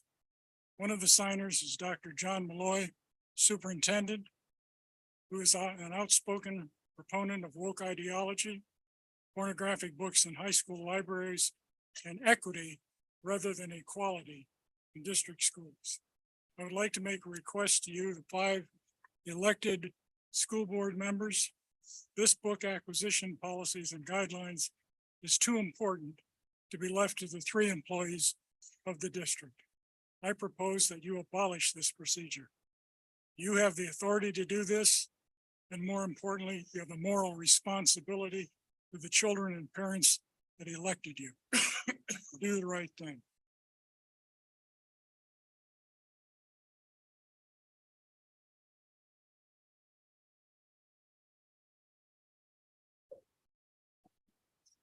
Hello, my name is Heather Kelly, and I've lived in this area for 25 years, and all my kids went to school here, and I've always taken pride in my kids going to school here. Now they're older, in their 20s and 30s, but I just wanted to talk about, let's talk about it. And this is what I'm going to talk about is something that I don't feel comfortable talking about. And if you don't like it, then you might hold your ears. Anyways, Cal High and Monte Vista High School libraries both carry the books Let's Talk About It, the Teen's Guide to Sex, Relationships, and Being a Human. This book in particular demonstrates the poor judgment of the librarian's responsibility. It's done in graphic novel style with illustrations on every page. Let's Talk About It advises that a great place to research fantasies and kinks safely is on the internet, and goes on to tell teen readers that porn can help you discover new aspects of your sexuality. Teens are informed that since there are so many ways to have sex between so many kinds of people and body parts, you can be a virgin in one kind of sex act and totally not a virgin in others. The page's illustrations include a hand at the center of a square, linked to corners showing stylized representations of a penis, a vagina, a mouth, and an anus. The book guides teens in male and female masturbation with close-up illustrations of the process. They're told to circle your butthole with your finger, pausing at any time when that spot feels extra good. Dip just the tip of your finger inside. Let your anus pull it in when it's ready, instead of forcing it. Dive deeper with your finger or your butt plug. One page depicts oral sex involving two males with a notation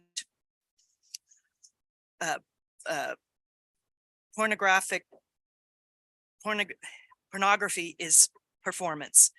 Two adjoining pages showed three males nude, two of them with erect penises, four females, one individual with breasts and a penis, all frolicking together. I have never been against sex education, but this is not what our children need. They need reading, writing, arithmetic, arts, and social learning. This is pornographic literature, and it's wrong, and it's age appropriate. Thank you. It's not, I'm sorry, it's not age appropriate. Thank you. Okay, next is Larry Jones, and following him, just Joni, no last name, and Nancy Davis.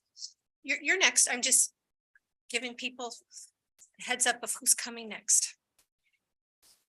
I didn't have something written out here. I'm just going to talk. It would seem to me that if this is so important to everybody, that this stuff would be in a public library, but not in an educational library in this district. If this is the kind of things you're teaching or you're going to teach, I'd have my children out of the school as soon as I could. Growing up to be a man or growing up to be a woman of character doesn't go the pornographic route. And everybody here knows what pornography is. And for you, Mr. Malloy, I'm ashamed of you. Excuse me. This is a very simple thing. You do not show children pornography. And this whole idea of taking all these different ways of getting this stuff in the library in the sense, in the idea that there's censorship is just baloney. You literally have to be ashamed to put this kind of stuff in a school.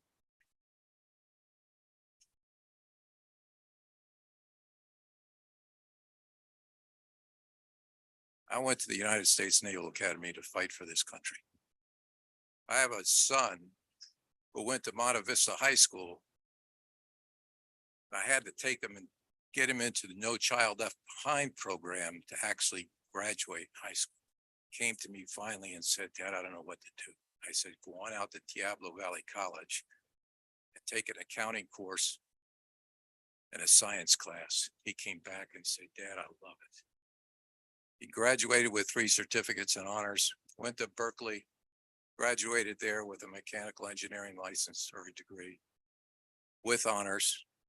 He was the only person selected for flight school. He's now flying F-15s off the coast of Okinawa. Character in a man is to take care of a woman and a family. It's about family. This is the destruction of family. And if you're all listening to this crowd that cheers, there are people put here to make for this media attention. This nation is going to lose its soul if you don't protect children. And you have a responsibility to do that. There's a sin called an omission and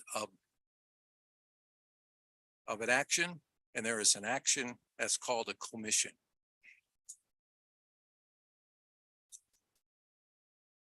Mr. Malloy, you need to take a look at your own soul. Excuse me. Excuse me, President Hurd, even though people are allowed to say what they need to say, we talked about civility, and I would appreciate that the personal comments don't come directed at me so that we all receive the same respect in this room. Thank you.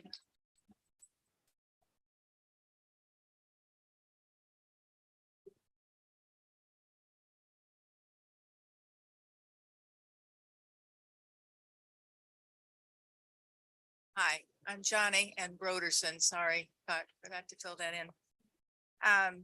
I'm sort of in between with both of these. I put part of this book, The Book is Gay, which I'm sure is part of the 5 books that were sort of under concern, and some of them are showing up here. Just to give you sort of feedback, I am a volunteer and I do work with second graders. I've been here for years working on all their concerns about the young ones being exposed to things. But I'm a grandmother and a great grandmother. And right now, at least my grandkids are all out of college. But my grandkids, now I have one young granddaughter who's a little later, who's now 7 and not in this area, and a great grandson. He's not very old, but I worry about his future. I don't know what they're going to turn out to be. I'm not against gay. I'm not against anybody with their own persuasion. But I'm here to support parental rights to parents who make the decisions for minors regarding materials in their school. I have a copy of this book. I went through it. I put around another copy just for a few excerpts, but it's nothing like the other one that Miss Kelly talked about. I saw that too, and that was very explicit. This just had a few comments just to give you an idea that age appropriate, which is under your SRUV book acquisition policies and guidelines.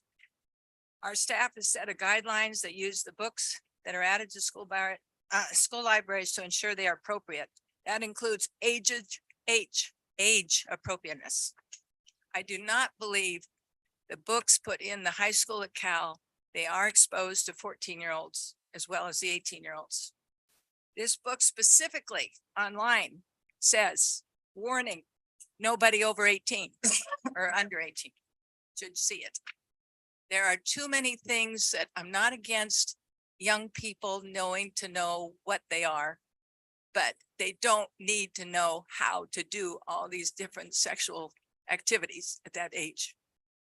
So it's even a warning label on the book cover. The content may not be appropriate to these younger than adult. Explicit illustrations or nudity, sexual activity could be misunderstood and scary for some.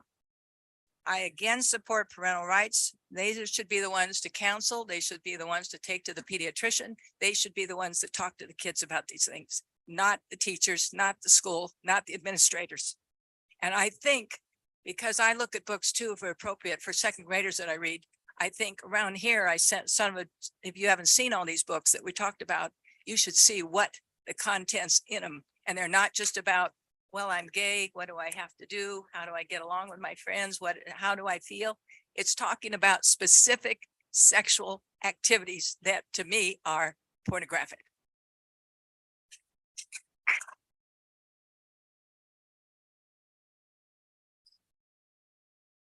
After Nancy Davis, who's next, we have Steve Lincoln and then Lisa Disbro.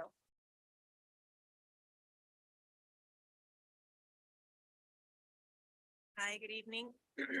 I'm Nancy Dates, and about 30 years ago, this very board challenged the rights of high school teachers to show rated R movies in their classrooms, which they considered contained objectionable language. These movies were Das Boot, a film about German submarine warfare that had swear words in it, and The Breakfast Club for a psychology class. The board challenged teachers who supplemented their classrooms with this media, and they lost. This board appealed and they lost again. I know this because my mother was a history teacher at Cal High and was part of the teachers group who fought the board's curriculum challenge, and the teachers won. I have some statistics of my own that I looked up. According to a 2021 Gallup poll, which interviewed more than 12,000 US adults, 7.1% of those interviewed identified as something other than heterosexual. Yes, 7.1% of US adults are a part of the LGBT community. And in this school district of about 33,000 students, that number translates to more than 2,400 students. The fact is, today's discussion of removing certain books is targeting one group, the LGBTQ community, with hateful rhetoric. Pulling offensive books from shelves is a slippery slope. Plenty of books, some considered classic literature, describe offensive heterosexual content involving rape, incest, violence, and sexual assault. Why aren't they being targeted? Or are they up next to be labeled as offensive and yanked from school library shelves? When you go down a rabbit hole of banning offensive ideas, where is the bottom? Our shared history is full of offensive events, slavery, genocide, internments, Holocaust. Where would a policy of banning things that some parents find offensive end? I respect people's rights to their personal, religious, or cultural beliefs, but I do not believe that their beliefs should be imposed on others. The Board of Education has the responsibility of protecting the First Amendment to the Constitution, and if the board does not uphold freedom of speech, you will invite lawsuits. Books matter. Books have the power to instill empathy, affirm, teach, transport, and inspire action. If this board does not uphold freedom of speech and expression, you will invite lawsuits. The lawsuit of 30 years ago was very costly, and those board members eventually were recalled. I implore you to please do not waste our taxpayer money. Do not pull books from our libraries. Do not fear the written word. You should fear a lawsuit. Thank you.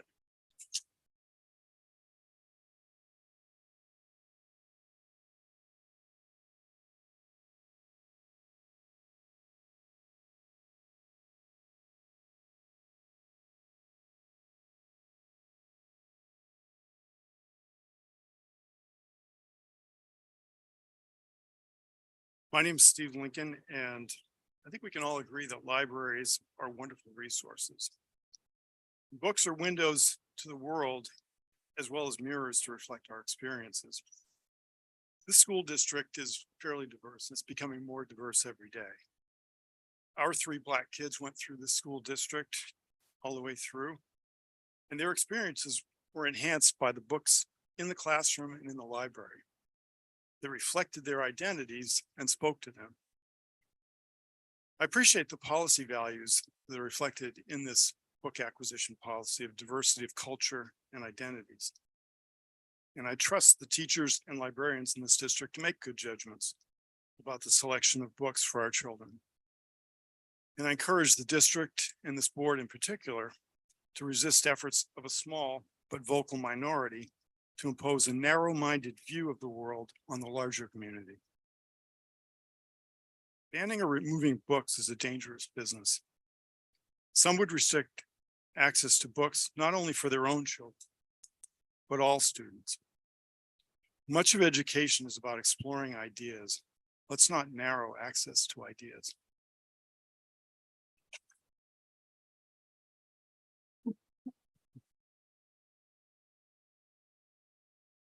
After Lisa, we have Mike Arata and then Nicole Sue.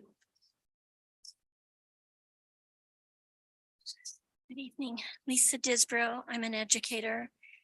I really echo the previous teacher that shared that her colleagues, when looking at these books, were in shock. No one has asked teachers independently outside of the union what we think about any of these issues.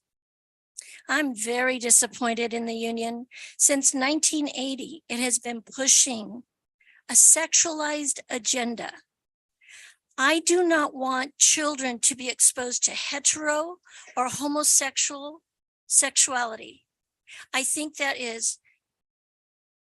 is like fentanyl or cocaine. It is wrong for the child's brain and emotions.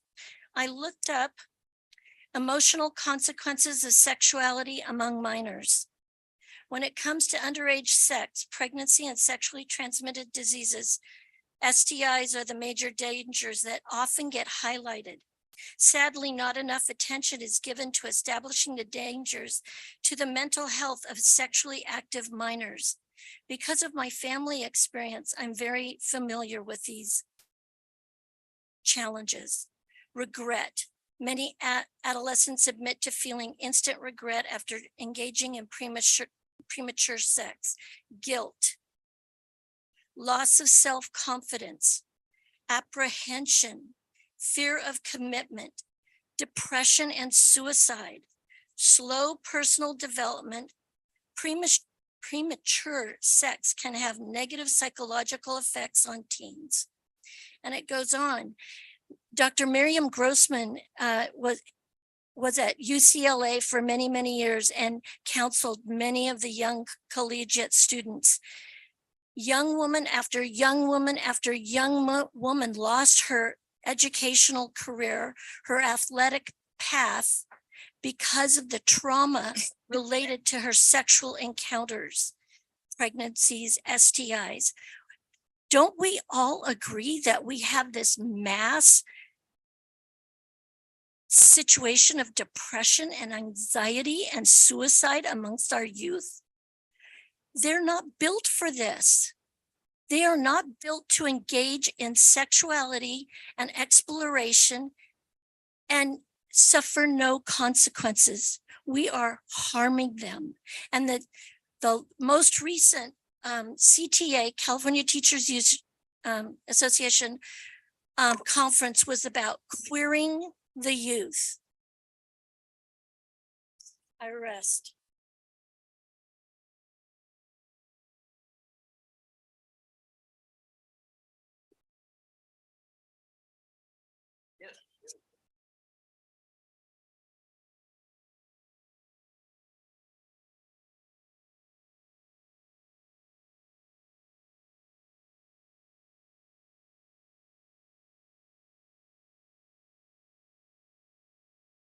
The present scandal involving depraved pornography in high school libraries is marked by inconsistencies and outright hypocrisy.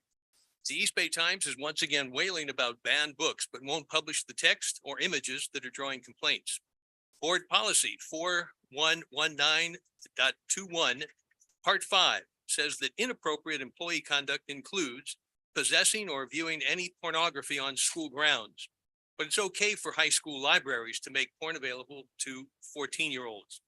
And what was once a plea for tolerance has become a demand for LGBTQ porn, allegedly because LGBTQ students need to see themselves in library books, including depraved, explicitly illustrated how-to sex manuals like "This Book is Gay" and "Let's Talk About It."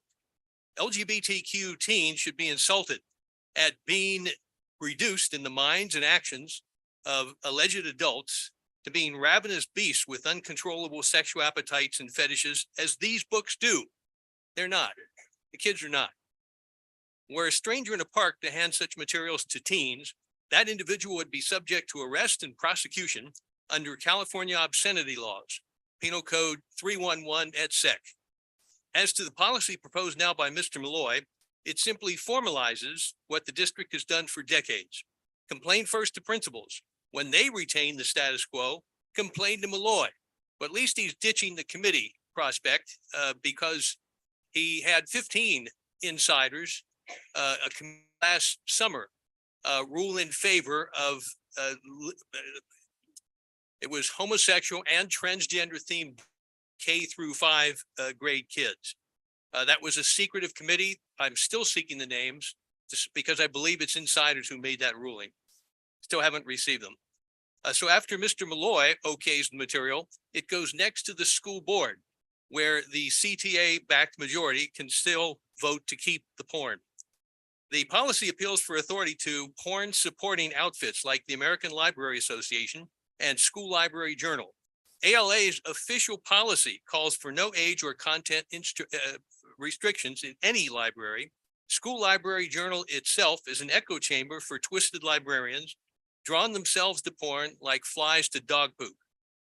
And Common Sense Media, it carries limited assessments on only 2 of these 5 pornographic books. What's needed is actual common sense and decency. The prime directive in education when I was teaching was, and it should still be the same as in medicine, first, do no harm.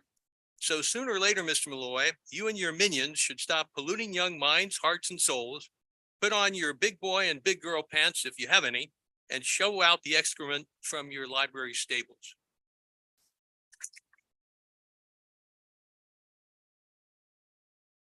After Nicole, we have Tracy Davis and Arkell Shaw.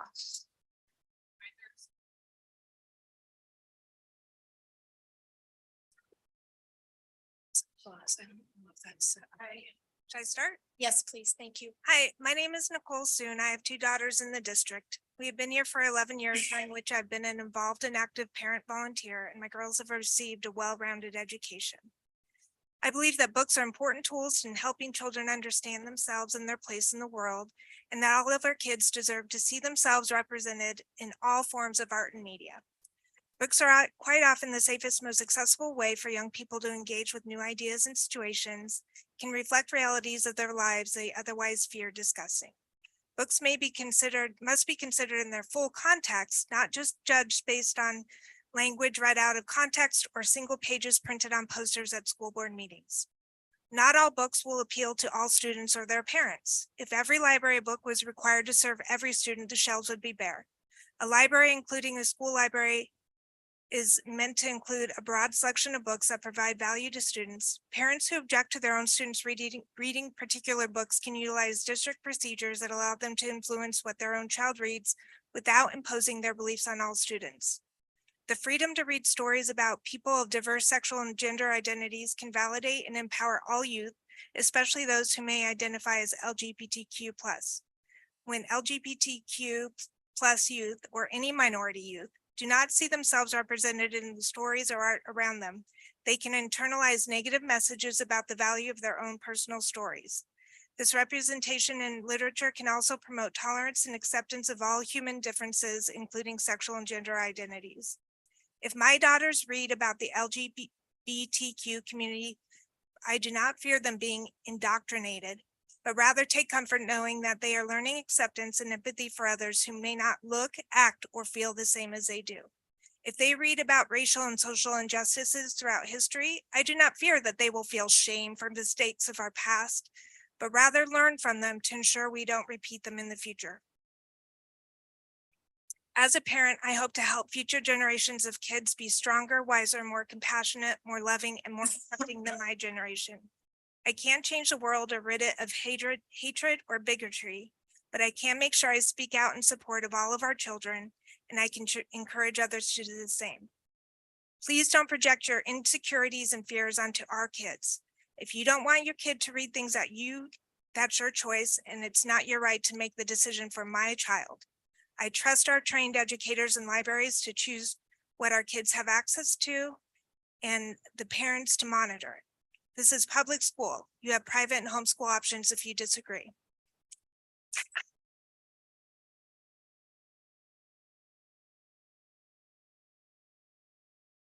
So Tracy Davis and Arkell Shaw. Okay, thank you, Tracy. Hi, my name is Arkell Shaw, and I go by the pronouns of she, her, and they. And my daughter was a student in San Ramon Unified School District. Book bans disproportionately target LGBTQ+ and people of color and themes of race and racism. Banning what books our children read endangers our society's ability for tolerance, free expression, and ultimately democracy. Restricting information and discouraging freedom of thought undermines one of the primary functions of education, teaching students how to think for themselves. I am here tonight as an ally to lend a voice of support for the LGBTQ+ community that is continuously under assault by the people, several who are in this room, who spread horrible misinformation against them. The librarians and faculty who valiantly strive to teach our children in spite of the challenges thrown at them by those who wish to dictate what they can and cannot teach, and to the district for supporting a policy that enables the district to have a library system filled with books that represent all children in the district. The books highlighted tonight are examples of the importance of having literature that reflects all people in its community. Lawn Boy provided my LGBTQ+ child with an opportunity to see themselves reflected in literature, which helped them to gain confidence to come out to me and their father. This book is Gay, which is a great book, is not only a wonderful book for LGBTQ+ youth to learn about themselves, but it was an incredible guide for me when my child presented it to me, asking me to please read it so that I could learn how to support her. I think of these books as life-saving. Superintendent Malloy, you said it so well. This district is diverse and all children deserve to be represented. Books are knowledge and access to this knowledge should never be taken away by anyone. I urge you all to support this policy and to ensure full representation within the district. Thank you.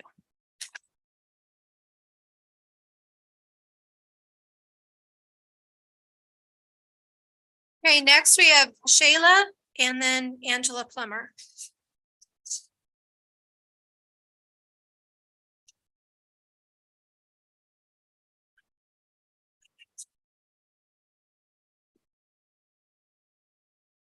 Hello, my name is Shaila Dikshit. Tonight I speak as a representative of the San Ramon Valley Diversity Coalition, founded in 2017 by members of the diverse San Ramon Valley community who have joined together to serve as a forum for constructive dialogue and as a catalyst to create solutions to build a community of inclusion and equity where all can thrive. The San Ramon Valley Diversity Coalition supports giving our students access to books that have been reviewed and approved by educators who understand that all children need to feel safe and included at schools, literature that covers a wide range of topics, promotes social and emotional well-being, understanding and compassion in all students. The San Ramon Valley Diversity Coalition is opposed to banning books, and we stand united against any attempts to marginalize and cause harm to our LGBTQ+ students, educators, and community members by removing books from school libraries. And I just want to add a personal note as a mother who has 2 students in this San Ramon district, as a woman of color, as a domestic violence counselor, as an individual who comes from a country that has dealt with 300 years of colonization, that we should not buy into the illusion that we have the power to control or erase or remove any stories. We don't. So please let all stories bloom. And then I think everybody will bloom and our children deserve to be safe. Thank you.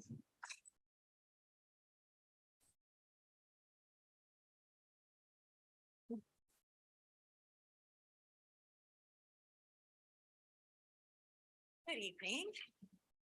So as I sit here, I'm listening to what I think it's really been kind of cool to hear all the different perspectives and makes you think about other people's perspectives. I do not like the idea of banning books. I am a former journalist, so freedom of speech is a biggie for me. But I do take big concern in age appropriateness, and I will share my experience as a mom with my child's now in 8th grade. And my concern is closing this loophole where we have teachers assigning books, not children choosing them. They are being assigned books under the parameters. These books come in because they're under 11 copies. That's the loophole I'd like to see us focus on. The kids in my daughter's class were assigned books with genital mutilation, rape, sexual scenes, both opposite sex and same sex, neither of which were age appropriate to me in 7th grade. The kids had not even yet been through their human reproduction curriculum. So that's where I think our board needs to focus, is not banning books, but the age appropriateness of when they're introduced to our kids. Human reproduction, sexual preference, gender identity, these are all super important topics. They are things that should be addressed.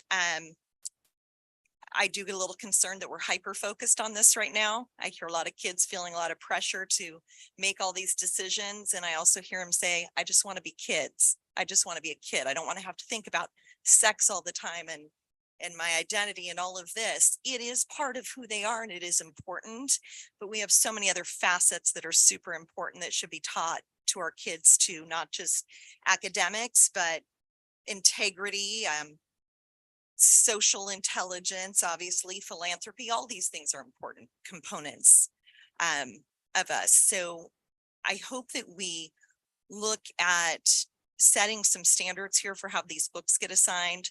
The 11 books and under loophole, I think, needs to be addressed. If these kids are being assigned books that make them upset and uncomfortable, the kids in this class were, they should not be being assigned those books. I think that pretty much touches on it. I like the common sense media. It's unfortunate that some educators are trying to slip things in that aren't age appropriate, because I think our librarians do a pretty awesome job of stocking our libraries, and I think books are incredibly important.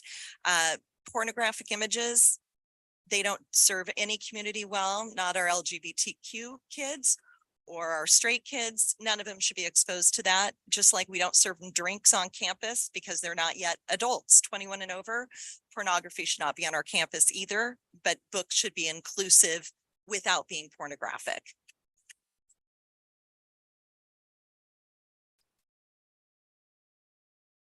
Okay, our next speaker is Aru Gupta and then Katie Mahan.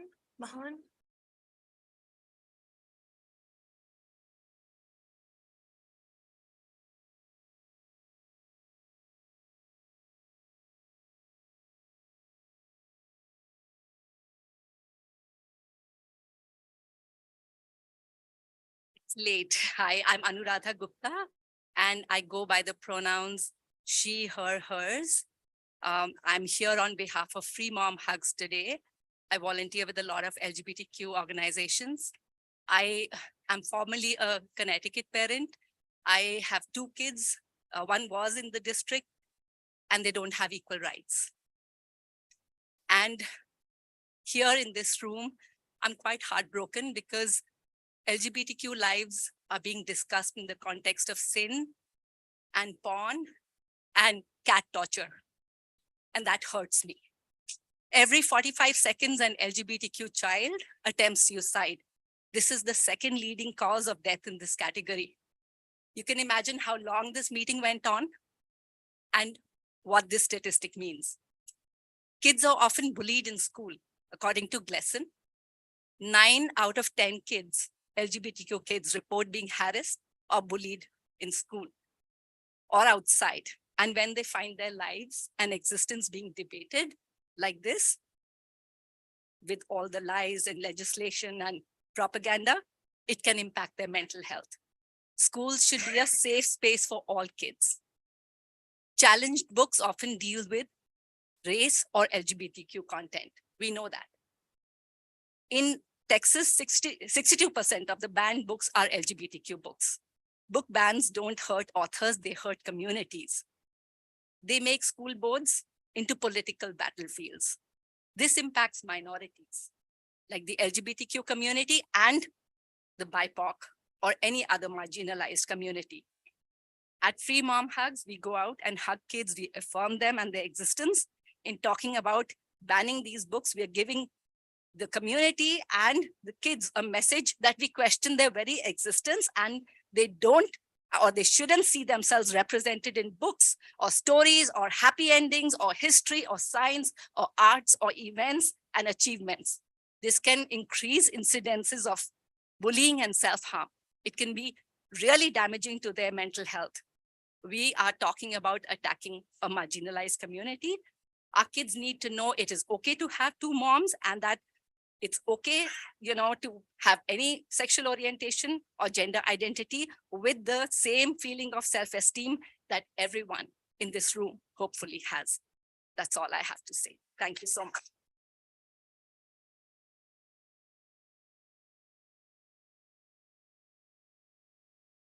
After Kaylee, we have Saley Fogelman.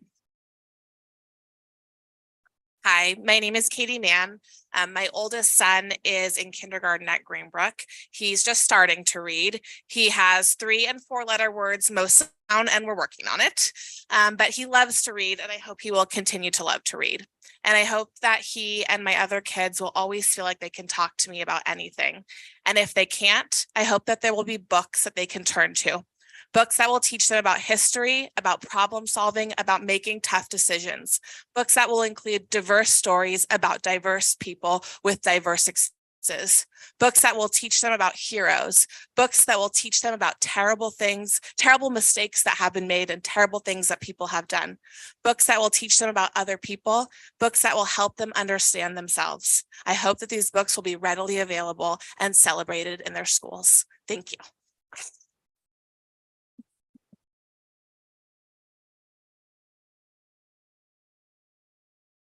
After Zaley, we have Tywanza Country and then Joe Culbertson. I have my name right this time. I've been in this district since kindergarten, but I don't really think that matters very much. What I do believe matters is that I am a student, and as before all of these people started coming up and talking on presentations, it said that we in this district value student voice, and I appreciate that because now I'm up here talking. I completely, wholeheartedly support Billy Piggett's statement at the beginning of all this, and I'm kind of ashamed of myself that I don't remember our statistics teacher's name at Cal High, but I also agree with all their statements wholeheartedly and what they've been holding up on their tablet.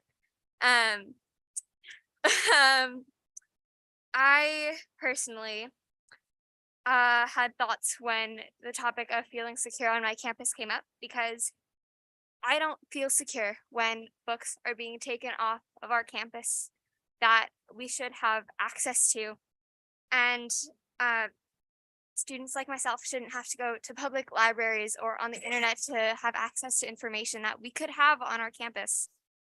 I think a big part of this is that with books such as Genderqueer, is that students in the LGBTQIA community like myself need to know that we're not alone on our journey, and that there are people like us and have similar experiences to us. So we know we're not alone.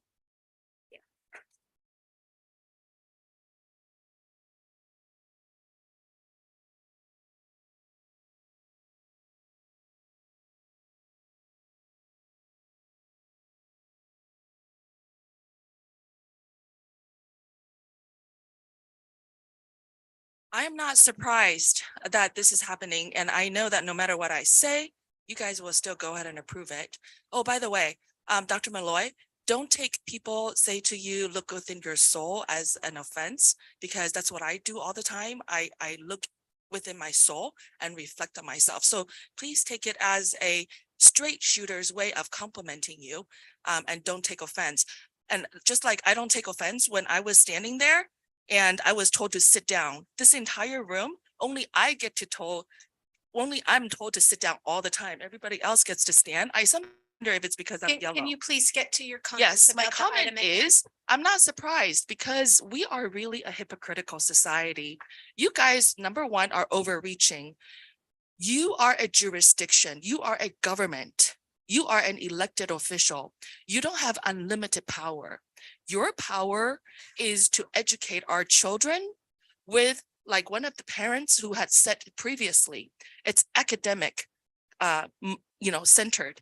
You are going out of your power, overreaching into children's sex lives. I am really appalled that there is a teacher who actually is really happy that, there's going to be, sex books. And those kind of books are extremely horrifying. I mean, like put a finger in the anus and wet circle it. It sounds like putting a suppository to me. I don't really understand other people's sex. I just want to say that if you really care about diversity, well, I came from a culture that really cares about relationship. When a man and a woman together, now this can be translated to whoever you choose to have marriage or relationship with, replace it with whatever. For me, it's a man and a woman. It's a commitment. It is exclusive. It is a gift. Sex is different to everyone. Sex is like this purse that I have. Some may say, oh, it's a magazine. But it can have things in there. What's in here is really exclusive to me. It is special to me. For you to invade, and now I'm going to talk about jurisdiction. You are acquiring a lot of these books using taxpayers' money. You really have no right to do this. What is in sex to everyone is different, and you don't have the right to use public money to do that. But you know what? We're in the United States of America. So I suppose that it doesn't matter because we already have a president that demonstrates this, Bill Clinton. I will never forget when I was growing up, please get back he to the had topic. oral sex in the White House, paid for by the taxpayer. You're way off I topic am not way beyond the off topic. Your jurisdiction of government, our item. you cannot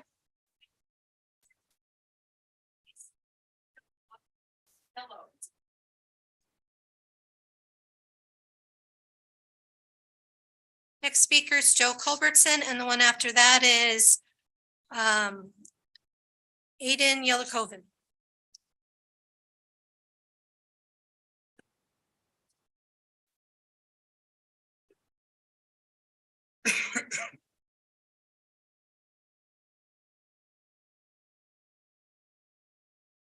Good evening.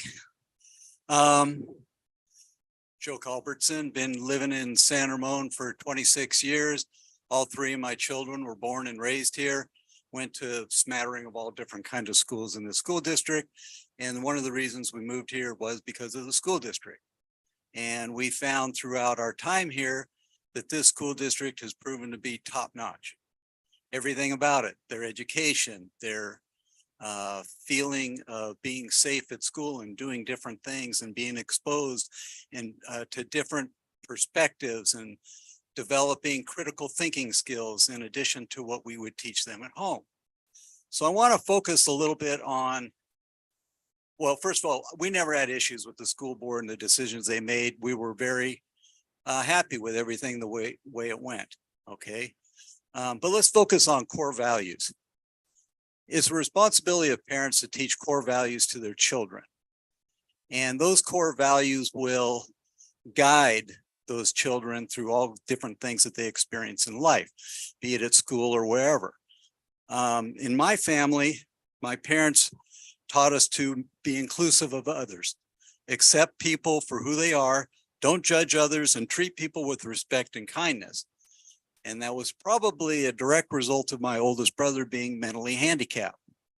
So we moved to a new neighborhood, dozens of kids, and everyone in that neighborhood fostered that same philosophy, inclusion. Frank was never excluded from anything, sports, whatever we did, he was included in it. So as I went through life, it was a non-issue when my cousin Ryan came out gay at a time when coming out gay was really a bad thing. Or when my cousin Denise came out as lesbian, we all said it's a non-issue. We still love them. It's inclusive. We did not discriminate. We did not hate. When I was in middle school, we had Tony Nochi, who was obviously gay, and he was harassed by his brother on a daily basis and some other kids. We moved to another school district. Tony committed suicide. Went to that other school district, went to high school my senior year. My sister had a friend, Tim Compton, very talented kid. He actually made it to the Gong Show. Yes, I'm old. Okay. He could do celebrity impressions. He won it on the Gong Show. I went into the military. Next year, he killed himself. Okay. So it would be super duper swell if we would expose our students to the challenges that not only the LGBTQ community encounters on a daily basis, but the minorities as well. They have it. I saw it in school. I saw all kinds of things, but core values. Oh, and don't underestimate the strength of these kids and their core values to make good decisions that don't violate it.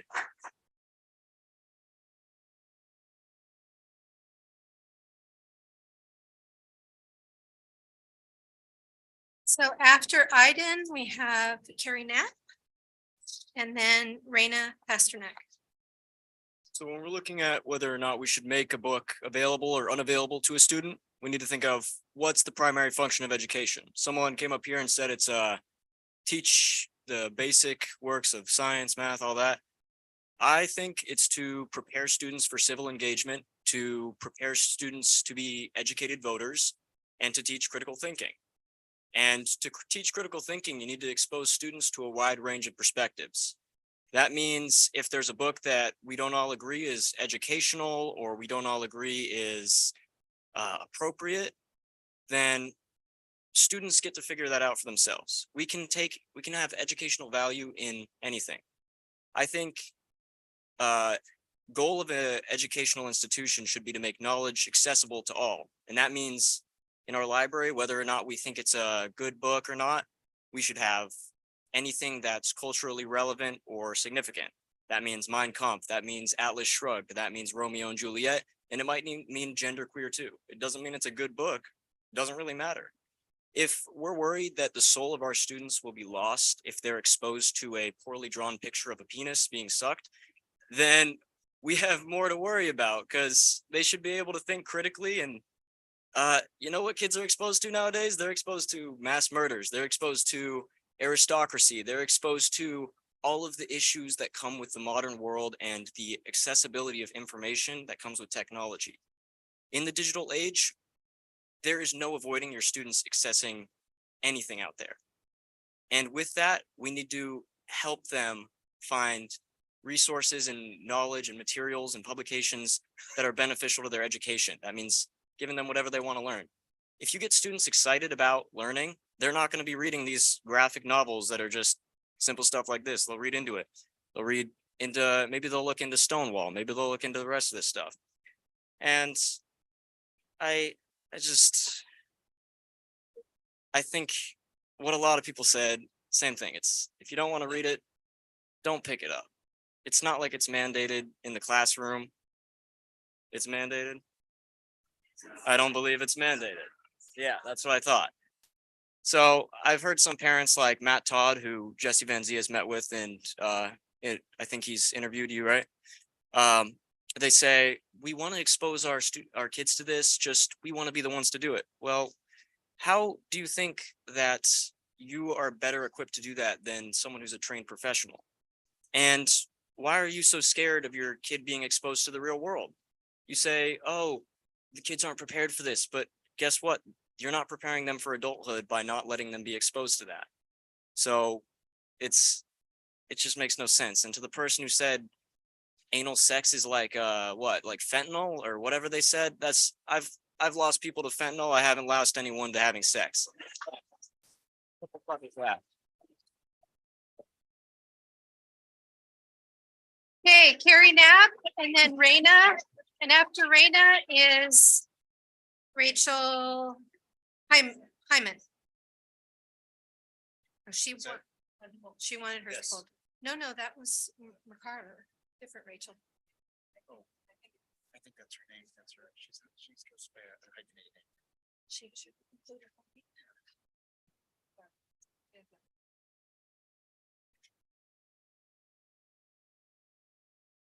Same person. Go ahead, Carrie. You're here for the long haul. Hi, my name is Carrie Knapp. I'm Allie's cohort at Doherty Valley High School. And you know, like many in the room, I'm a legacy around here. I've grown up here. You, sir, said you've been here for 42 years, and my family raised pigs out on Diablo Road starting in 1920. Right? You, sir, say you served in the military. Thank you. I've got my daddy right here. He was 82nd Airborne paratrooper, and I got my grandpa. Okay, he was 30-year Navy vet. The only reason why I own a home because of him. We have more in common than we don't. Friends, we have more in common in this community that we love. There's a reason I'm a 3rd generation grad and a 2nd generation teacher and a 2nd generation librarian. My great grandmother was the Danville librarian. And you know what, y'all? We went to that Mormon church. That one. Yeah, okay. I get it. But we can do better than what we've been doing. It's my name that's been on some of those Facebook pages calling me that woman, that whack job. You're looking at her, folks. I'm your whack job right here. Okay. The one fighting to make sure that kids can see themselves in literature that they choose to read, not that they're being forced to read. I've read the books. And I can tell when y'all haven't, just like my students, because you misrepresent it and you get it contextually wrong.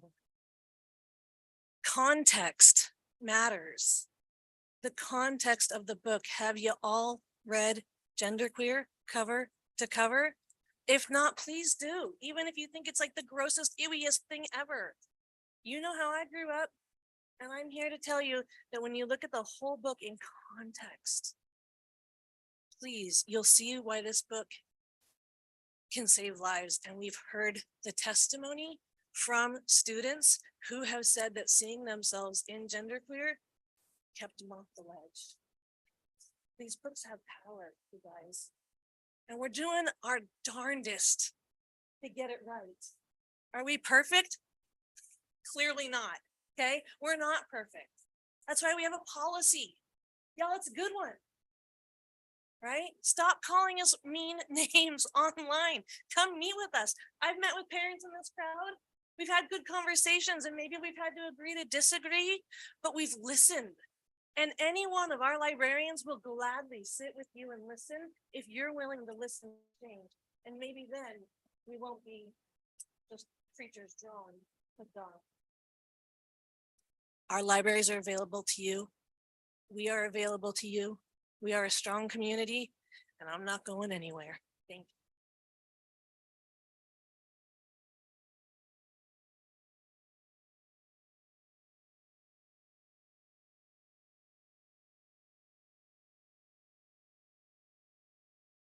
My name is Raina Pasternak. I am a parent of 3 students in this district, one of which has spoken twice tonight about 2 critical issues that are imperative to her social emotional well-being.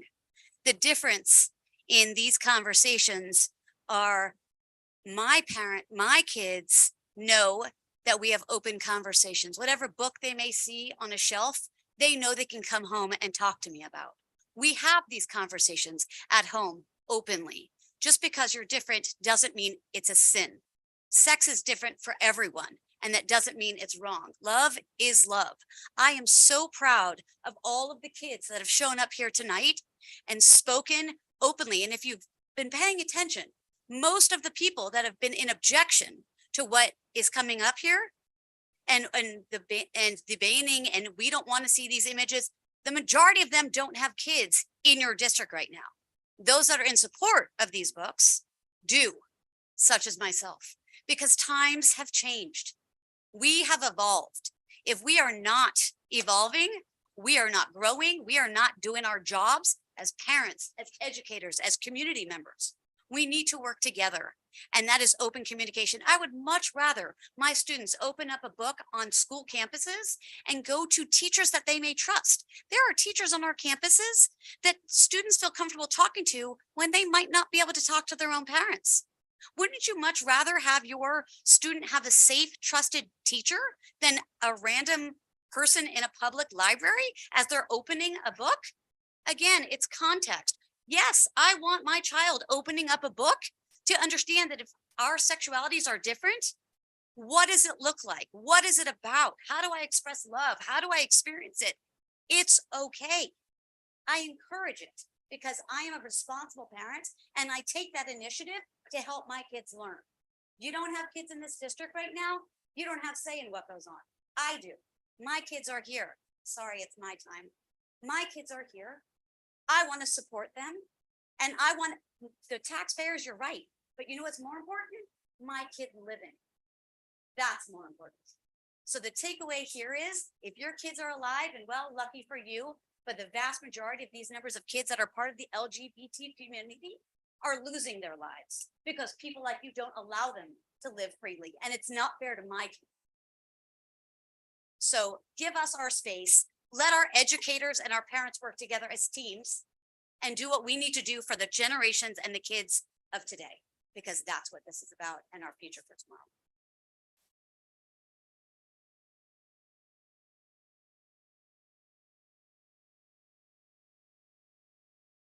Okay, we have just 2 cards left. One is from Lorena Gammas, and you didn't put an item number, but I'm assuming it was this one. And then after Lorena would be Rosanna Atrea.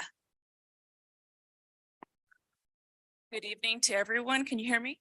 Can you please sit down? Oh, I'd rather stand. Thank you. I appreciate it. I'm here today as a parent, as a citizen, a concerned Christian. I think that the school has an obligation to teach our children academics and not sexuality. Okay, that needs to be the parents' responsibility. I think you guys are overreaching. I think you guys are actually creating a generation of children who have a lot of mental health because of confusion. These principles start at home. We are all, as parents, wanting the best for our children. But when you are bringing in books, and it's not about whether you consider yourself a whatever pronoun you want, it's about teaching children the right way to handle situations. And that's the parents' responsibility, not the educators. You're not teaching them about sexuality in the right way. You're bringing in, really, this book is explicit. It's not even speaking about whether they want to be part of a LGBTQ community. They're actually becoming, their mind can't even grasp the idea at such a young age about all these explicit images that are on there. I am an adult, just as all of you are. And you know that showing images like that of pornography, it's not okay. It's criminal. It's child abuse. If your parents want to, yes, Mr. Malloy, I know that you kind of don't want to listen, but really, okay, thank you. I just want to say this. I'm going to practice my First Amendment right. This is wrong, in my opinion. I'm thankful to God that my kids are already older, but I also still have, family members that are in the school board or in the school system. And I just pray over everybody. And I am going to just do this. I'm going to pray for the school board. I'm going to pray for our community. And what I am going to do is give everybody the gospel of Jesus Christ. We have to repent and accept what Jesus Christ did on that cross. Because we talk about inclusion, let me speak. We accept the gift of life through Christ, we will be saved and forgiven of all of our sins. And yes, people have the right to choose what they want to do with their life, but I hope and pray that you come the right way. Thank you.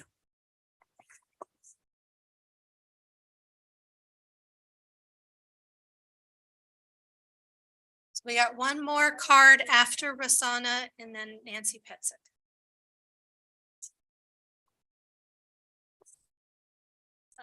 Good evening, everyone. I'm actually the author of 6 books in English, but I'm not a public speaker. In fact, I hate public speaking, but I felt compelled to speak up today. Mr. Allen, 4 years ago, my daughter Amani took geometry with you, and you made her feel heard, seen, and valued. And today she's a freshman in college in Berkeley, and she credits you with making a difference in her life.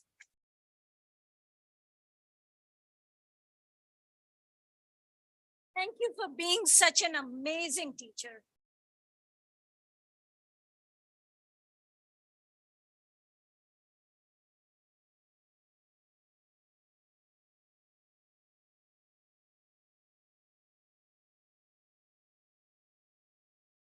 Sorry, she was short and sweet. I wasn't expecting it. My name is Nancy Petzik. I've lived in this community for 45 years.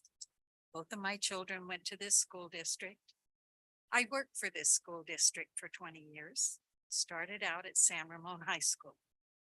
And then I retired and served on this school board for 4 years. During that time, we saw a lot of things. We had the issue of teaching, of all things, health education in school.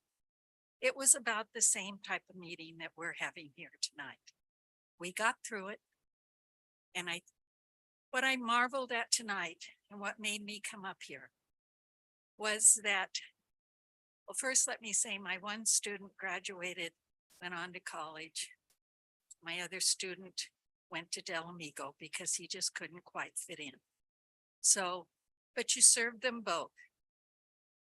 And what I saw here tonight from the wonderful speeches that these high school students gave is you are still serving them.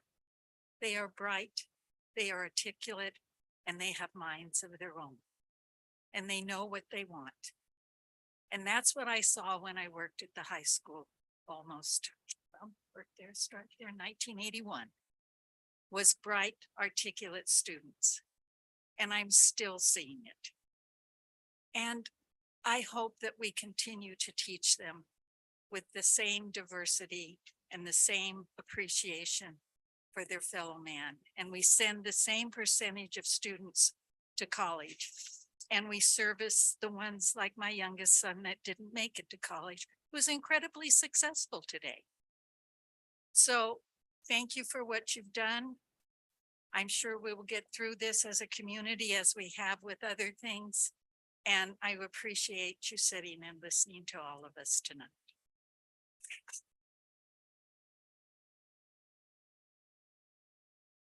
Thank you. And we received one more card that I'm thinking is from a student. Trying to read the handwriting though. It's Beth Archadewa? Vera, okay. So sorry. I know we're all so tired. I don't know how this works. I've just been sitting and listening, and I respect all of your. I think it's actually really cool to see all these different opinions, because as a person in speech and debate, I just think it's really interesting to see all these different opinions and kind of get a whole view. The only thing I would like to say is I have seen through this tonight that there's been a lot of like lack of sympathy and kindness. And I have my own opinions, but I wish there was more, less anger, because it's like, we're all going for the same thing, to keep students healthy and to give them the best future. And to do that, we need to come at it with less anger and less trying to hurt other people. The only point I want to make is overreaching is a really big issue that we talk about in speech and debate. And there's been a lot of points tonight that I would like to talk about, because overreaching, they have said that you guys have overreached, but I kind of view it as parents are overreaching right now, trying to take away my right to read whatever I want. And I'm not angry, I'm not upset at anyone, but it's like, you're not taking away. Parents who don't think I should be reading it are taking it away, and they're overreaching to take away my right. So I want this board to know that, like, I love reading, and I would hate to see that. I would hate to see a threat to take away my right to education. But thank you.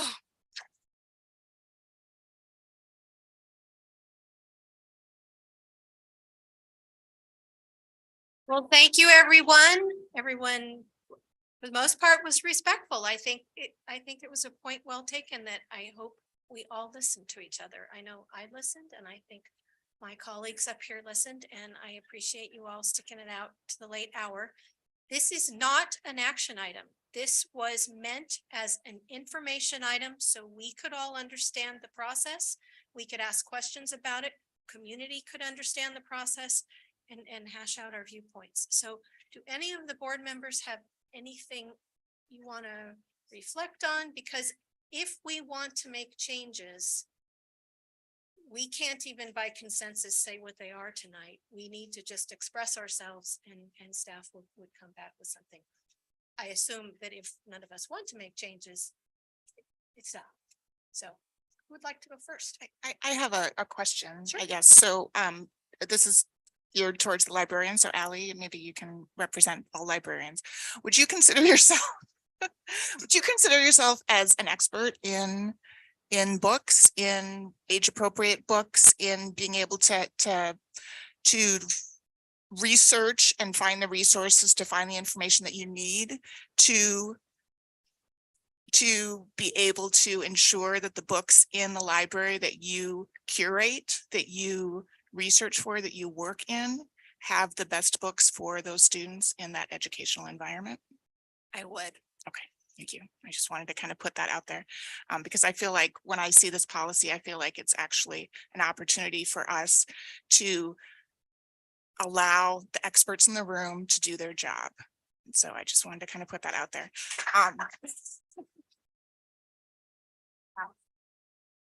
Just to share a little bit more, our team is all duly credentialed teachers. We're very passionate about our title, teacher librarian. whether that's we were English teachers before, French teachers, or all the different subjects, but we go through intensive training. We have to get an entirely new credential, and in some cases, a master's degree in order to hold our position as teacher librarians. So I would say I consider us experts. Yeah, thank you. Yeah, and I would say myself as a board member, I represent the community. I'm not an expert in what is the best book to be in a library. And so I struggle with the idea of me being the one of a body of 5 to make those choices, those decisions. So I also wanted to just kind of acknowledge the fact that this was a super long meeting. It was very intense and it was very marginalizing. I think that you know, it's hard because we really talked a lot about the LGBT community in this, and we talked about them in a very marginalizing way.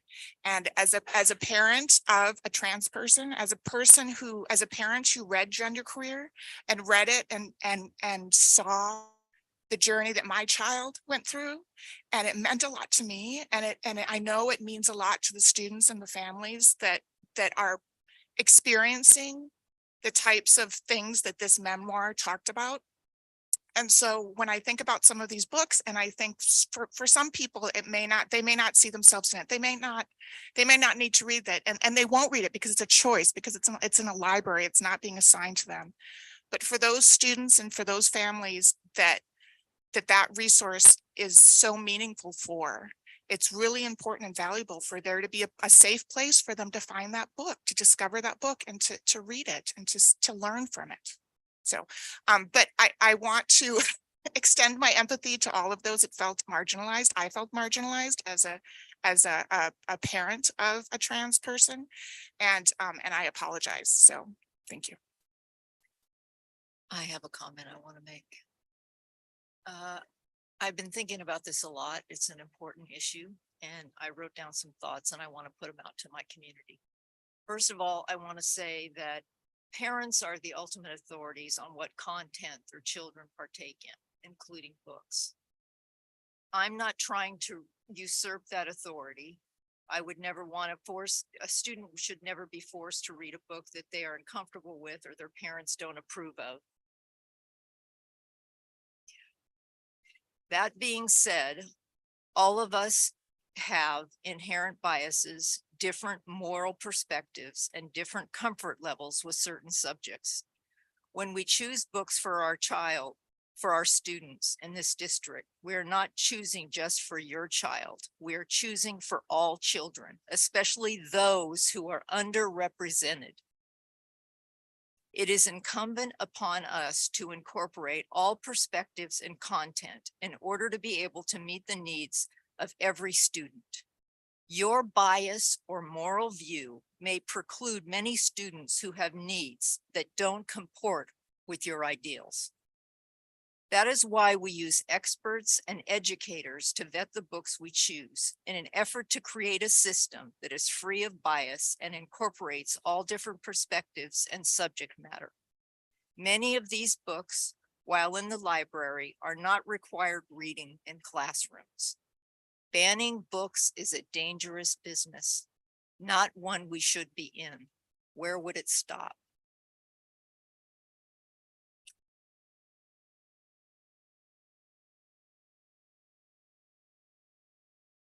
I want to thank everybody for all your comments tonight and staying here till 11:32. We still have a few more minutes left. I think that there was a lot of thoughtful comments, intriguing comments, and I don't even want to say on both sides, because there was actually kind of a spectrum of ideas and thoughts that were put out there. And one that kind of is striking me is, I think the last time we looked at this policy as a board was 2016. So we're maybe about 7 years into it. And if there are these loopholes that exist, yeah, I think I'm trying to find a way of, I don't think anybody wants to ban books, but how do we respect parental rights and involvement and transparency, and yet also still make available all of these books in the library? I actually don't know the answer to that, but I'd love to explore that perhaps in our upcoming workshop, where we can talk about this and maybe look at some of these policies and actually go beyond the scope of just the library, but also, talking about this, the under 11 book. Maybe we look at that together and go, it's a perfectly fine policy. But I think maybe the benefit for us and for the community to have that discussion in a workshop setting might be beneficial as well too, just to see if it needs some evolvement, since it's been 7 years since we've looked at it. And I think the one thing I just wanted to add to that, we heard a lot of perspectives here, but I really think the voices that shone through were those of the students. So I think as we bring in parent perspective, which we should, if that is what, everyone agrees on, student perspective should also be highlighted as well, like alongside. So that's just my. Agreed.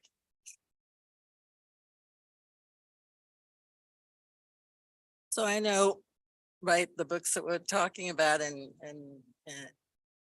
again, right, really narrowly defined in the LGBTQ community. I look at our policy as it's more than that, right? It's also, you said it perfectly, windows and mirrors. I use my own perspective. When I was growing up, I didn't see a lot of mirrors, but because I love books, I loved lots of different kinds of books. They were a lot of windows. I learned a lot about Hispanic families, Jewish families, and now learn, more about the LGBTQ community. I read Genderqueer, and you're right, it's context.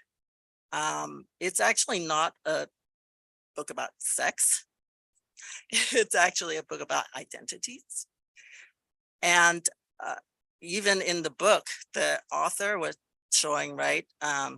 Is it her or they there? Sorry, I don't remember there. Experiences. It's a memoir. And even some of the sex, I've got to admit, yeah, the imagery, sometimes I cringe and stuff, right?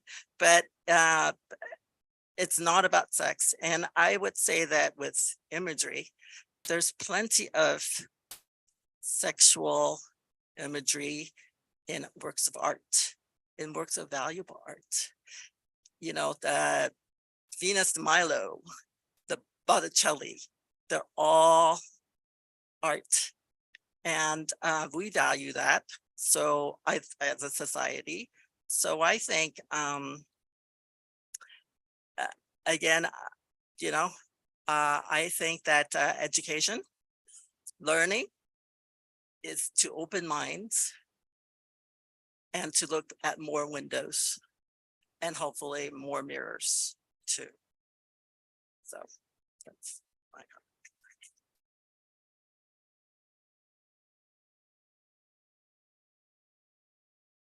I really don't see a need to change this policy. I agree with Laura that our experts, our librarians are a very thoughtful group, and they shared with us the breadth of resources that they utilize. I think our students represented each other very well. Several times it was stated, about taxpayers paying for these books and our moral obligation and all of those kind of comments, but no one's being forced to read this book. I mean, that was the thing that was stated at the very beginning of the presentation.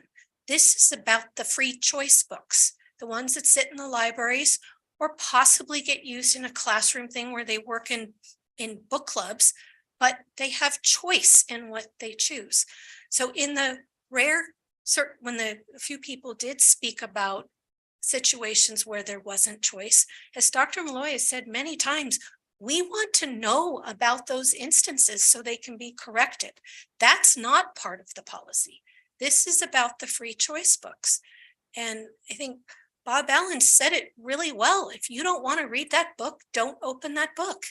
And if you check out that book by mistake, close it. That's the free country that we live in. I mean, we talk about democratic values, we talk about choice, that's the whole point here, folks. So I really don't think we need to pick this policy apart. And if a particular family objects to their child having access to a book, that can be addressed on an individual basis. But I don't think this is that complicated. And I really want to thank the students who came out. You were smart, you were rationalized. If you were made to feel marginalized, I truly apologize. I think, you know, the controversy of this issue sort of makes that inevitable, but I hold you up for your bravery for getting past that and sharing your perspectives. And I mean, I thank everyone for sharing their perspectives, because this is how we start to get to some common ground. Even if we don't agree, you all listen to each other for an hour and a half, or was it 2 hours? 2.5 hours. So. Well, yes, but this topic was 2.5. So where do we stand, colleagues? So if we're not wanting to look at the library policies that were presented, but we do still have this under 11 copies, and it does seem like there is some gray area that the current policy does provide, where we're running into some of these things of we're having these gray issues. Does that deserve to be looked at, just so that we do give a voice to the parents who've expressed concern here tonight, and saying, hey, we're you know, yeah, you want free access to that in the library, but we also want to make sure that it's also not unintentionally put in our child's hand as something that's not just sitting on a library shelf by itself, but is being introduced to our child. And I think that's where we kind of draw some of these distinctions of we want all of these things. We want mirrors, we want windows, we want access to books. We don't want to be banning books, we don't want to be censoring books, and we want to be valuing parents and their input and their opinions. And I think there's slippery slopes on both sides. And if there is something in our policy that, you know, we can look on, what is it, destiny.srvusd.net, and we can see where all these copies are. You know, there's copies of the Holy Bible in our libraries. There's copies of genderqueer in our libraries. We have a diversity of books. I mean, I respect the fact that we offer a diversity of books. But if there is something that allows this to be introduced, even kind of as curriculum or as suggested material, I think that's where I think there's maybe a gray area that should perhaps be looked at.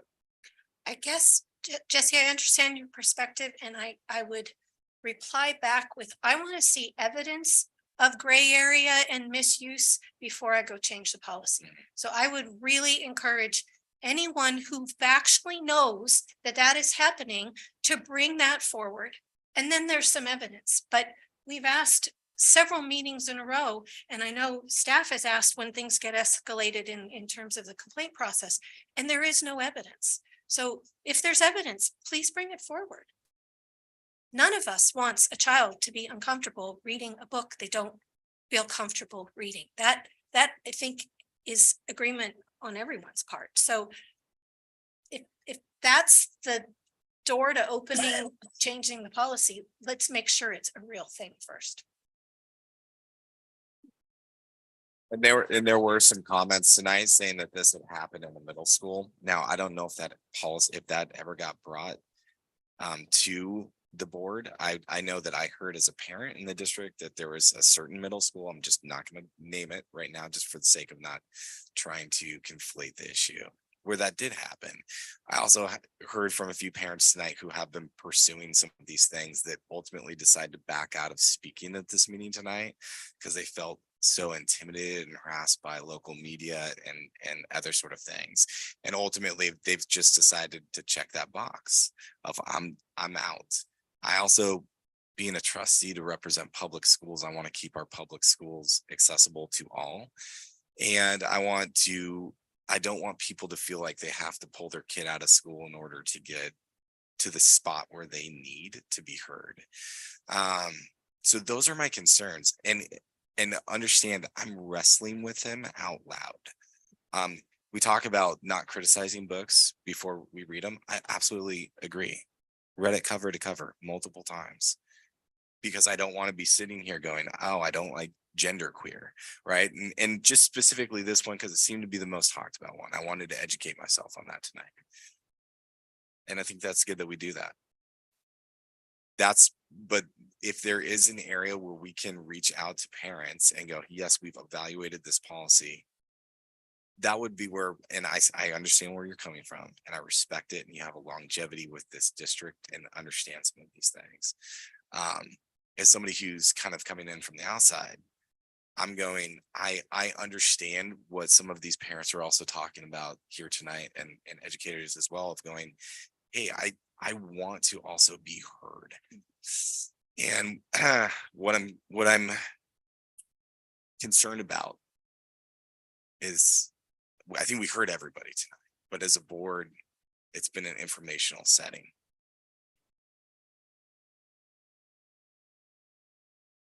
President Hurd, if I could just say one thing about the practical stuff. I'll say it again. Anybody who has the experience you're talking about, you've got to let us know. I promise you, we don't know what's being spoken about. And I'm not able to deal with, I'm afraid to say it because the teacher might do whatever is unfortunately some of the responses I get. So we can only ask for that commitment. Then the only other thing you could consider, but it would be at the next board meeting, and it would need to be an action that you vote on if you wanted to do anything here. You don't need to do anything in this space right now. You can, any one of you can put anything on the agenda by contacting the president.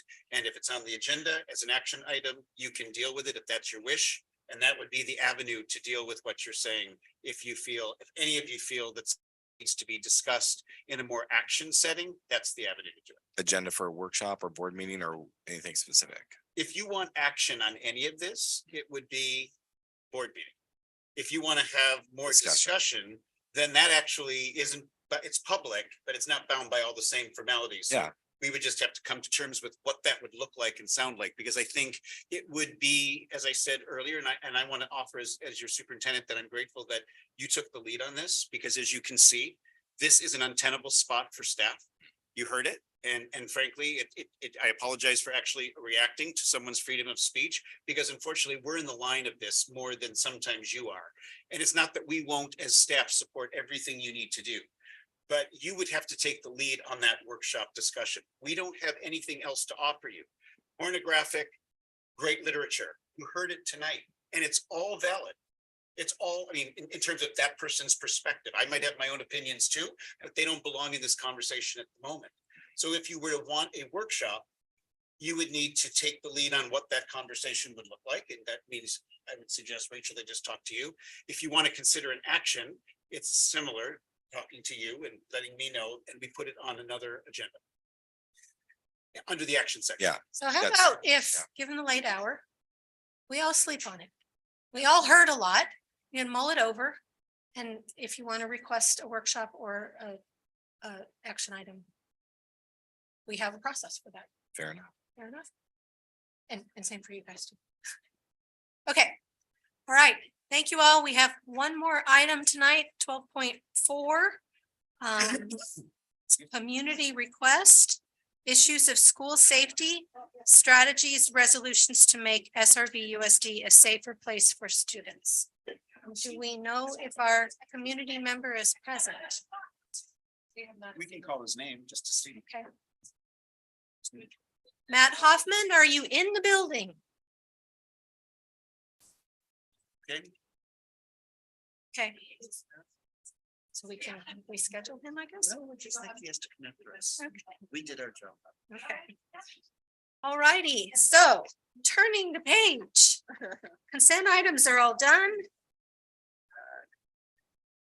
Board member reports. We didn't get to do them last month. Does anybody have anything they would like to report on? We could do that quickly, right? Do we want to do this?